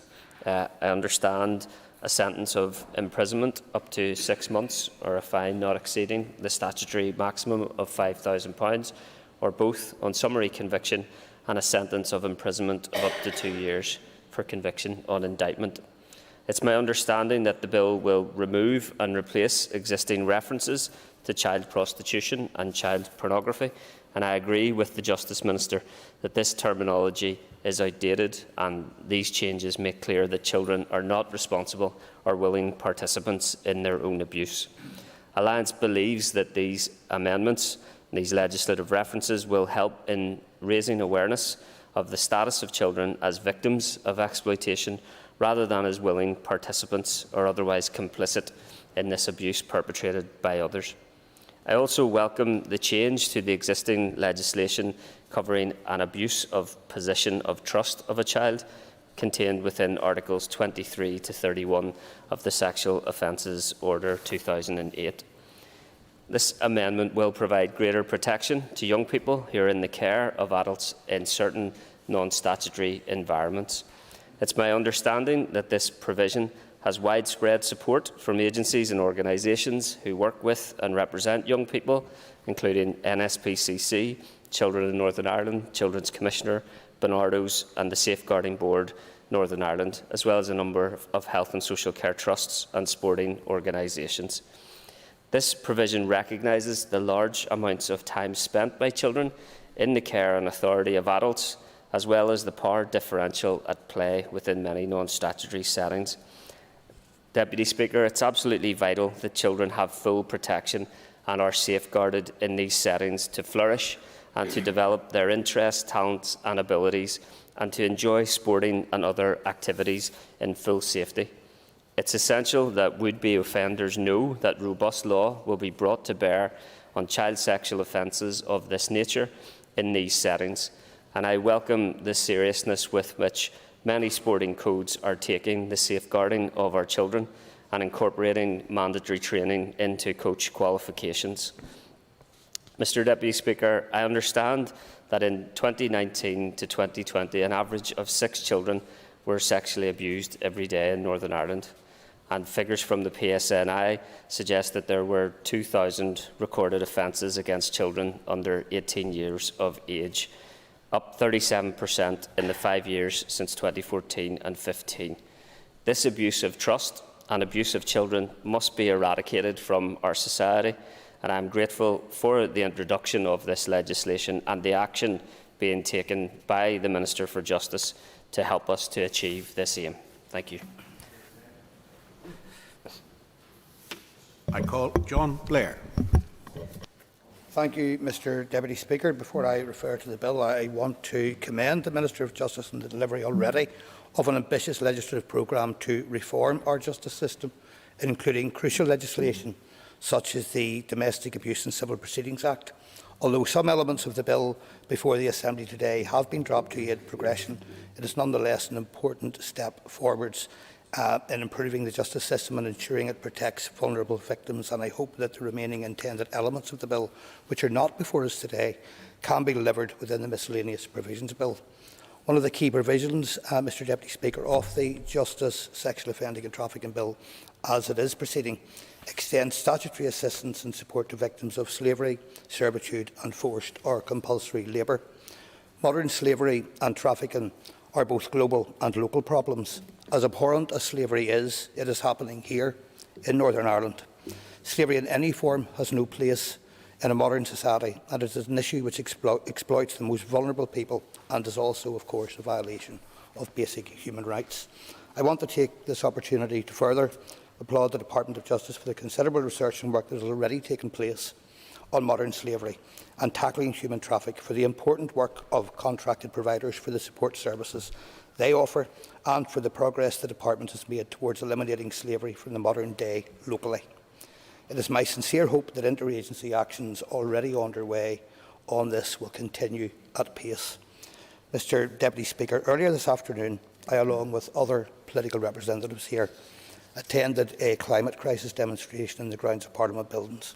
And what is startlingly apparent is that this bill before us, along with other crucial required legislation such as that aimed at tackling the climate emergency, just as one example, could be lost without an Assembly functioning as it should and without the politicians here working together in the interests of good governance, but more importantly, in the interests of victims of crime. Like Alliance colleagues who have spoken previously, I support the bill, Deputy Speaker, and its progress. I call Rachel Woods. Thank you, Mr Deputy Speaker, and I rise in support of this bill at second stage today, and the Chair of the Justice Committee has outlined a number of points and issues that were raised during the evidence session that we heard last Thursday. So I'll not go into most of them, but the bill, as we know, creates several new offences which will better protect citizens, and some of these do stem from Gillen Review recommendations and others are in relation to the protections offered to victims of trafficking, and this can only be welcomed. The bill in the current form will offer some form of protection, but crucially not all victims of upskirting and downblousing, and I'm going to go into clause 1 of the bill. And dealing with the two new offences of upskirting and downblousing in relation to the purposes. And I raised this with officials last week when the committee got their briefing on the provisions and principles of the bill. And there are some gaps here which have been looked at in England already, and it is around the purposes in clause 1. As I've said, and others looking at the English law have pointed to the motives that are missing. And I worry that we're maybe going down the same route of having similar limitations in terms of the legal protections for these offences, and that we are maybe not learning from others' experiences to date. Not including additional motives or purposes that may run counter to the aim of the bill, which is to clarify the law and aid victims and police. In some cases, the victim's identity is not relevant to the perpetrators, for example, at a festival. And we have examples that we have discussed and heard publicly, such as Gina Martin, who explained what happened to her on Radio 4's Women's Hour recently. And if you haven't listened to it, I suggest that you do. It's not clear whether the bill adequately covers the situations because of the limited purposes prescribed in the construction of the offence in Clause 1. And the provisions that we have as written don't cover all kinds of upskirting and downblousing. And again, the actions and the behaviour of the perpetrator needs to be taken into consideration. And perhaps the Minister can address this in her closing remarks. But why is the motivation only confined to sexual gratification and not considering other motivations like financial gain, or for banter, or for a laugh, or for the means of group bonding? And has this been considered? And without these other motivations being considered, does this then leave a legal loophole or serious difficulties down the line for prosecuting these cases? Sexual offences comprise many different elements, and they are not just about sexual gratification or humiliation. They can be much more than simply alarming or distressing the victim. The law must reflect these fundamental issues of power and control involved in these sort of offences. In addition to the bill as it stands does not cover the distribution of images or videos, which serves to amplify the harms of the conduct and often leads to further harm, abuse, harassment to the victim. And I would certainly welcome the debate and comment on this and look forward to doing so as a member of the committee. The issue with the way it's drafted at the moment for the times where people take non-consensual photographs of women, say, breastfeeding, is one that I am uncertain if it is covered in this bill, for example, if the woman was feeding in a public place. Let's take a real-life example. A woman is breastfeeding on a train when she notices someone laughing and taking pictures. She had noted the person staring at her before this. She thinks that he is using his phone, but realised quickly that he was taking photos and laughing with his friends. Note, this example is not for the purpose of sexual gratification, but along the same lines as I mentioned regarding the purposes, namely for group bonding, as the person could reasonably argue in court that they never intended to humiliate the victim. They were simply playing up to their peers. So the question is, could that woman go to the PSNI if this bill was passed as it is, have her case referred to the PPS under Clause 1? Is breastfeeding considered under 71B as circumstances where the breasts or underwear would not otherwise be visible? If not, why not? Is breastfeeding a different category? Something I think we need to consider going forward. Another part of the bill I have some questions about this stage is the meaning of Clause 7. And it inserts a schedule into the 1992 Act to provide protections for certain online service providers regarding responsibility for illegal publications, where the online service provider are a conduit for the relevant information, caching the information or hosting the information. I would appreciate some further clarity on the need for these provisions and how this will work in practice. Are we saying that websites hosting illegal images do not have responsibilities under this law? These provisions give them a defence if they are unaware of their platform being used for illegal publication, and I know that this is an area usually as a reserved matter, and that this may be on the advice for inclusion in this bill by legal advice. So I wonder if this is in other devolved jurisdictions, and how this is being led in England, Scotland and Wales, for example, and how would the other side work? For example, if a provider did know that it was being used for illegal purposes, yet claimed this defence. The Minister and Chair of the Committee have also mentioned further amendments that are being made to this bill at consideration stage, which include the abolition of the rough sex defence, the extension to the existing revenge porn provisions to include a threat of publication, and to fix the removed offences in Schedule 2 of the Magistrates' Court Order. And I too welcome this legislation on changing the abuse of trust laws here, extending them to include non-statutory settings of sports and religious sectors. And we must thank the NSPCC for their valued input and work in relation to the issue of abuse of trust. It is paramount that as a society we protect all children and ensure that they feel safe. But without seeing the exact text of the proposed amendment, I wouldn't be able to comment any further on it, but I do wish to raise a point with the Minister at this stage, and it is over data collection. And I know that NSPCC have raised this before, but there is a problem with data collection, and it is something that I have raised before during previous bills. We've had debates about the importance of data collection and what this does mean for resourcing. Without robust, reliable figures on the volumes of victims and witnesses, it does limit our ability to design a system to effectively respond to the need. And there is open data on the number of reported offences to police of all sexual abuse crime against under 18s. And in 2019-20, there were 2,082 recorded sexual offences against children, which was around 60% of all sexual crime. But the volume of young people who journey through the system is unclear. So can we have and publish desegregated data for under 18s? Do we need to legislate on this? Or is this something that can be done through a different way of collecting and publishing data by process? Through the Domestic Abuse Bill, a number of members of the committee raised the rough sex defence and why this was important to abolish. And there have been, unfortunately, many instances where people have been killed, which attracted much discussion and attention, and recently here through the Domestic Abuse Bill in England and Wales, where they legislated for a ban on the rough sex defence. But the campaign group We Can't Consent to This has shown and collated 60 examples of women who were killed through so-called sex games gone wrong in the UK since 1972. And the claim, as we know, is that the victim had consented to having serious harm inflicted upon them for sexual gratification, so they must lack the intent to kill or cause grievous bodily harm. It is highly contested, and it is also highly gendered.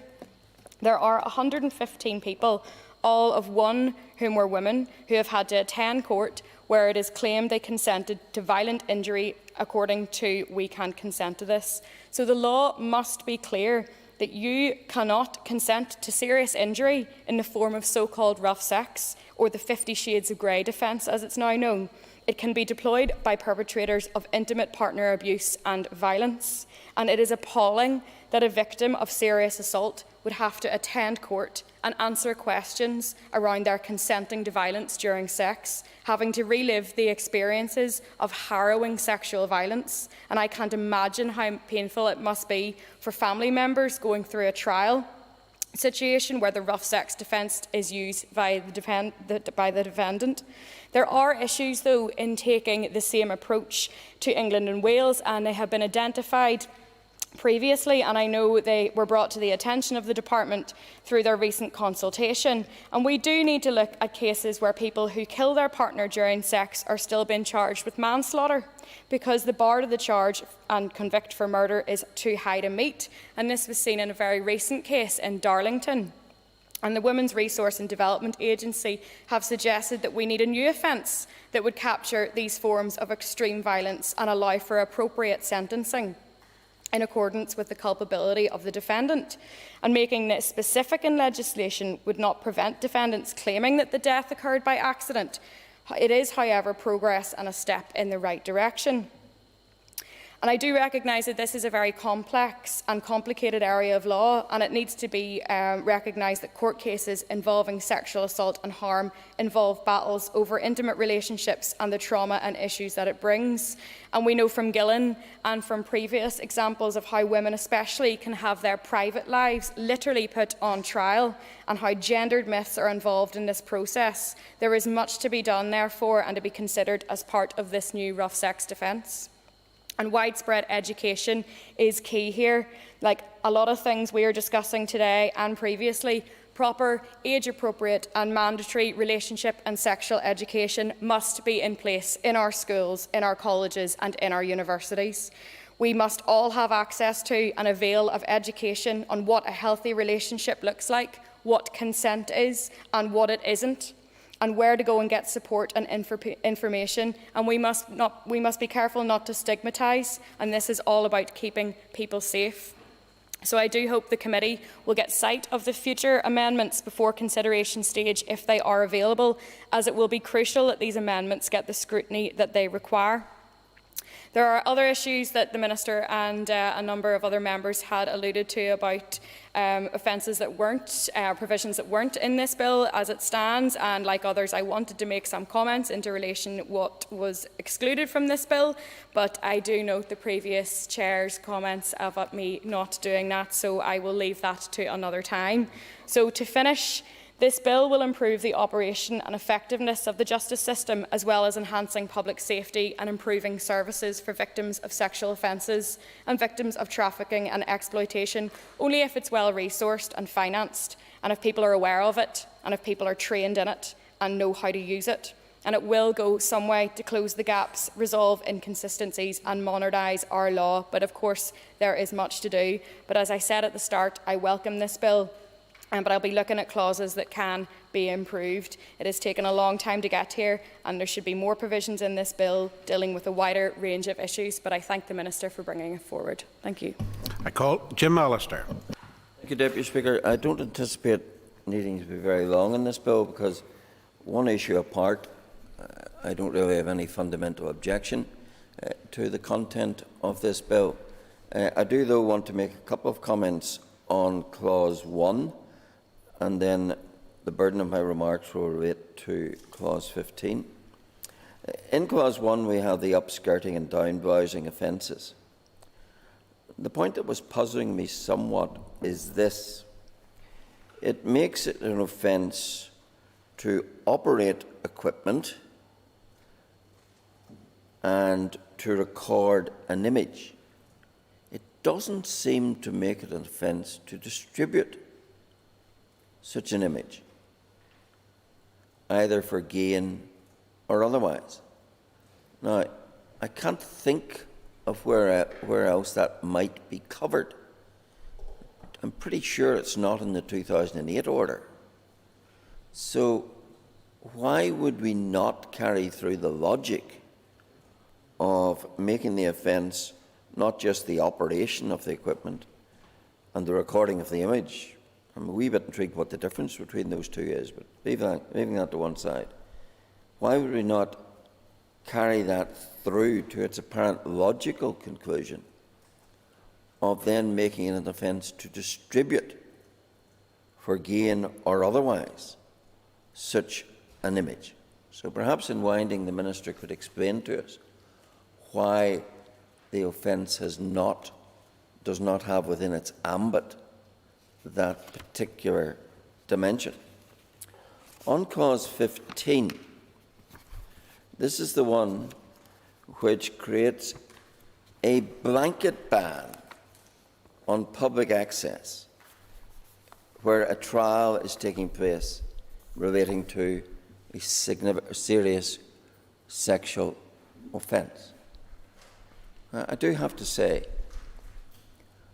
part of the confidence-building aspect of our justice system down through decades and centuries is the fact that we have open justice, that we do not hide behind closed doors, that we do not convict people away from the public gaze, generally. And that is for very profound and good reasons. That we do not want to generate gossip and misrepresentation and misconception of how our justice system operates. And therefore, fundamentally, we operate an open book, an open to the public justice system. Now, of course, there have to be certain exceptions as one progresses through that. But to come to the point in this bill where we introduce a blanket ban of the public being present in any trial dealing with any serious criminal offence, a sexual offence, is, to my mind, taking that matter far further than it needs to go. I would have thought the way to approach this and to obtain what would be a legitimate objective of an approach would be to insert words, rather than a blanket ban, to insert words in what would be the new 27A in Clause 15, which said something like, where the court is satisfied that it is in the public interest, a person is to be tried on an indictment for a serious sexual offence, the court must give an exclusion direction. That would leave it within the control of the court. But instead, this bill seeks to put it beyond the control of the court, to introduce that blanket ban. And in that, it will not produce fairness and openness. It will suppress fairness and openness in some cases, maybe in many cases, unnecessarily.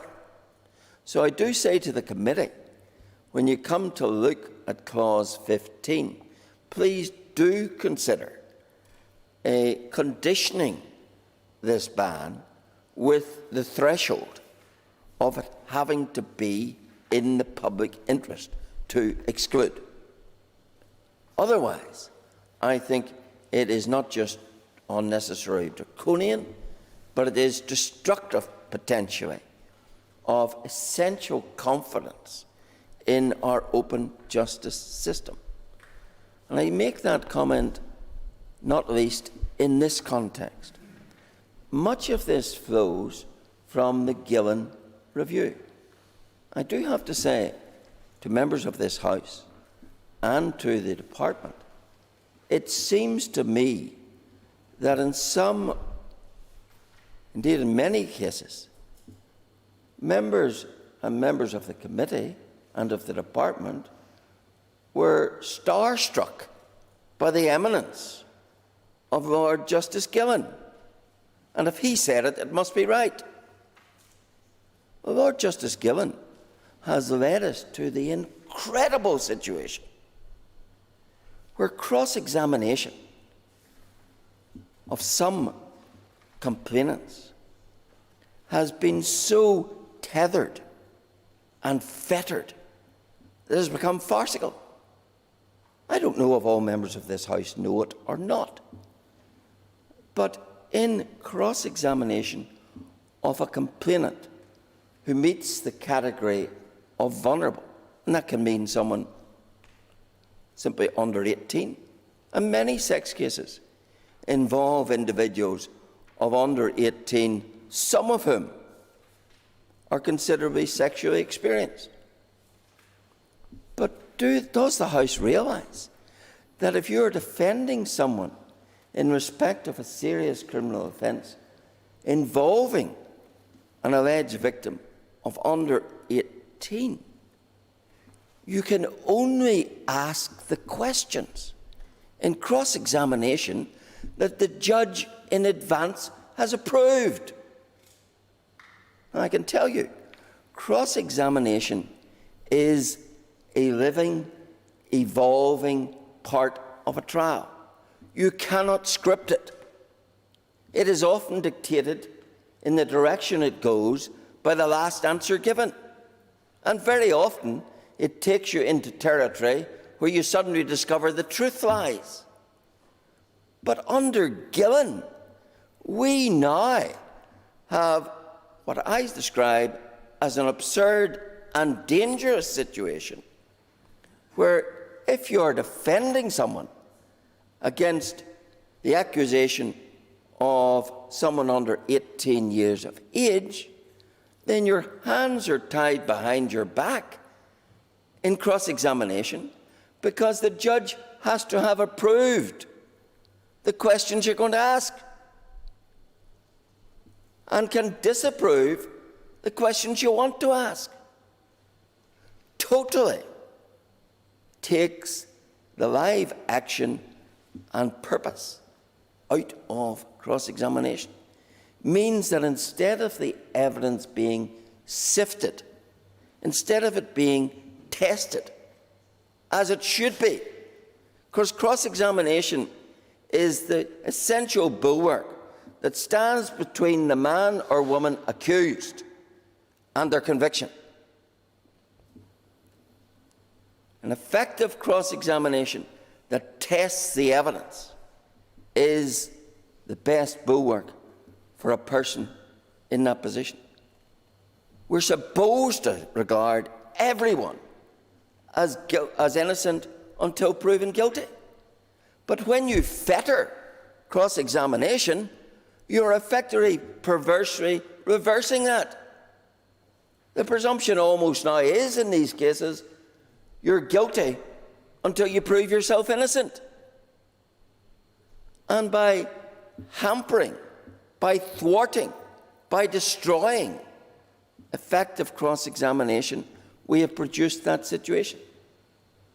Now, if we're now going to add to that unseemly situation by allowing it all to go on behind closed doors so that no one can see the farce that now is cross-examination in such a trial, then I say to this House, we are headed very much in the wrong direction.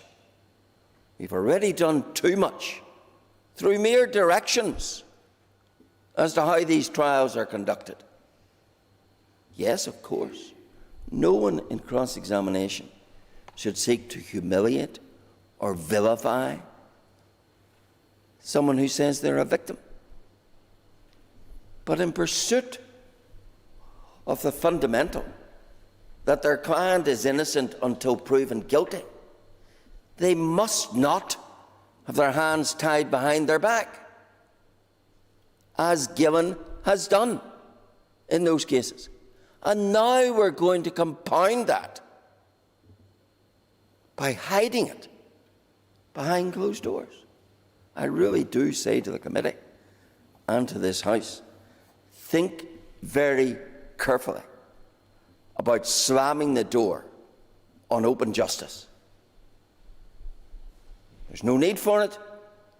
You can build in the protection of allowing a judge in those cases where it's in the public interest to do it, but abandon this presumption, abandon this blanket ban on open justice. Because by imposing a blanket ban on open justice, you do great despite to the whole process of justice. And so I do say to this House, please, when it comes to Clause 9, do not just rubber stamp it. Take a long, hard look and do the right thing by everyone involved in the criminal justice system. Thank you.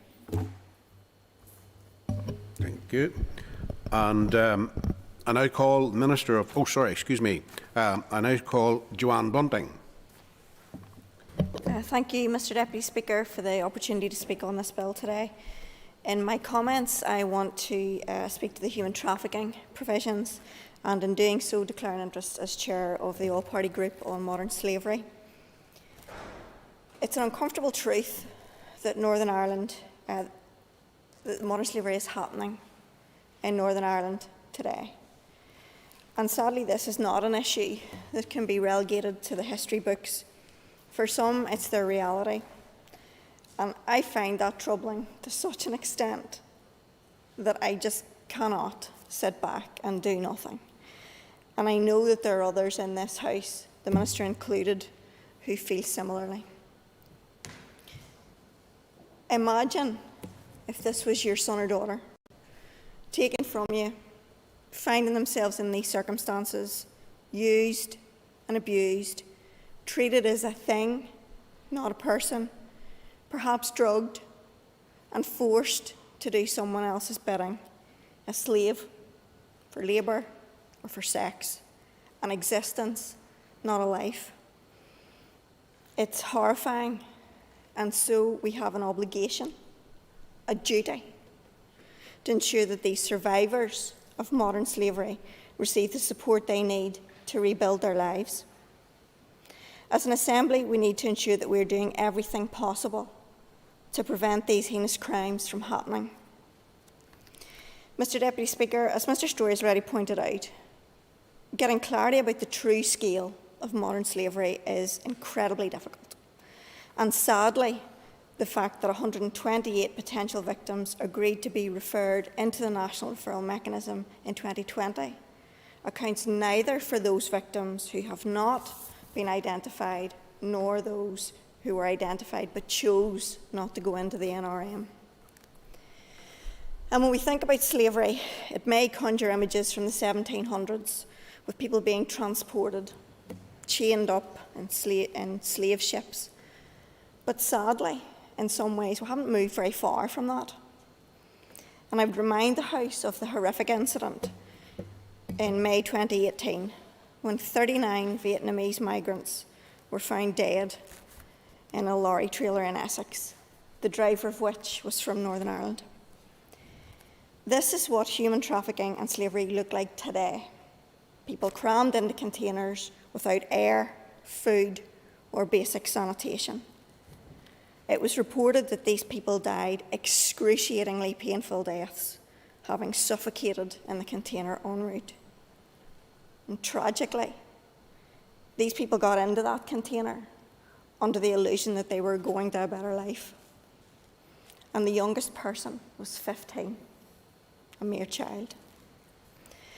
As the chair of the APG on modern slavery, I warmly welcome Clause 16 of the bill, which extends the statutory assistance and support provided under Section 18 of the Human Trafficking and Exploitation Act to potential victims of human trafficking, to potential victims of servitude or forced labour where there is no element of trafficking. This rightly places the support that has been provided to these victims since 2016 as a matter of policy onto a statutory basis. I also agree with Mr Story's comments on Clause 17 and support his suggestion of yearly progress reports to ensure that we are aware of the progress that is being made within as well as between the 3-year periods. And I was glad to see the Minister nodding when again Mr Weir also referenced this. However, for me, what is most significant about the modern slavery provisions of this bill is how Clause 16 highlights something of an elephant in the room. The 2015 Act, as amended by this bill, still only addresses statutory support for victims during the period when they are in the National Referral Mechanism. That is to say, during the period when we think they are likely to be victims of modern slavery, but before victims receive a conclusive grounds decision that they are a victim. And it will not come as a surprise to the Minister that I would raise this. The moment of the conclusive grounds decision is key for 2 reasons. First is that it's the point at which we're saying that yes, this person definitely is a victim of modern slavery. And so at this point, our obligation to them radically increases, because we're now saying that these are people who have been used as slaves, probably in this country. Second, the presenting task is now not to establish whether these people are victims of modern slavery, but to help them recover. Somewhat extraordinarily, however, and as I pointed out to the House in the debate I secured 11 months ago to mark Anti-Slavery Day, our legislation doesn't make any statutory provision for support and recovery of confirmed victims of modern slavery. The Modern Slavery Victim Support Bill in Westminster, which is supported by a coalition of 27 leading charities, including Anti-Slavery International, the Human Trafficking Foundation and CARE, and Lord Morrow, of course, proposes legislation to provide all confirmed victims of modern slavery with statutory support for 12 months, should they wish to avail of it to help them recover. This has 2 practical benefits for the victim and the taxpayer. First, it means that victims are given time to recover so they can rebuild their resilience, without which they're extremely vulnerable to re-trafficking. Second, in the context where, rather than being absorbed with worry about from where their next meal will come or whether they'll have a roof over their heads next week, confirmed victims in receipt of support have space to think about helping the police and PPS in court. Without the evidence of confirmed victims in court, it's very difficult to secure convictions of the traffickers, and our low conviction rate of the traffickers will continue. This is of huge importance, not just from the perspective of securing justice for victims, but in some ways, more importantly, from the perspective of reducing trafficking, which we'll never manage to do as long as traffickers continue to judge that the small risk of being caught is greatly outweighed by the attraction of making huge profits. Mr Deputy Speaker, I believe that addressing the lack of statutory support for confirmed victims is something that we should address through amendments to this bill. Moreover, in rising to this challenge, I think there's a special opportunity for Northern Ireland to assume leadership on this issue, as it did in 2015, securing royal assent significantly earlier than the equivalent English, Welsh and Scottish legislation. Members will be aware that the Westminster Government's Immigration and Borders Bill, while placing the current non-statutory support provisions for confirmed victims on a statutory basis, actually makes the service slightly less accessible than it is now. The fact that we're the only other legislature within the UK to be considering legislation within which victim support is in scope, at the same time as Westminster, means that we in this Assembly have a unique leadership opportunity to model a different and better way. I very much hope that we will come together on a cross-party basis to provide leadership in 2021, just as we did in 2014-15.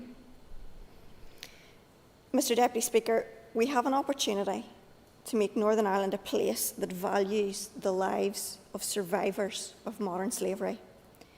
Through the APG, I've had the opportunity to meet and hear about the work of NGOs and the charities that are working hard to bring meaningful changes to the lives of victims of modern slavery in Northern Ireland. Now we, as an Assembly, need to ensure that the legislation and policy processes are in place to assist them in this invaluable work. And I trust that the Minister will take on board some of those thoughts, as will the Committee, and I look forward to seeing what comes to the next stage. Thank you. I now call the Minister of Justice, Naomi Long, to conclude and wind on the debate, please.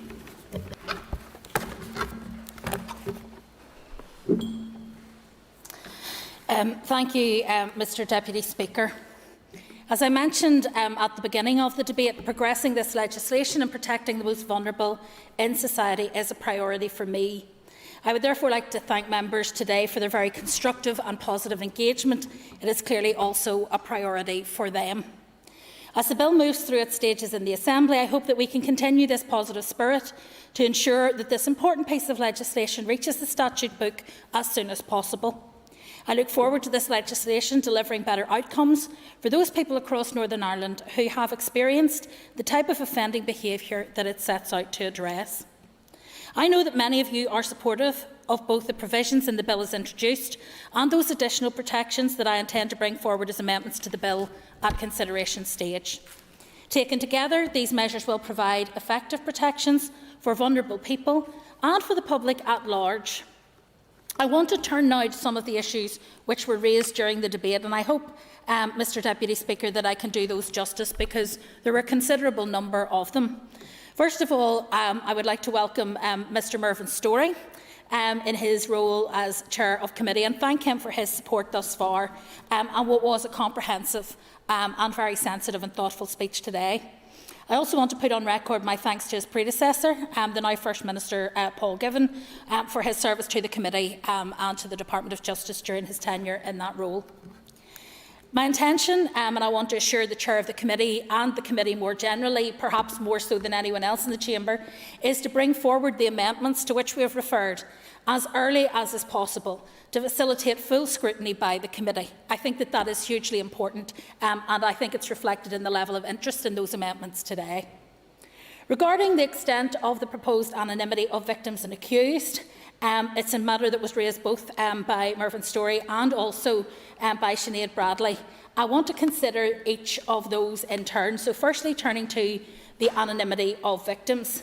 In the independent review of arrangements around the delivery of justice in serious sexual offences, Sir John Gillan recommended that anonymity of the victim of a sexual offence, which is currently applicable during their lifetime, should be made permanent after their death.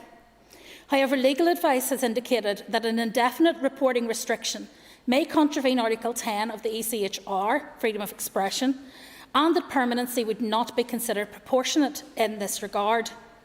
The provisions have therefore been drafted to prohibit the publication of anything that would identify a victim of a sexual offence for a period of 25 years after their death in order to minimise the potential for an ECHR breach.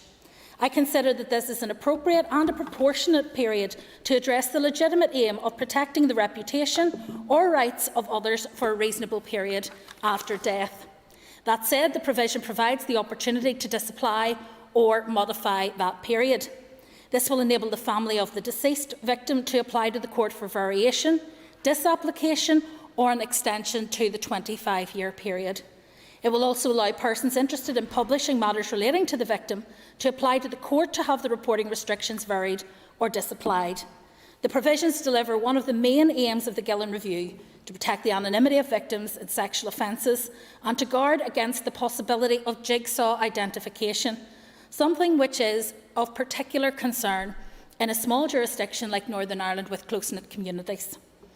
Victims highlighted to Sir John their genuine concerns that their identity would become known after their death. which has potential reputational consequences. These provisions address those concerns.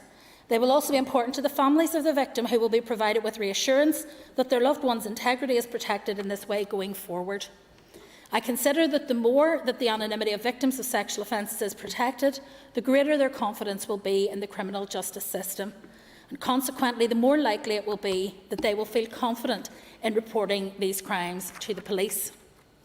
Turning then to anonymity of suspects. Because, of course, Mr Allister was right in what he said.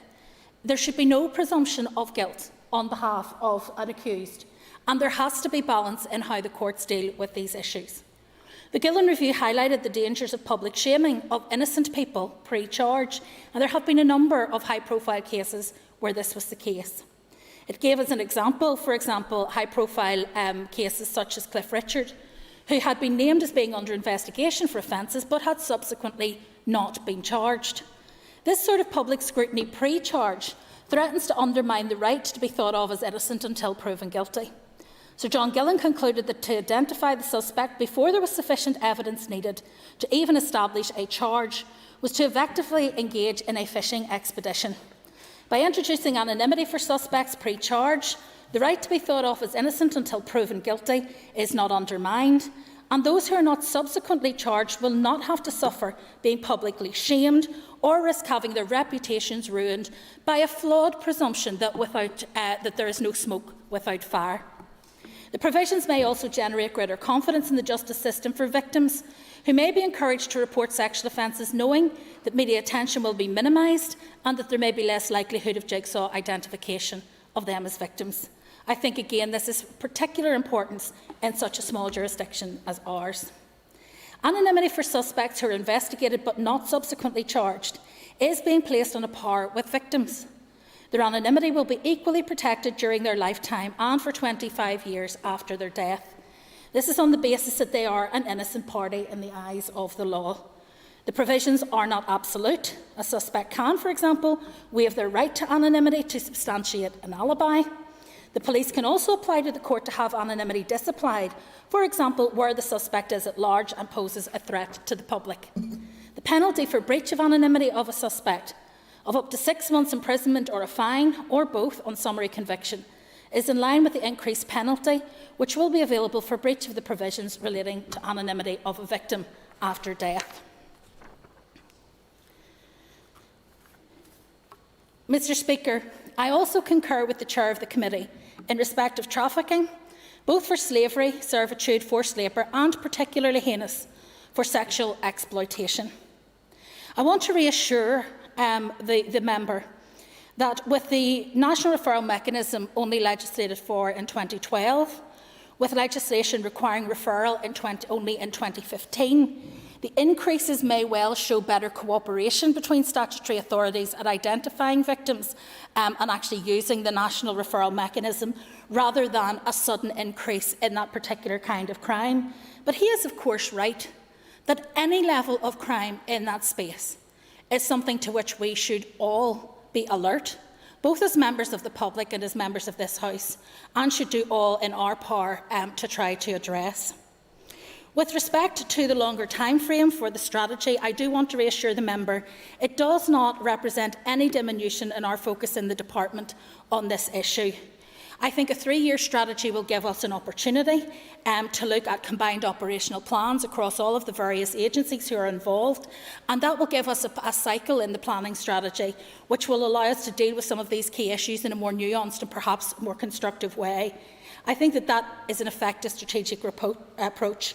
However, I also want to reassure the member, since he specifically asked, that we will continue to produce annual progress report updates, because it is important that we keep a watching brief on this area of work. Finally, the Chair raised concern about the support available to child victims of trafficking.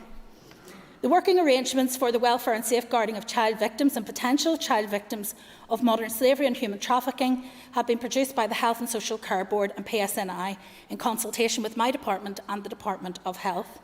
These arrangements set out the pathways for supporting child victims, which are delivered through existing provision by the Health and Social Care Trusts. The arrangements note that any child or young person who is known or suspected to be a victim of human trafficking or modern slavery is, by definition, a child in need of protection and should be subject of an investigation under the provisions of Article 66 of the Children Order, a child protection investigation. The Health and Social Care Board has also commissioned Barnardo's to deliver the independent guardian service in line with Section 21 of the Human Trafficking and Exploitation Criminal Justice Support for Victims Act, Northern Ireland 2015. These guardians represent and act in the best interests of child trafficking victims, ensuring that they get the help and the support that they need. I also, Mr Deputy Speaker, want to welcome Sinead Ennis as she takes up her role as Vice Chair of the Committee. I also want to put on record my thanks for her predecessor, Linda Dillon, who served in that role over the last number of years and has now, I believe, moved on to take up the mantle in the Policing Board. I want to welcome Sinead's support for the bill and her particular focus on upskirting and down-blousing. This was also raised by Sinead Bradley and a number of other members, and so I want, if I may, just to spend a little bit of time on these particular issues. As members will be aware, upskirting is an offence in the rest of the UK. However, down-blousing is unique to this particular jurisdiction, and therefore we are hoping to get ahead of the curve with respect to these issues. A number of members, including Peter Weir and Rachel Woods, have raised concerns regarding motivations other than sexual gratification and/or humiliation, or the desire to cause fear. The reason we have not included those other motivations for those offences, such as, for example, financial or coercive motivations, are, I think, because we believe them to already be covered in other legislation. And if I can spend just a few moments explaining. Where such behaviour, for example, is an attempt to blackmail or coerce a victim to do something against their will, where this is in the context of a coercive relationship, it would be caught by our proposed provisions or our existing legislation with respect to abuse, domestic abuse, where it happens in an existing relationship. Such behaviour in a coercive relationship could be captured by the amendment to the bill planned for consideration stage, making threats to disclose private sexual photographs or films an offence. If a person took an upskirt photograph of a victim with whom they are not in a relationship and subsequently attempted to coerce them with threats of showing it to others, then I consider that the intent to humiliate, alarm or distress the victim would be proven, and such behaviour would fall within the scope of the offence.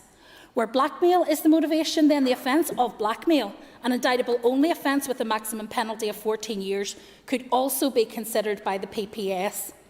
Where a journalist, for example, makes money taking images of celebrities, for example, where they're getting out of taxis and subsequently sell those images to media outlets, or where someone makes money by publishing it on a website for the sexual gratification of others, I consider this behaviour would also be caught by the offence. Where an upskirt image is published, the journalist may know the image has value because of the humiliation, alarm or distress caused to the victim, or that it might be published knowing that it will be used for the sexual gratification of others. Again, in those cases, I consider intent is there and the behaviour would be within the scope of the offence.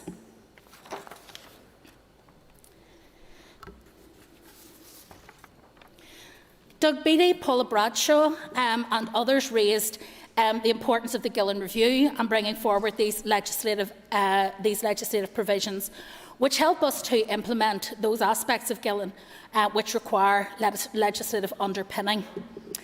Open justice is important, but there is significant evidence that taboo and shame around rape and sexual assault prevents victims from going to trial. The Gillen Review concluded that the unrestricted access of the public to trials of serious sexual offences deterred, humiliated and intimidated complainants. Such access undermined the right to anonymity of the victim, even when special measures were invoked, and brought the legal process into disrepute, fuelling already existing fears about reporting sexual crimes to the police.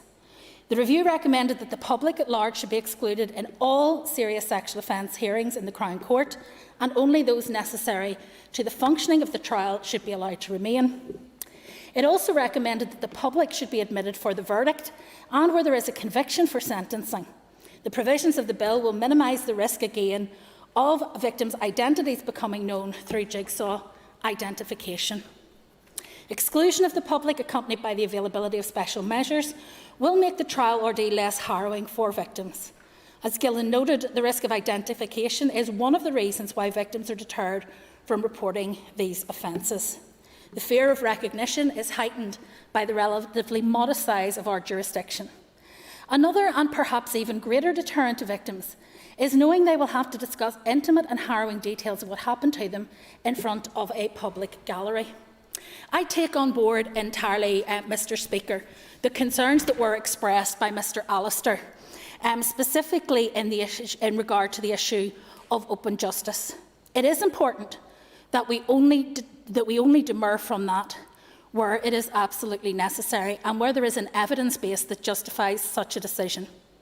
In this case, it is not just the vulnerability of the witness or victim, but also the protection of their anonymity, which gives us that evidence base. I would also wish to reassure Mr Allister, if I may, that this is not, as he suggested, taking away responsibility from the courts. The courts retain responsibility for the extent of those who are excluded and can make provision, for example, for members of the press to have access to the court legitimately and others where they see fit. However, we have been advised that the best way to allow the courts to do that in a constructive way is to have this particular provision in place, which can then be adjusted by the court. I will, yes. Adjusted by the court. Sorry, 27A1 is very clear. The court must give an exclusion direction. So the presumption and the operating basis is that there's a blanket ban on people being excluded. Now, if the Minister says that this can be adjusted, why then do you not simply acknowledge the presumption of open justice and allow the court to decide whether or not it must make an exclusion order in light of the interests of justice in each case on a case-by-case basis? Is that not the way to go? Mr Deputy Speaker, I've set out the rationale and evidence as to why the alternative provision has been put in place with respect to having a presumption in favour of the court not being open to the public in the case of serious sexual offences. However, the court has discretion to permit any other person to remain in the court where it considers that to do so is in the interests of justice. The review concluded that unrestricted access to public trials in serious sexual offences deterred humiliated and intimidated complainants, that the right to anonymity of the victim is often destroyed even when special measures are invoked, and that it brought the legal process into disrepute, fuelling already existing fears about reporting sexual crimes to the police.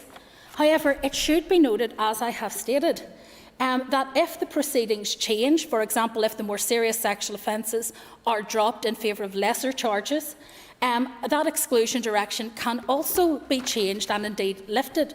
The court can vary an exclusion direction if circumstances change, and the public will be admitted to the court to hear the verdict where there is a conviction, and they will also be admitted to hear the sentence proposed. It is important that we protect both those who are accused of serious sexual offences and those who are the victims of serious sexual offences. And I believe, and indeed Sir John Gillen believed, that this presumption was the right balance in doing so, but did leave a degree of discretion with the courts in order that where either there were additional people who rightly should be in the court, or where the judge felt there was good reason why there should be additional people admitted to the court, they were free and easy and able to do so. It is, however, Mr Deputy Speaker, further evidence of the taboo and shame that surrounds victims of rape and sexual assault. And if we do not deal with that shame and taboo, if we do not deal with the victim-blaming culture, which leaves many people afraid to come forward, to complain to police, and then to pursue their case to the court, we will not be able to remove rapists and sexual abusers from our society. And it is important that we have the ability to do that. I concur entirely, if I may say, with Doug Beattie, Paula Bradshaw and others who highlighted this particular issue, the issue of sexual assault, the vulnerability of the victims and the importance of this legislation as an example of why it is important that the Assembly continues to fulfil its functions for the remainder of this mandate and is able to deliver legislation of this kind, not just in the justice sphere, but across the board. In addition, Paula Bradshaw, Gemma Dolan and Chris Little raised the intended amendments from the Department in relation to abuse of trust. The main intent of those offences is, as members have stated, to prevent the manipulation of young persons to consent to sexual activity by those who hold a position of trust with them. Whilst the provisions seek to protect all under 18s by virtue of the Northern Ireland statutory age of sexual consent, the provisions mainly relate to persons aged 16 or 17. The current offences were not intended to cover all situations where an adult might have contact with or a supervisory role over under 18s. They focus on particular areas where government has a duty to protect young people. It is important to ensure that in extending the current provisions, a proportionate balance is achieved, protecting our young people in vulnerable situations, whilst at the same time respecting their right to give legal consent to sexual activity from the age of 16. Framing the offences too widely could prohibit any person over 18 having sex with anyone aged 16 or 17, effectively raising the age of sexual consent. It's important to note the existing offences have been drafted against the backdrop of a wide range of general child sex offences already available. These make it a crime for anyone to engage in sexual activity with someone under the age of 16, whether or not they consent. The proposed provision will extend the scope of the legislative definition of a person in trust, so offences apply to those who work with young people in the area of sports and religious settings, where evidence presented to date is strongest. I brought this forward, Mr Deputy Speaker, earlier than was intended, because I believe that it is important that we act now in order to offer the maximum protection we can. However, to extend the law beyond those settings at the moment would require more extensive consultation and engagement to identify and fully explore any particular areas of potential concern to ensure that legal intervention is indeed required. I would also have concerns about extending legislation in terms of human rights compatibility, particularly regarding engagement with Article 8, the right to a family and private life. It's crucial that we have a robust definition for the offence in order to promote clarity as to the application of the law and withstand legal challenge. However, I am keeping the door open on the policy, with inclusion of an enabling power to allow further sectors to be brought within the scope of the provision by way of secondary legislation, where there is evidence of a further gap in protection in due course. The work has been informed, as others have mentioned, and as I mentioned myself in my opening remarks, through engagement with key stakeholders. I'm very grateful, in particular, for the assistance of the NSPCC, who have worked very closely with my officials in this area.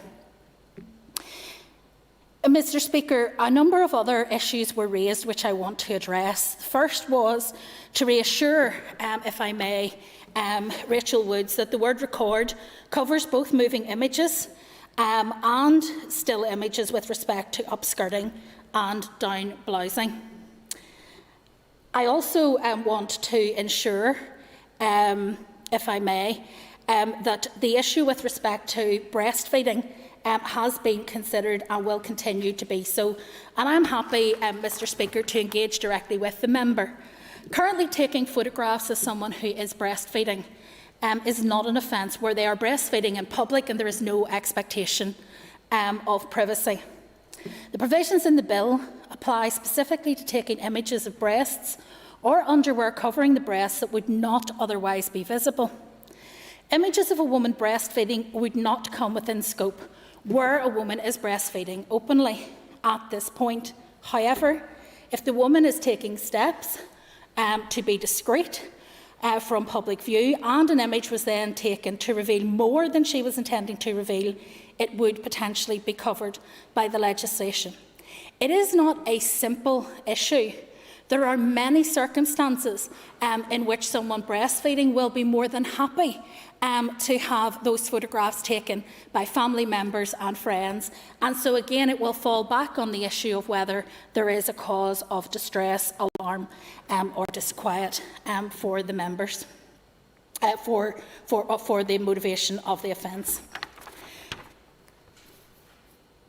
Mr Speaker, a number of members have raised, both in the debate and oral questions, the issue of ISSPs, because I think there is some concern in that regard. I just want, if I may, to have a quick look at that issue. This relates specifically to requirements of the E-Commerce Directive 2000/31/EC, which set up an internal market framework for online services. Its aim is to remove obstacles to cross-border online services in the EU internal market and provide legal certainty for business and consumers.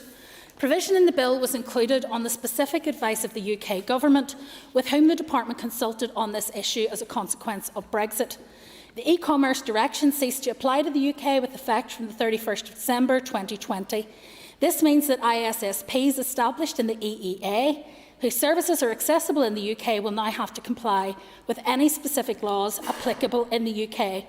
As ISSPs will have to adhere to the legislative provision of the bill, the defences are required to ensure a proportionate level of protection where it can be proven their role in the use of the information was merely in caching, hosting or as a conduit without their knowledge. And that is, as I say, the advice that we have received from Westminster in that regard, and we are happy, obviously, to share further discussions with members in that regard. Finally, Mr Speaker, if I could turn to the issue of the departmental amendment on the rough sex offence. The Department has completed an extensive consultation exercise on this provision, and we had 175 responses. 98% of respondents considered the current Northern Ireland legislation is insufficient. 92% believed the defence of consent should be outlawed. 99% believed a programme of education was required. There are no direct statistics for the number of occasions the rough sex defence has been used. From 2002 to the end of 2019, however, there were 502 suspects charged by the PSNI with choking or strangulation. This may not be a direct indicator of non-consensual rough sex, but there are often links between the two behaviours. In addition to these provisions to abolish the rough sex defence, members will know that I am also committed to a wider review of the law on non-fatal strangulation, and a consultation on this closes this Friday, the 17th of September. That may provide a suitable vehicle to take forward some of the concerns which others have raised. Finally, Mr Speaker, I want to turn to the comments from Joanne Bunting.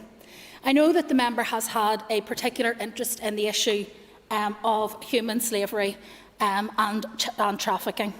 And I would be happy to work with her and her colleagues on the APPG to ensure that the areas of concern which she has outlined today are ones that we can address.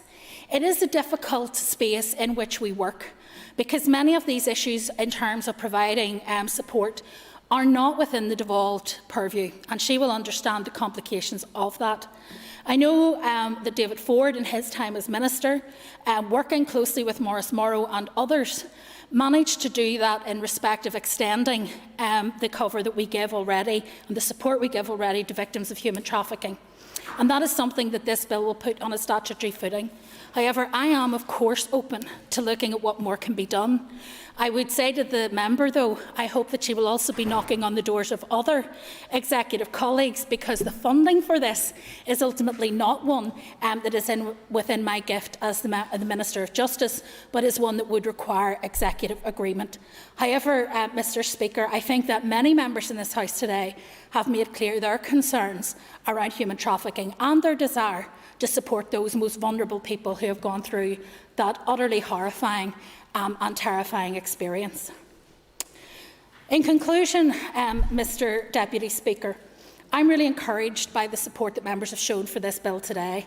In drawing my remarks to a close, I want to thank everyone who contributed today to what I hope was a useful and a constructive discussion.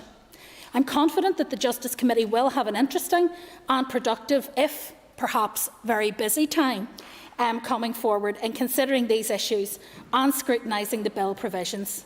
I wish them well in the task ahead. I thank them for their attentiveness to date, and I commend this bill to the House for approval. Thank you, Minister.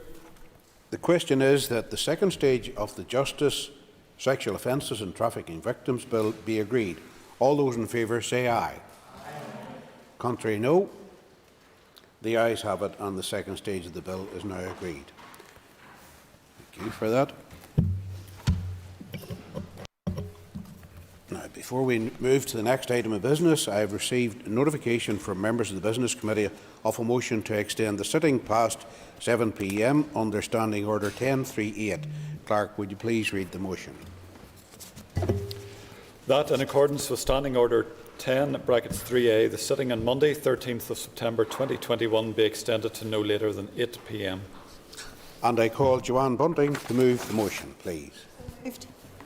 The question is that the motion standing in the name of Joanne Bunting be agreed. All those in favour say aye. Contrary, no. I think the ayes have it. Thank you.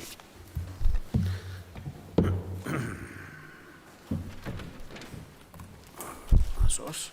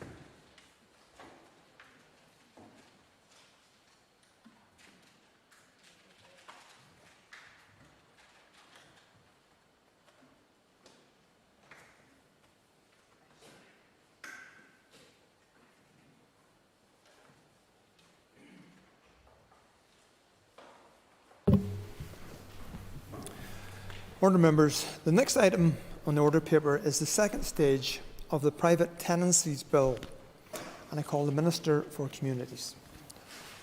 I beg to move that the second stage of the Private Tenancies Bill be agreed. The second stage of the Private Tenancies Bill has been moved.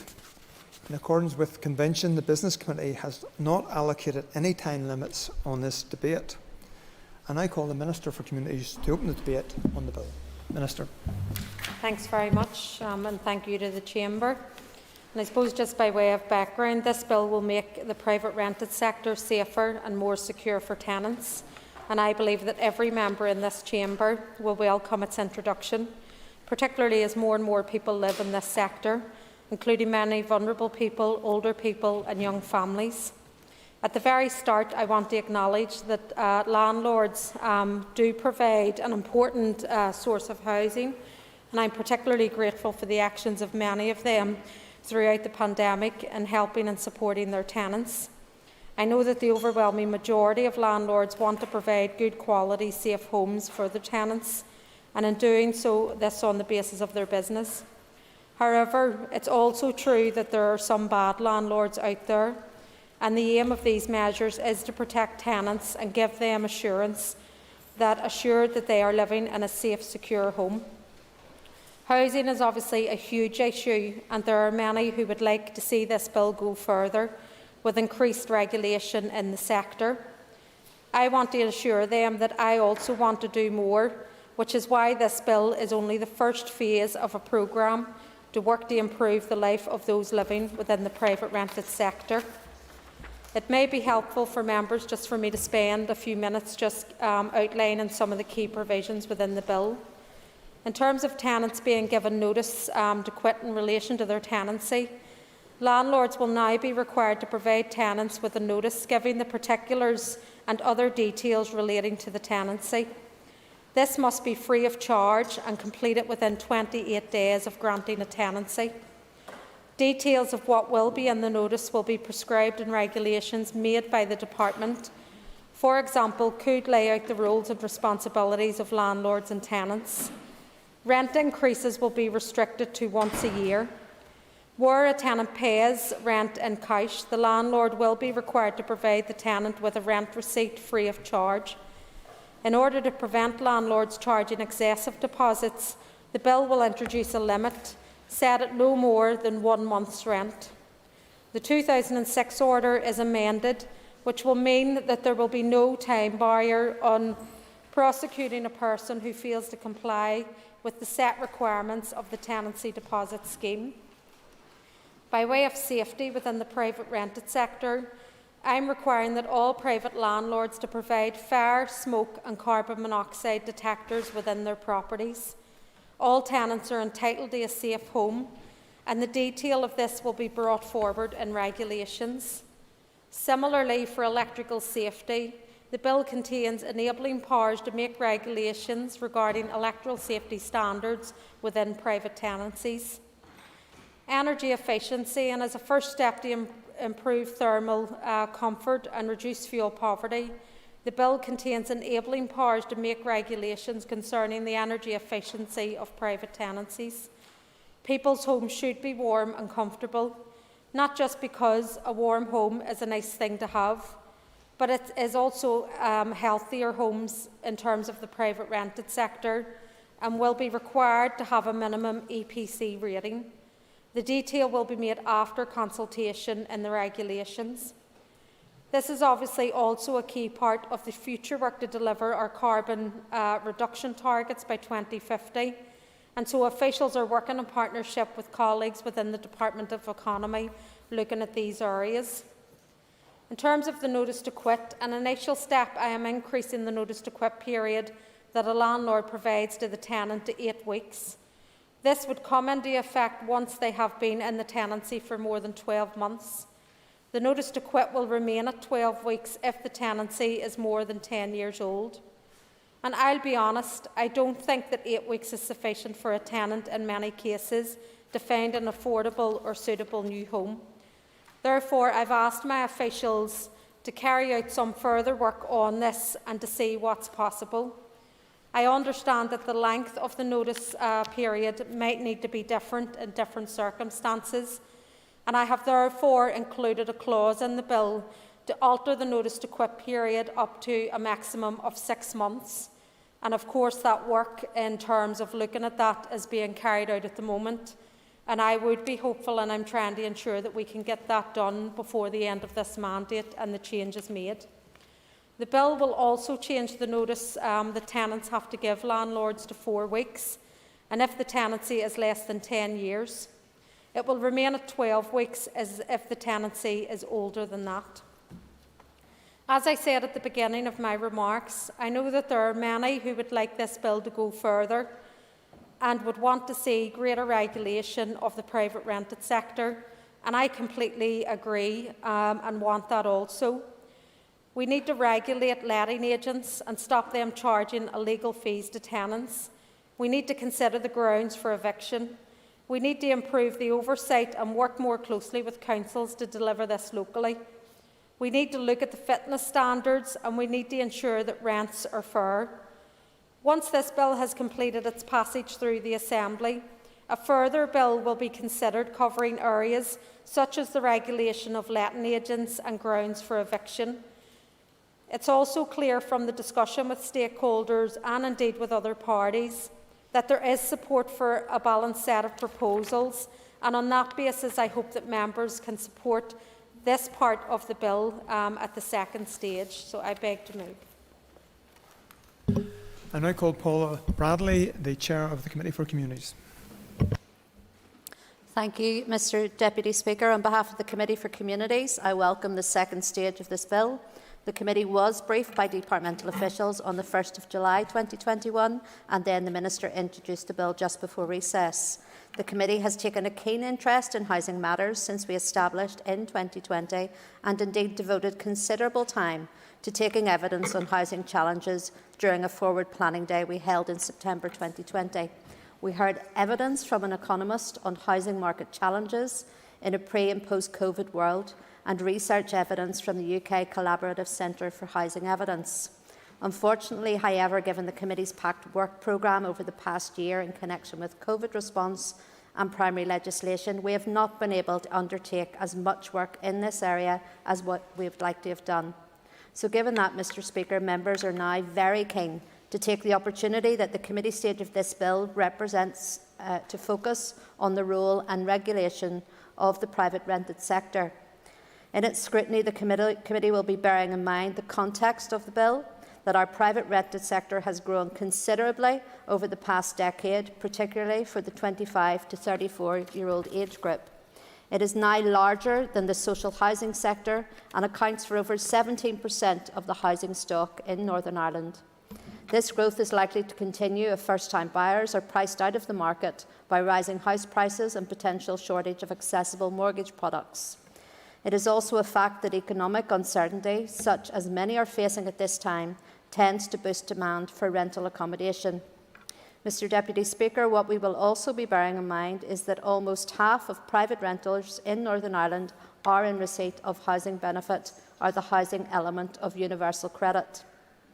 Also of concern is that there are twice as many families with children in the private rented sector than in social housing, and they deserve a safe and secure tenancy. The committee is of course concerned that many are in private rented accommodation because of the shortage of social housing, and no doubt all members have heard horror stories from constituents living in the private rented sector. However, we cannot solve all housing problems with this one bill, and we know that some issues need to be dealt with over a longer timescale. But it is only right to do what we can to ensure that good legislation is made to offer tenants better protection and make the duties of both landlords and tenants clear. Members are well aware that the journey to this bill, like many of the bills we debate, has been fairly long, and I think it is helpful to briefly remind the House of that history. Back in 2010, we had the Department for Social Development's Private Rented Sector Strategy, Building Sound Foundations, which introduced a tenancy deposit and landlord registration schemes. Then the Housing Strategy Action Plan of 2012 to 17 committed the Department to undertaking review of the role and regulations of the private rented sector. The Department carried out this review in two stages. Firstly, consultation on a discussion paper completed in February 2016, followed by engagement with stakeholder groups. Secondly, recommendations were set out for improving the sector to support a wider range of households. The Department then established a working group to look at the key issues, resulting in the Proposals for Change document in 2017, which made proposals in areas of housing supply, affordability, security of tenure, tenancy management, property standards and dispute resolution. The committee is aware that the bill before us now deals with a number of those issues, but does not address all of them. Nevertheless, we will consider the bill in the context of the background we have just outlined, and as a key step in the right direction, with the aim of better protecting tenants by ensuring landlords and agents meet government regulations about the quality and safety of the accommodation offered. The committee notes that the proposals in the bill fall mainly in the areas of tenancy management, rental payments and deposits, property standards and security of tenure. Among the changes that the bill will bring are a requirement for all private tenants to receive a written tenancy agreement, restrictions on rent increases, an increase in the eviction notice period from the current 4-week minimum, a limit on deposits, an obligation on private landlords for the first time to provide smoke and carbon monoxide detectors and carry out periodical electrical safety checks, and new powers to councils to introduce and enforce minimum energy efficiency standards in private rented homes. Mr Deputy Speaker, the committee supports the aim of the need to future-proof the private rented sector and to call time on the minority of rogue landlords operating in this sector. On the face of it, the bill proposes welcome changes, but as you know, the devil is often in the detail, and that is why I look forward to scrutiny of this bill at committee stage and ensuring that we hear from key organisations and making sure that the voices of tenants are heard. Although the committee understands the need for a focused scope of the bill, rest assured if our scrutiny uncovers gaps in the proposals or any vital aspects that have been overlooked, we will not hesitate to seek clarification and propose amendments. Our track record on detailed scrutiny with the recent licensing bill speaks for itself in that regard, and we will bring the same vigour to our scrutiny of this bill. Mr Deputy Speaker, overall, the committee is supportive of the principles of the bill, and members look forward to working with the Department and stakeholders in the weeks ahead. Thank you. I call Sinead Ennis. Deputy Speaker, the right to a good quality, affordable and secure home is a fundamental human right which upholds all other aspects in terms of health outcomes, educational attainment, suitability for work and childcare and so much more. And it is crucial that this is delivered within the private rented sector too. A key aspect of the proposed bill, undoubtedly for many in the private rented sector, will be the extension of the notice to quit period, with the clause in the bill, as the Minister has outlined, providing the potential to alter the notice period to a maximum of 6 months. Citizens in the private rented sector deserve to live in dignity, security and peace, as much as any other sector of our society. When asked to leave a property, this often means transferring all postal addresses, finding alternative work, alternative medical practitioners and much more. For those with families, this can involve perhaps finding alternative educational facilities and childcare arrangements and support networks.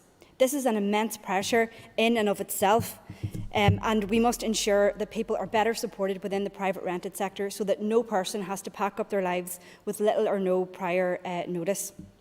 As a result of the pandemic, the notice to quit period has been extended to 12 weeks, and this will extend until May 2022. But the shift in demographic within our private rented sector makes it all the more important that we try to ensure that this legislation is strengthened further. NISRA statistics from June 2021 indicate that 14% of households presenting as homeless is due to a loss of rented accommodation. This bill requires also that all private landlords provide fire, smoke and carbon monoxide detectors alongside meeting electrical safety standards. The right to adequate housing is recognised in international human rights law, and what is crucial to this is that in the midst of our housing crisis, prices can continue to increase as standards drop, and this bill must help to protect tenants through mechanisms such as these. The UN have outlined that housing is not adequate if it does not guarantee a physical safety or provide adequate safe space, as well as protection against cold, damp, heat, rain, wind and other threats to health and structural hazards. This bill aims to provide thermal comfort and simultaneously reduce fuel poverty, as it contains enabling powers to make regulations concerning the energy efficiency minimum standards of private tenancies. Oftentimes, when you scroll through the likes of Property Pal, you will see that many homes in the private rented sector have a low EPC rating, meaning that it will cost more for tenants to actually heat their homes and maintain the warmth as a result of poor insulation. Homes, therefore, in the private rented sector will be required to have a minimum EPC rating, and Sinn Féin believe this should be a matter of absolute priority in light of the fact that fuel poverty is linked to socio-economic circumstances and housing quality. Energy retrofit measures will mean better energy homes and warmer homes. Thus, ambitious targets should be set to meet energy rating standards within the private rented sector. The benefits are cross-cutting in terms of cutting costs for tenants, tackling fuel poverty and improving living standards, benefiting health outcomes and comfort and better energy efficiency and delivering carbon reduction targets by 2050. Mr Deputy Speaker, this bill is necessary. It provides renters in the private rented sector with some increased protections. And this bill will ensure that those in the private rented sector have access to a good quality, safe and secure home. I call Mark Durkin. Thank you, Mr Deputy Speaker. I welcome the chance to speak on this second stage of the Private Tenancies Bill and would like to take this opportunity to thank all the organisations and individuals within the housing and advice sectors who have helped to push and progress this vital piece of legislation, which will see essential and long overdue improvements and protections for the private rented sector. Over the course of the COVID pandemic, the importance of secure, stable housing has never been felt keener, and I welcome the emergency housing legislation introduced by the Minister during that time, including the extension of the notice to quit period from 4 weeks to 12 weeks for private renters.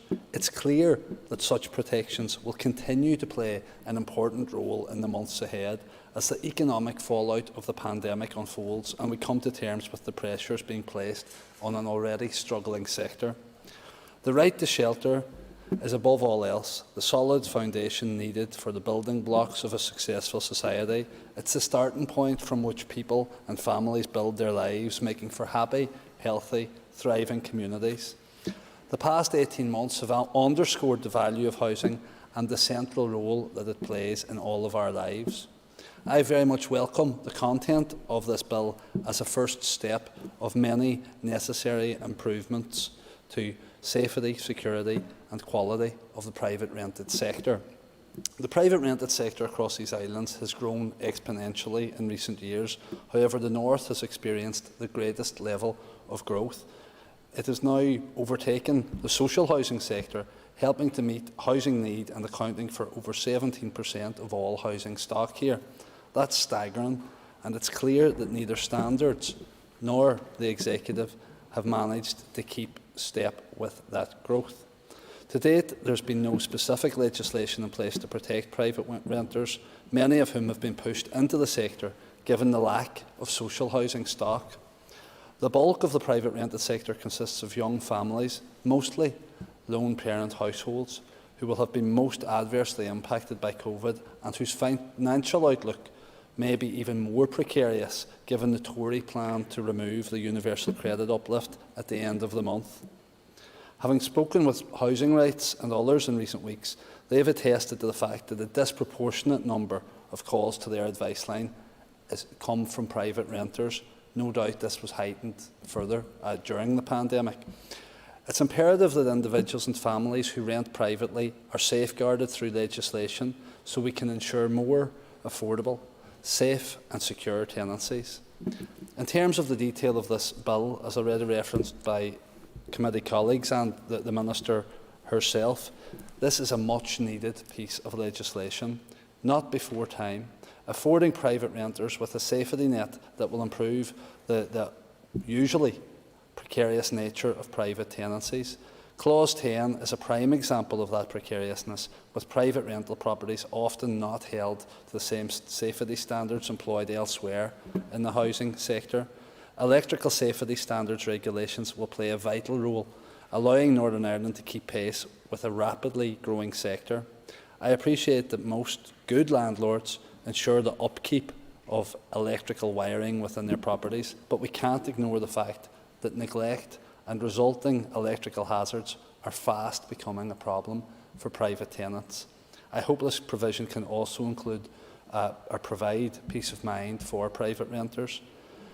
The current climate is testament to the need for this important piece of work. Rising property values here means rising rents in an already costly market.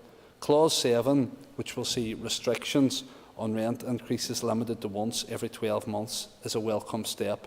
Similar legislation was introduced in Scotland at the end of 2017 under the Private Residential Tenancy Act, whereby a landlord can increase the rent no more than once a year and must give tenants at least 3 months' notice of any increase.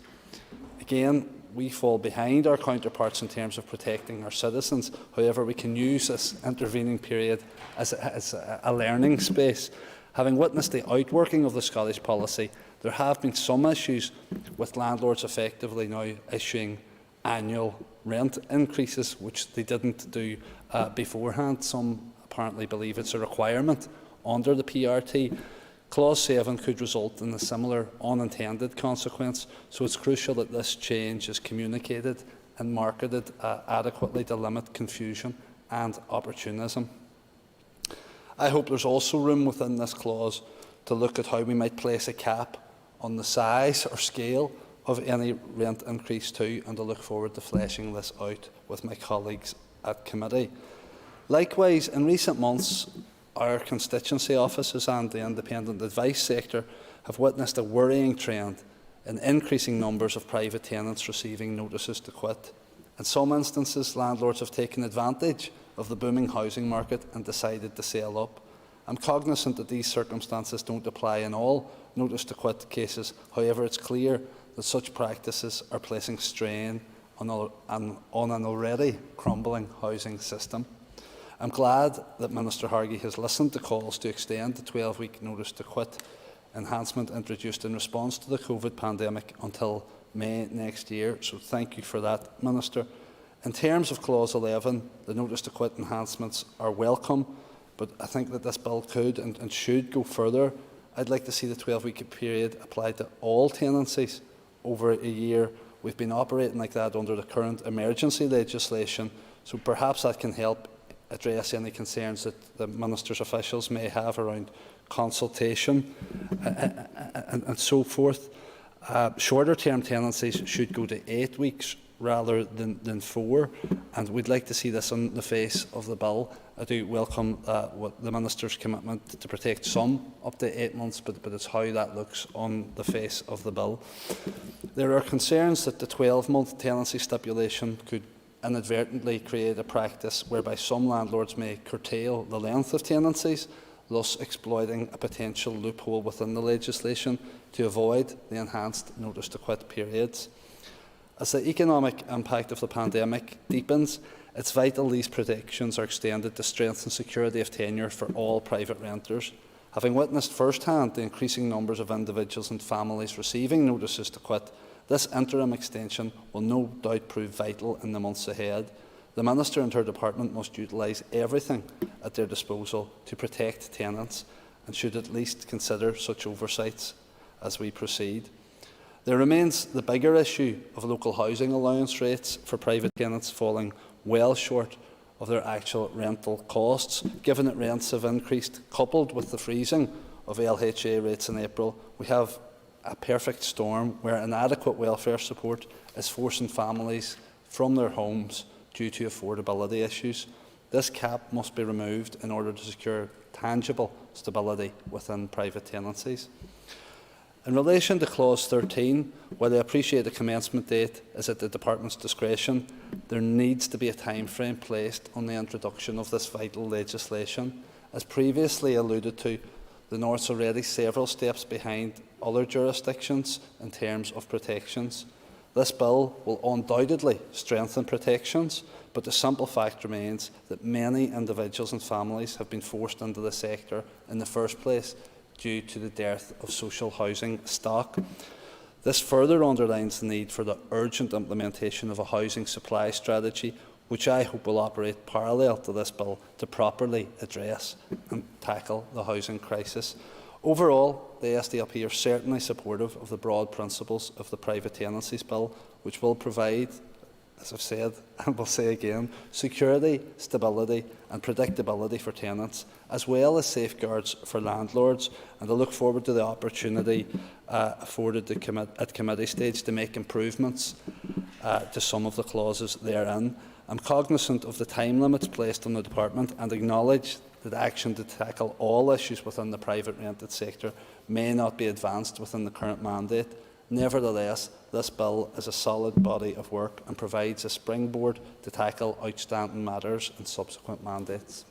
Support the bill. I call Andy Allen. Deputy Speaker, and at the outset, can I declare an interest as a private sector landlord?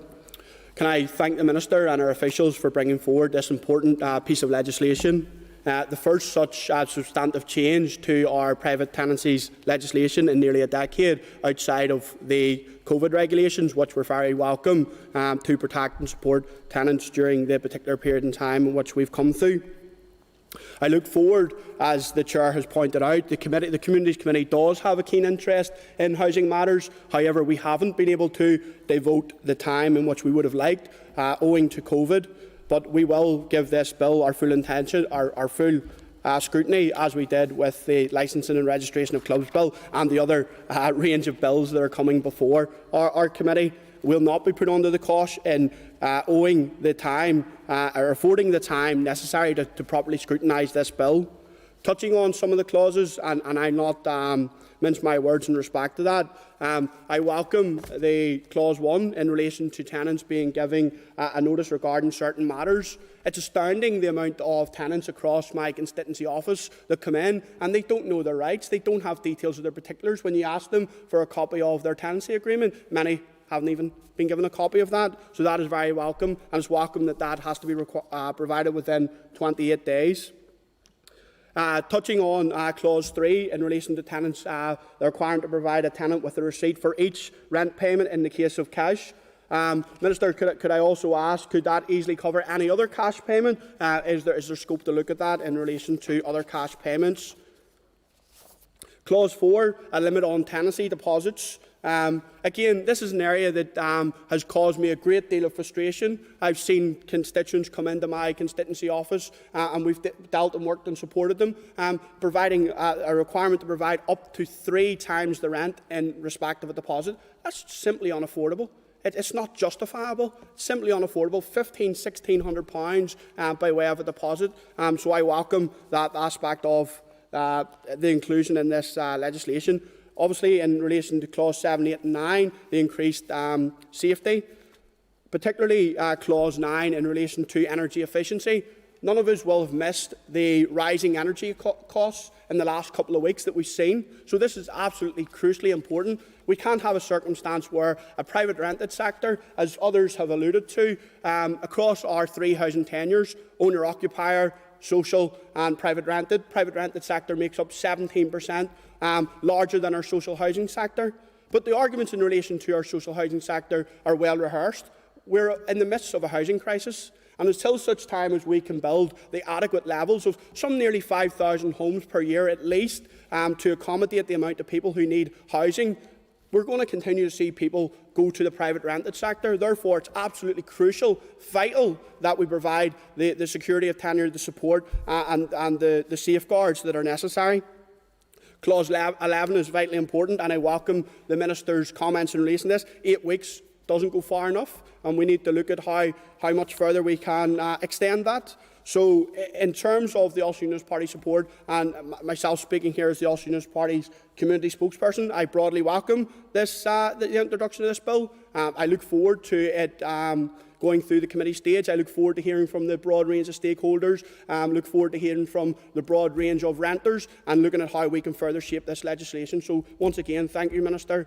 Thank you, Deputy Speaker. I call Kelly Armstrong. Thank you, Deputy Speaker, and thank you, Minister, for bringing this second stage to the House.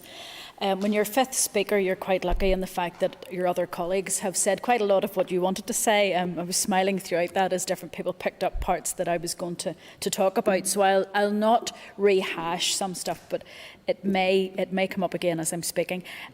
We all know, and as the chair of the committee has said, 70% of the housing stock is private tenants, private rentals.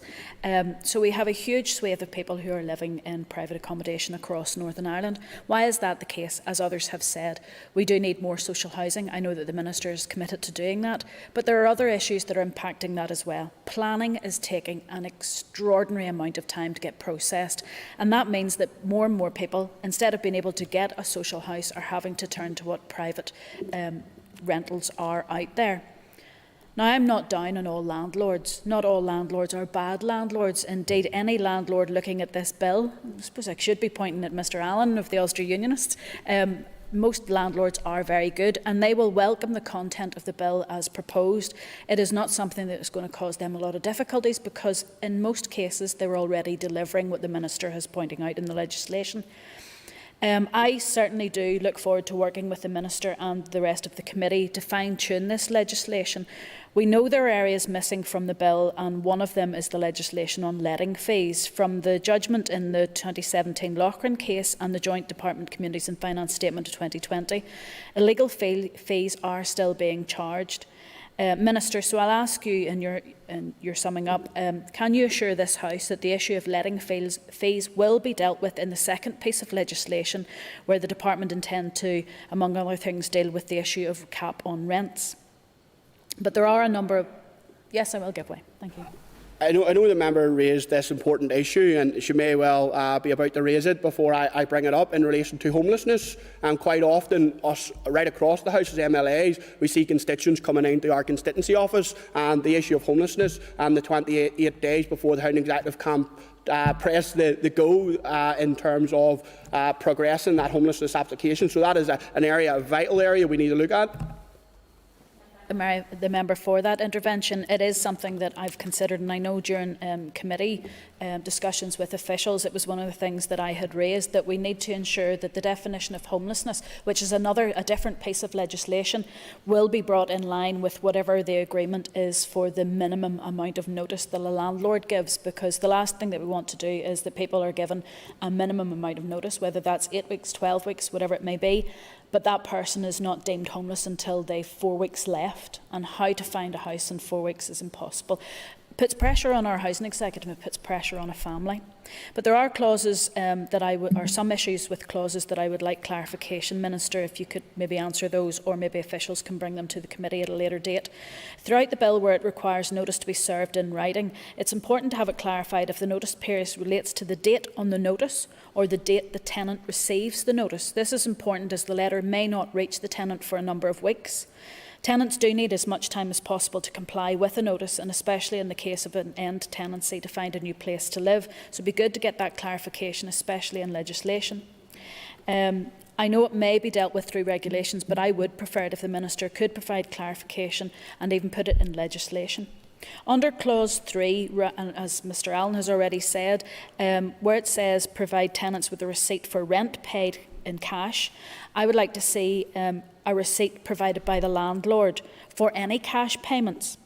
And also in Clause 3, Article 5, 3b, there needs to be clarification about what is meant by reasonably possible with regards to receipts. It would be preferable that a time limit is put on the landlord to provide a receipt, for example, something like 4 weeks. I agree with the limit on tenancy deposit outlined in Clause 4. That means a deposit will be restricted to the equivalent of 1 month's rent.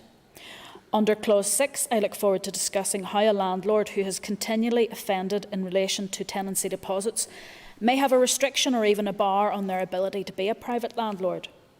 I agree with the restriction of rent increases outlined in Clause 7. It means rents cannot be increased within 12 months of taking up a tenancy or within 12 months of the last increase.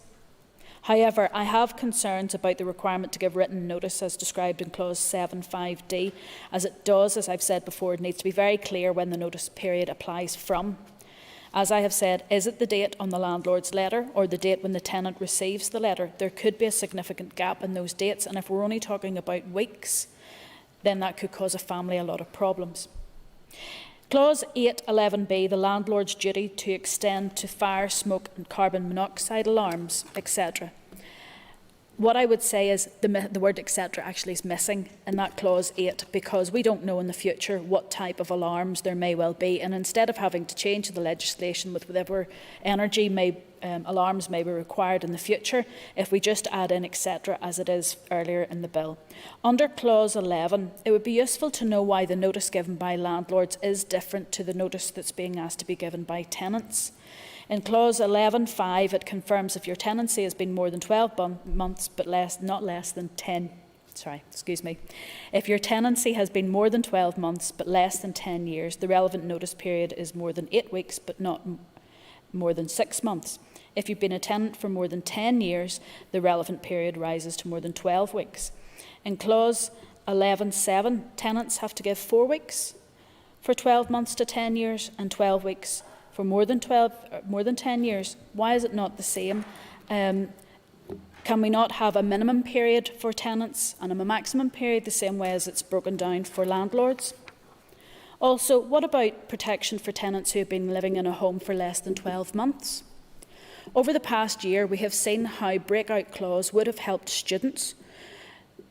And I just would ask the Minister, can we not add something in for people who are living in a place for less than 12 months? The extension to the notice period certainly helped prevent evictions during the pandemic, so I thank the Minister for that. And I think that the periods that she's talking about notice are worthwhile exploring to see if they are enough. Under clause 13, I find it a little strange about the commencement of the Act, as Mr Durgan has talked about.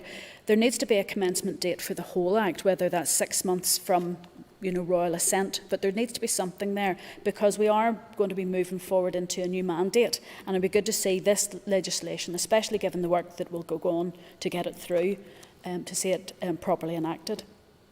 With regards to the schedules, there does need to be clarification with regards to the electrical standards, and I'd like to thank the Electoral Standards and Housing Rights for meeting me in regards to this part. We need further information, for instance, like what qualification will the electrician need to hold when inspecting an alarm or the processes? Who will be required to inspect the premises to make sure the alarms are working? If that's going to fall to our councils, will they charge landlords or tenants for the inspection, or will the councils be funded by communities to carry out this role? The electrical safety industry has also said there should be a confirmed time period when alarms and electrical safety inspections are carried out. Some have suggested this should be every 5 years. I'd be keen to know if the Minister would add a specific time frame to the safety inspections. Can I also ask the Minister under Schedule 3.11.5 if the tenant's voice could actually be added to the list of consultees, because they don't appear in that list. It's everyone want them, and as part of co-production it's vital the customer, that is the tenant's voice, is included. Others have mentioned about the EPG, the carbon reduction targets, but what I would ask a question is, if we are going to put targets in the private rental sector to retrofit their homes to meet any future standards, how are they supposed to meet those costs for these standards? Will this be actually another cost that is passed on to the tenant at their 12-monthly rent review? If we can fund and support those private landlords in order to bring standards up to make homes more carbon efficient and reduce carbon reduction targets, then we need to think about that, because otherwise it will be the tenants that will face increased rent to meet landlords' needs. And Mr Durgan had also mentioned about the housing allowance rates. We need to review those in line with inflation, as we have seen the housing market is just about going into a boom at this stage. It would be good to make sure that our private rental tenants are not forced to pay more out of a universal credit benefit, for instance, because their housing allowance doesn't meet a high enough amount of their housing costs. Minister, as the Alliance Party spokesperson for communities, of course I'm going to support this bill, and I'm looking forward to actually working with you to bring this forward. As others have said, we can be a bit detailed when it comes to legislation, but it's no bad thing because we make better legislation for it. This is a very good setting. It's not as if we're going to come in and change every part of your bill. There are parts that I absolutely support, but there are some bits that we can clarify to help you bring forward good legislation that will protect our private tenants across Northern Ireland. Thank you. Members, this is Ciara Ferguson's first opportunity to speak as a private member. I would remind the House of the Convention that a maiden speech is made without interruption. However, if you choose to express views that would provoke an interruption, you are likely to forfeit this protection. I call Ciara Ferguson. Thank you, Deputy Speaker. It's a great honour to rise here in the Assembly this afternoon and give my maiden speech as a representative for the Foyle constituency. May I first take the opportunity to pay tribute to my formidable predecessor, Martina Anderson. Whilst working in the fields of research, community development and regeneration in the city, I have always admired Martina's tenacity, commitment and devotion to improving the lives of residents. That's not lost on me or the constituents of the Foyle. It's a privilege to carry on her mandate, and like Martina, I pledge here today to do the best of my ability to help deliver better outcomes for all the people in my constituency. For someone who has not only worked in housing with the Housing Executive while studying housing at the Ulster University in Magee, but also someone who lived in private rented accommodation as a student and also as a parent, raising 3 young children back in the 1990s, I very much welcome the introduction of the Private Tenancy Bill, which aims to improve standards and enhance the conditions for tenants living in the private rented sector. And as we know, it's the second largest housing tenure in the north after owner occupation.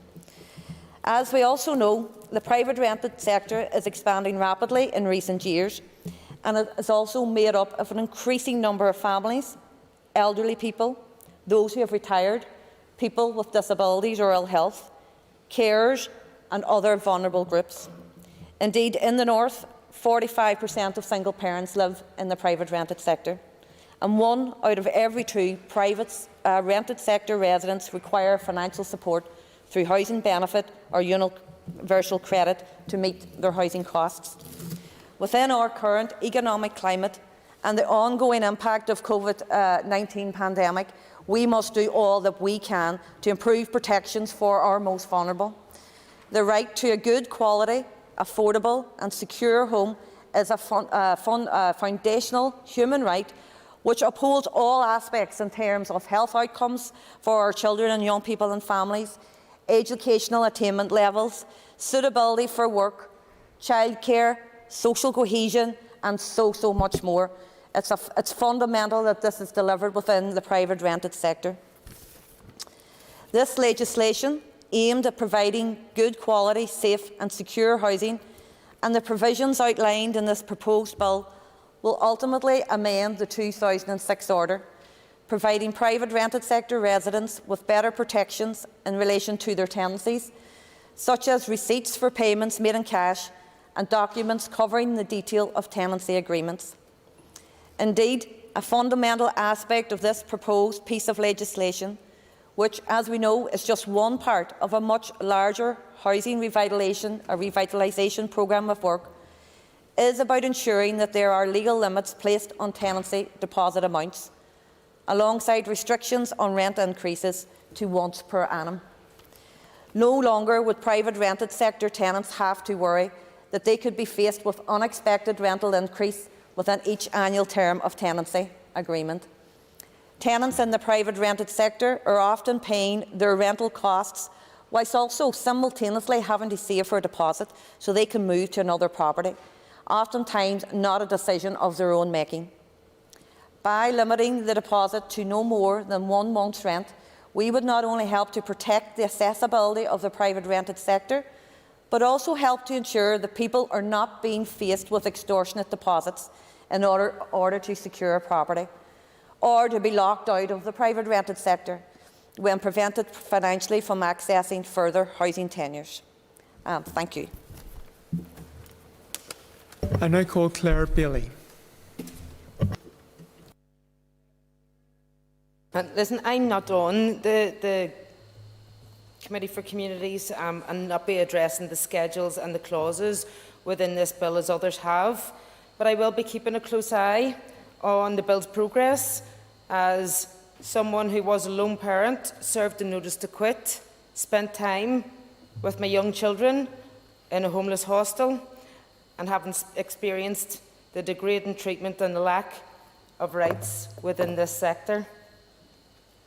And we're in a housing crisis, it has been said already, but we have so many crises in Northern Ireland that I really have to wonder if we are so desensitised to the meaning of that word.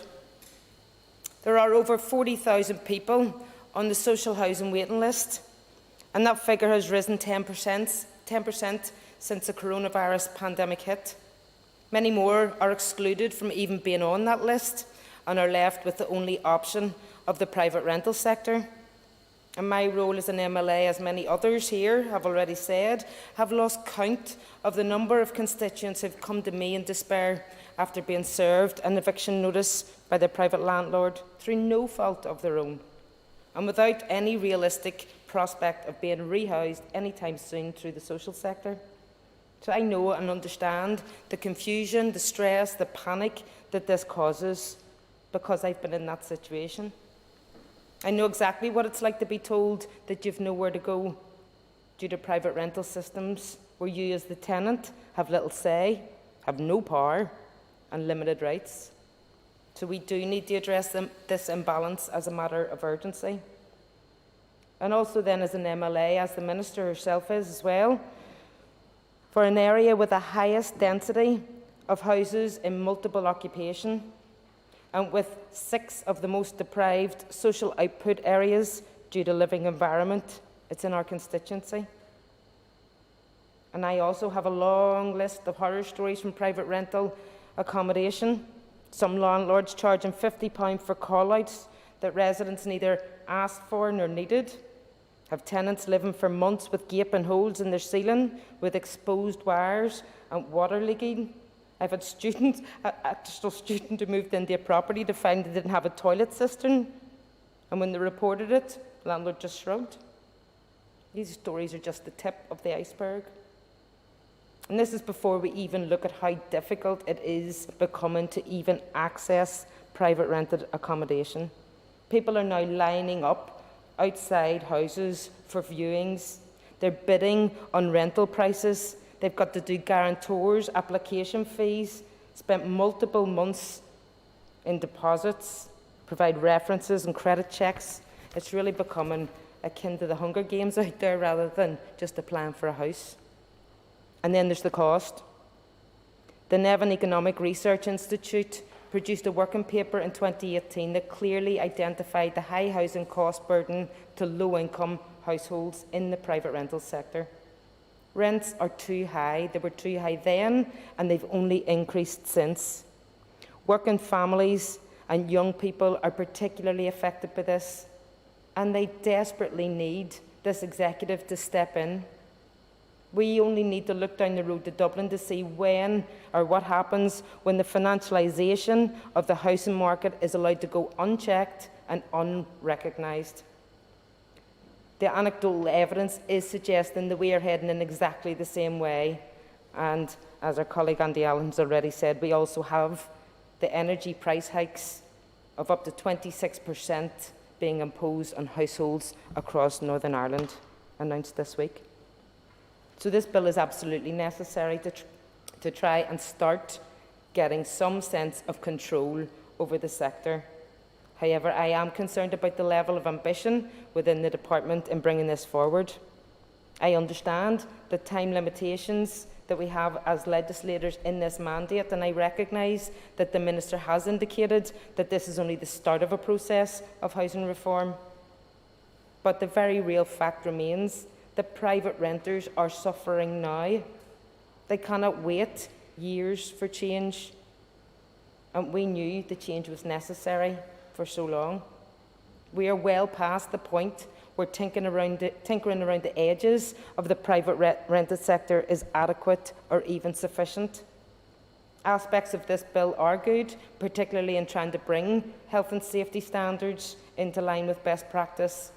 I know the difficulties that were caused in terms of fire safety standards when flats were taken out of the definition of HMO under the 2016 HMO Act, meaning that the fire service could no longer carry out the much needed inspections of much of the Holy Lands area, for example.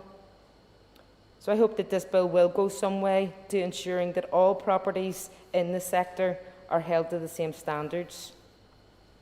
The ability for the department to make regulations around the energy efficiency of homes is welcome, but of course the devil will be in the detail of those regulations. Getting this right could go some way to significantly reducing our carbon emissions, as the Minister has already mentioned, and helping to alleviate fuel poverty. And I hope that this bill aims to deliver on that.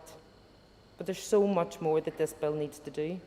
The 4 weeks' notice is grossly insufficient. Indeed, even 12 weeks' notice under the current conditions that is currently granted through the Department's temporary coronavirus measures is still very difficult for people to try and sort alternative accommodation in. I know the Department has stated that they were unable to extend this indefinitely without consultation first, so I'm pleased that they're currently out consulting on the notice to quit period. While being given notice to quit is always going to be bad news for tenants, the very least this government can do is to ensure that they are given maximum time to prepare and that landlords are required to give tenants notification of their rights alongside their notice to quit. There is nothing in this bill to stop the unlawful charging of letting agents fees, something the Minister has already committed to do and said that her department is working on. It seems remiss not to use this vehicle to bring forward that simple change, while a wider review of the regulation of letting agents is ongoing. There is nothing on rent controls, and I fear that many of the provision will simply do nothing for the vast majority of those in the private rental sector here, as leases over 12 months are very rare, and indeed this bill may ensure that it stays that way. That being said, it is good to hear that the Minister says she wants to do even more, and I look forward to seeing this bill strengthen as it progresses through its passage. Thank you.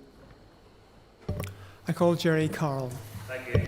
Thank the Minister for bringing this bill forward. Deputy Speaker, the housing crisis that wrecks our society should be at the top of the list of this Executive's priorities, and as a representative in West Belfast, I can sit and see that unfortunately often tops the charts in terms of poverty and housing stress. I deal with what I can only describe as horror stories on a daily basis when it comes to casework arising from housing issues, as others have stated.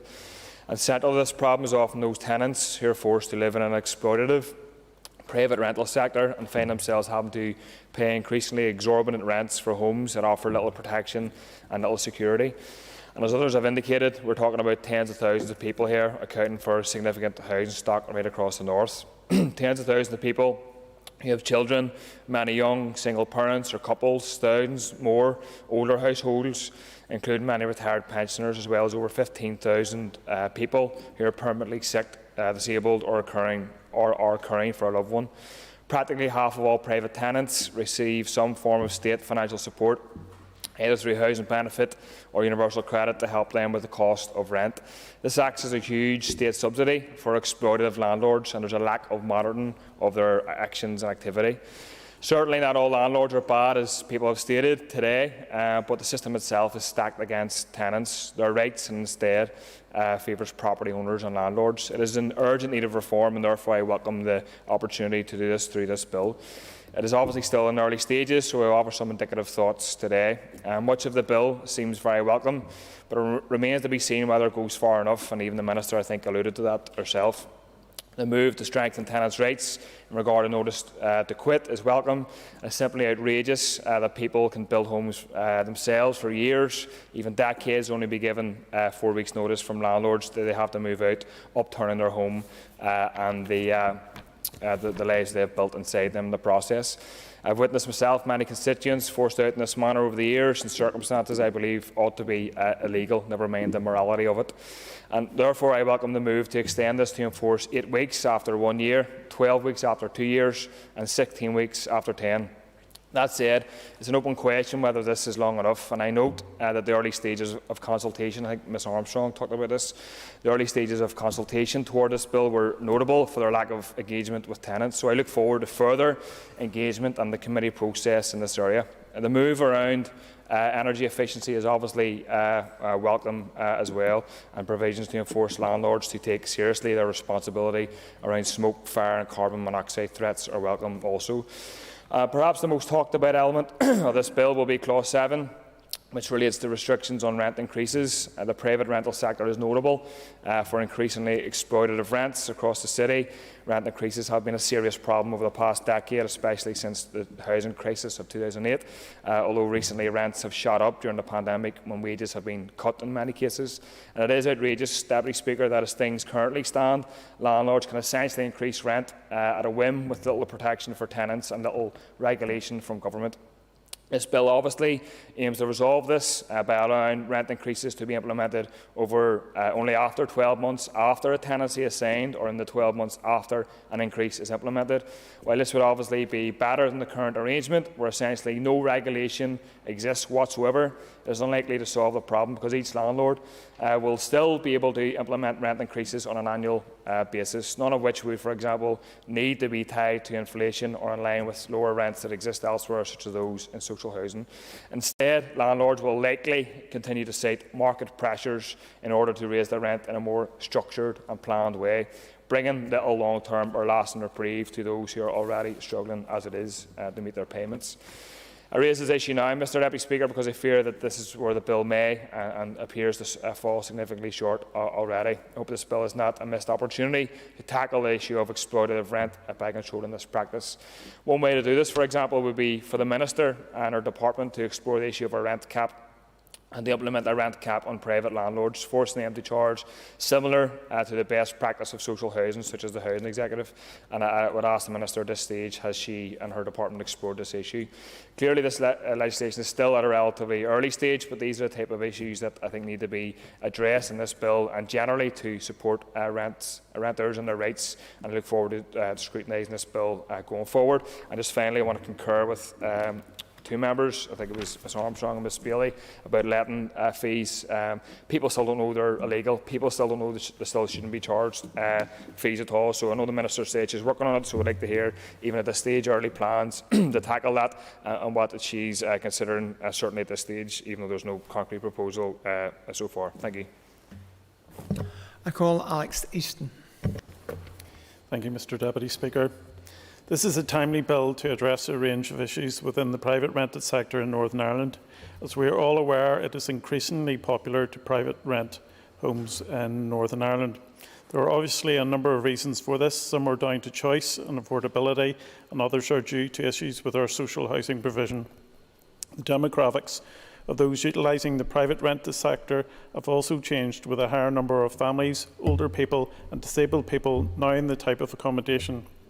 We have all heard of cases of poor quality private rental homes or tenants that have been treated unfairly. We also know that many, particularly younger people, can struggle to afford privately rented homes, and that may live insecurely from month to month. I think that the review that took place several years ago was therefore a necessary acknowledgement of these changes in order to make that privately rented sector more attractive, safe and secure for those who use it. Clause 3 provides protection for both tenants and landlords regarding receipts for rent payments made in cash. Many of the provisions here appear to have some common sense, such as the details required on the receipt and that the receipt must be provided within a reasonable time period. Tenants who do not receive a receipt or receive a receipt with the incorrect information on it are also protected, with guilty landlords subjected to a conviction or a fixed penalty notice. Likewise, the bill ensures that landlords are able to provide a reasonable defence against these charges. Clause 4 sets the limit of paid or retained deposit to no more than the value of 1 month's rent. The bill sensibly sets out the meaning of 1 month's rent in cases where rent is not paid monthly. It also protects tenants who are overcharged by creating an offence for landlords with a fixed penalty notice attached, and by creating provision to allow the tenant to be repaid for the amount that they have been overcharged. Mr Deputy Speaker, we know that the average cost of renting a home is increasing and increasing ahead of current wage levels. This bill therefore seeks to protect tenants from such increases in their rent at short notice. The bill states that rent cannot be increased within a year of the tenancy being granted or within a year of previous increases in rent. This will particularly impact students who often have year-long tenancy agreements and will ensure that there will be no increase in their rent for the duration of their tenancy. However, Clause 7 also provides protection for landlords who seek to improve their rental properties through renovation and extension by removing this provision. The bill also seeks to provide tenants with certainty, requiring landlords to give notice of rental increases no less than 2 months before the changes take effect. This clause contains a provision for the Department to change the duration of the period in which rent is not allowed to increase up to a maximum of 2 years. I'm glad to see that the bill goes on to ensure, if such a change is proposed by the Department, that both landlords and tenants' representatives will be properly consulted. Clause 11 of the bill seeks to protect tenants further, specifically regarding notices to quit, by ensuring that a reasonable time period is given dependent on how long the tenant has been renting their property, naturally increasing in length for longer tenancies. Similar protection have also been put in place when tenants are given notice to their landlords that they intend to move out. These are longer notice periods that we previously required. Going back to Clause 8 regarding fire, smoke and carbon monoxide detection, it goes without saying that this is a very important inclusion within the bill. I know that the tragedy that occurred at Grenfell Tower will come to mind for many of us. I'm therefore glad to see that this provision will require landlords of tenancies that have also been granted to retrospectively fit these detectors before a deadline that the Department will set in the future. Both retrospective fitting of these alarms and the requirements for all new privately rented homes to have these alarms moving forward are necessary to reduce the risk of harm to tenants and increase confidence in the safety of privately rented accommodation. Article 11b, requiring such detectors to be kept in working order, is another common sense inclusion in this bill. Importantly, the Department has the power to assess the adequacy of these safety provisions, and landlords found not to be complying with these new regulations will be guilty of committing an offence. However, it is good to see that landlords are also protected in cases where damage is caused intentionally or through negligence by the tenant, that they cannot be found guilty of an offence in situations where a tenant fails to inform them of any issues with the appliances. This bill also contains a number of clauses which gives the Department power to make regulations moving forward, specifically regarding energy efficiency and electrical safety standards of privately rented properties. This means that I can't comment on these issues in details at this time, but it's right that these areas are being explored and moved forward. I'm pleased to see the Schedule 2 and Schedule 3 require thorough consultation to take place before these regulations are laid through the Assembly. I also note in the explanatory memorandum the suggestion of potential grants or funding to assist landlords to achieving greater energy efficiency. I understand that this would assist us in achieving our climate change targets and therefore is of interest. However, I believe that this is something that would need to be examined in detail before implementation. I am therefore also encouraged to see that a full regulatory impact assessment will also be conducted before energy efficiency regulations are introduced. To draw my remarks to a close, Mr Deputy Speaker, I think it is right that changes are made in this area. As a growing sector, it's only sensible that we review how privately rented accommodation is regulated. These issues are impacting upon a growing number of people, and responses to the consultation survey showed that tenants were over 90% supportive of the majority of the proposals. I look forward to examining this bill in more detail moving forward. Thank you, Mr Deputy Speaker. I now call the Minister for Communities, Deirdre Hargey, to conclude and wind up the debate on the motion. Yeah, thanks very much, and thank you to all of the speakers who have contributed to the debate and their remarks. And obviously this legislation is set within, as was noted by a number of members, a housing crisis that we're going through, a housing crisis that has been acknowledged by myself as the Minister, by the Department, and I know by Carol Nicullen when she was in standing in for me last year. And this legislation is also set in the context of the huge housing transformation that we're doing, because we know the system is broken.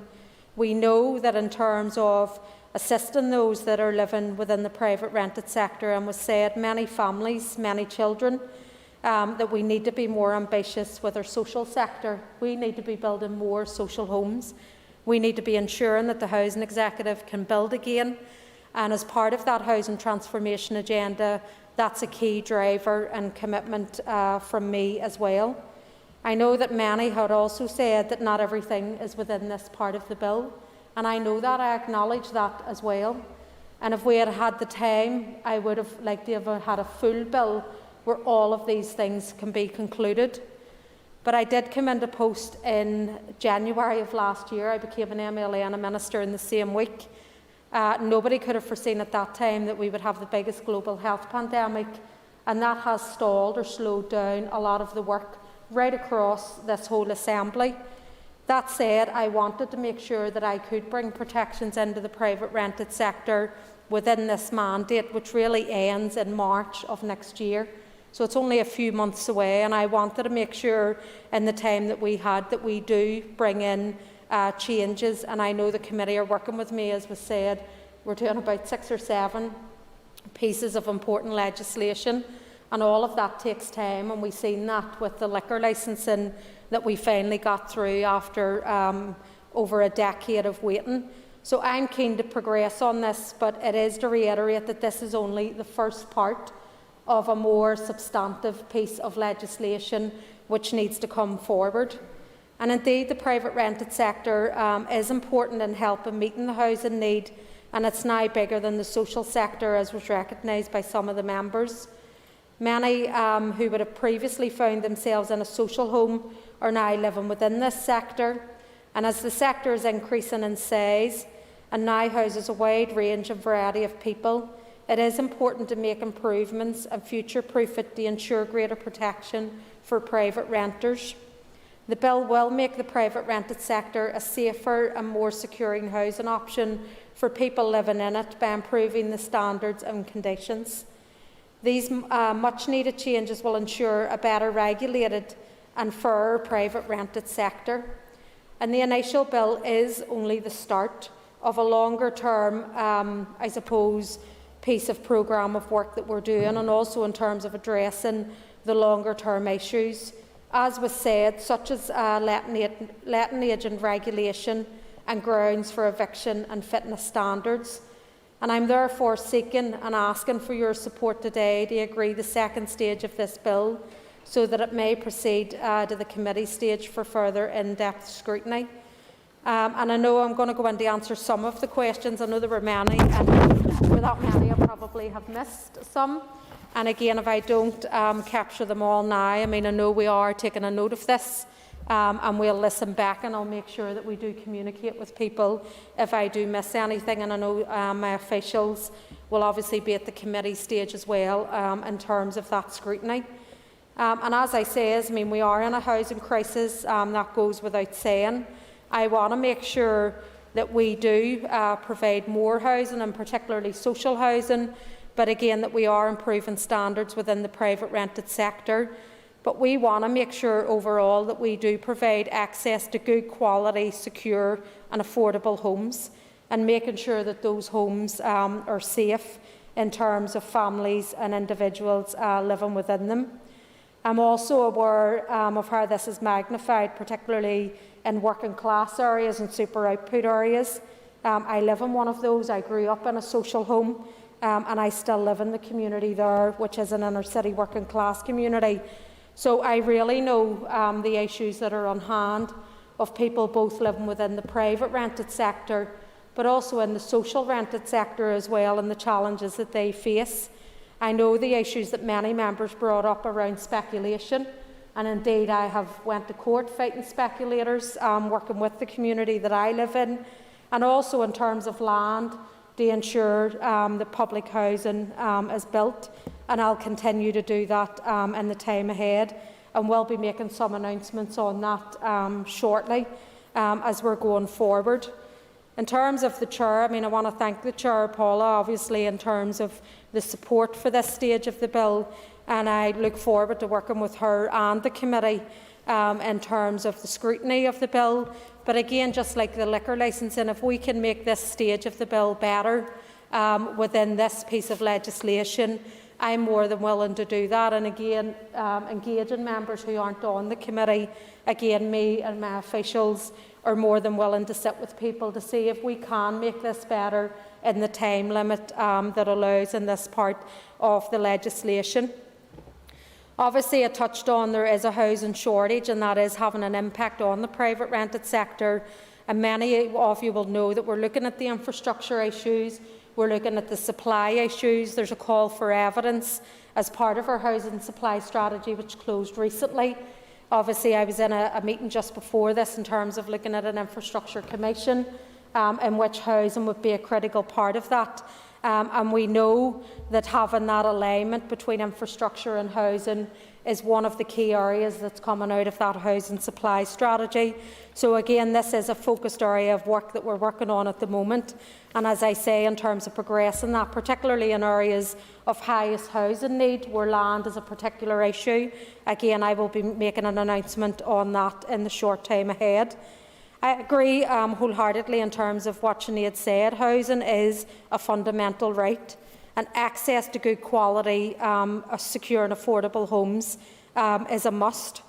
There is a huge challenge in terms of reducing carbon emissions, and I know that housing, and particularly the construction of homes, is a key area that we need to look at in the time ahead in terms of making the commitments that are set out by way of 2050. But I also know that there's the private members' bill that's also moving as well, and that we need to be more ambitious in terms of those targets going ahead. As was mentioned, I think it was Mark, I did extend the notice to quit period. It's extended until May of next year. And obviously within this piece of legislation, I do want to go further. There is work that needs to be done there, because obviously there was legal advice to me not to extend that in the disaster end of things last year. I would have extended it for the 2 years, but I was told that there could have been a legal challenge. But we have extended it up until May of next year, and I suppose that's the 2-year cut-off for temporary legislation. So this legislation will look at that in a more coherent way. I know that Mark had recognised the work of housing organisations, and indeed I completely commend that. This bill wouldn't have been possible without them, and we want to continue to engage those and housing activists who are out on the ground, because I have been and am a housing activist within the community that I work in and more broadly, and I want to continue to liaise and engage with them in the time ahead. In terms of the notice to quit, I mean, we are looking at it by way of extending. We do need to look at the exemptions, and we're looking at models of how things have worked. So we have looked at the Scottish model, we're looking at the Welsh model, and again, if there are other suggestions as to looking at that issue, I'm more than happy to listen to them from members. And in terms of the homelessness point, I think it was Andy and Kelly and others had raised it as well. This is an area that I've recently asked officials to review the existing legislation to ensure that it's fit for purpose. And that legislation, the review will come back to me before the end of this mandate with, I suppose, proposals or recommendations on what we need to be doing. So we are looking at that urgently. Again, if there are suggestions or ideas, I would encourage members to engage with officials as part of that review process. So that is being reviewed at the moment to see what legislative changes we need to make. By way of cash payments, we are looking at this again at the moment. The department are currently looking at that, so we're happy to discuss that to see if that can be widened out, and again around what areas could that be looking at. So again, we're happy to look at that as we start to progress through the next stages of the legislation. In terms of the letting fees, I know Kelly again raised this, and I know you had a lot of questions, so it's probably yours that I've missed. So again, apologies in advance. But this will be dealt with within, I suppose, the second phase of the legislation. There is more detailed work, and this work's cross-cutting, so it's not as easy as saying that you're just going to go in and to do some of this. But we are looking at that within the next phase, and work is ongoing. We also want to look at letting agent regulation, and that's going to be important that it's regulated, and I think that that's a critical area as well.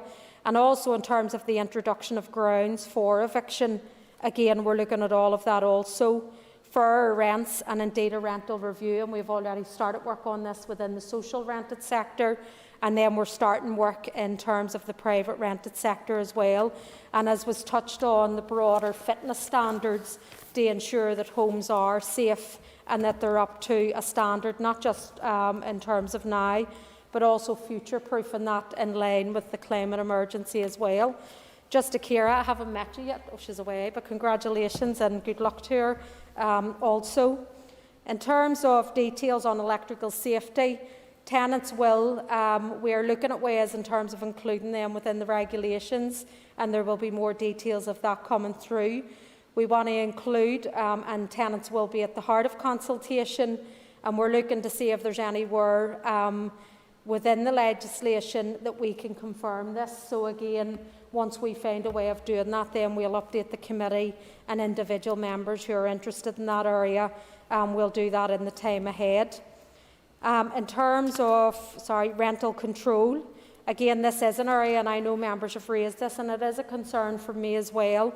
I have been trying to find ways from I came into post last year to look at the issue of rental control and rents freezes. And again, we're continuing work to look at that. Some of it is involved in contract law. There's a more in-depth piece of work that needs to be looked at.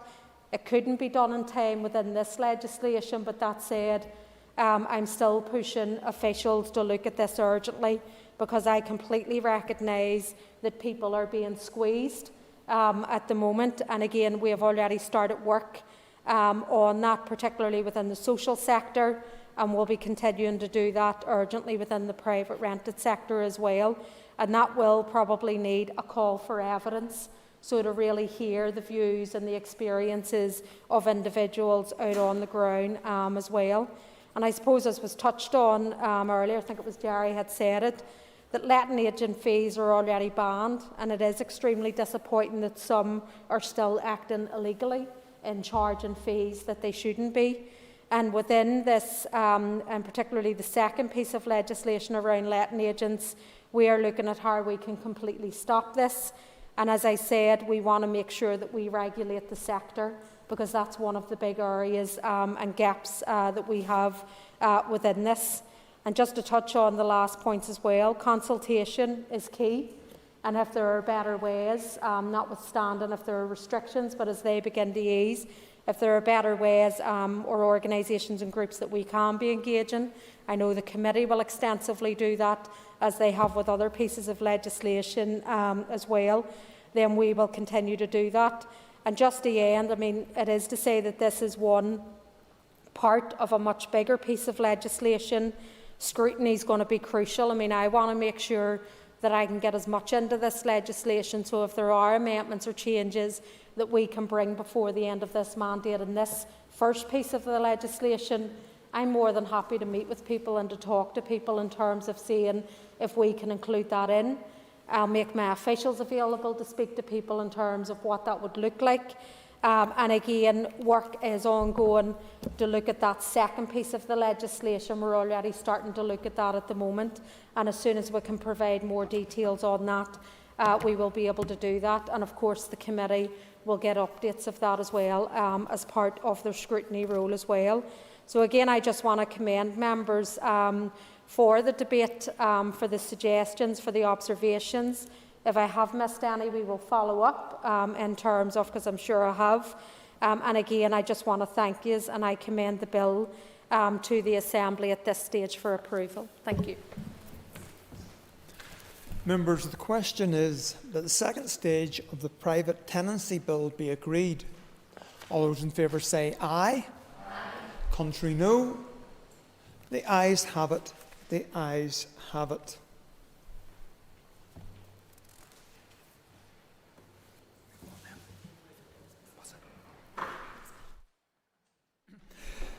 The next item of business on the order paper is the first stage of the Abortion Services Safe Access Zones Bill, and I call Clare Bailey.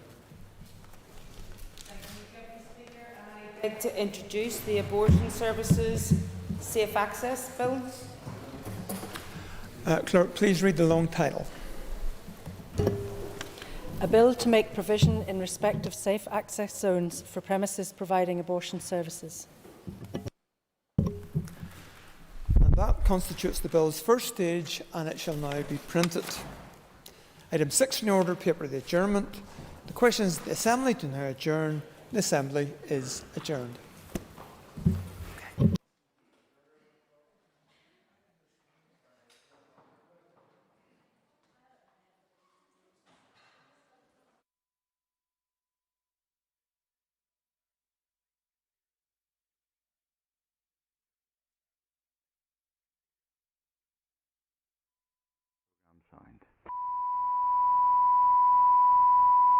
This is the Northern Ireland Assembly Plenary Programme signed. This is the Northern Ireland Assembly Plenary Programme signed. This is the Northern Ireland Assembly Plenary Programme signed. This is the Northern Ireland Assembly Plenary Programme signed. This is the Northern Ireland Assembly Plenary Programme signed. This is the Northern Ireland Assembly Plenary Programme signed. This is the Northern Ireland Assembly Plenary Programme signed. This is the Northern Ireland Assembly Plenary Programme signed. This is the Northern Ireland Assembly Plenary Programme signed. This is the Northern Ireland Assembly Plenary Programme signed.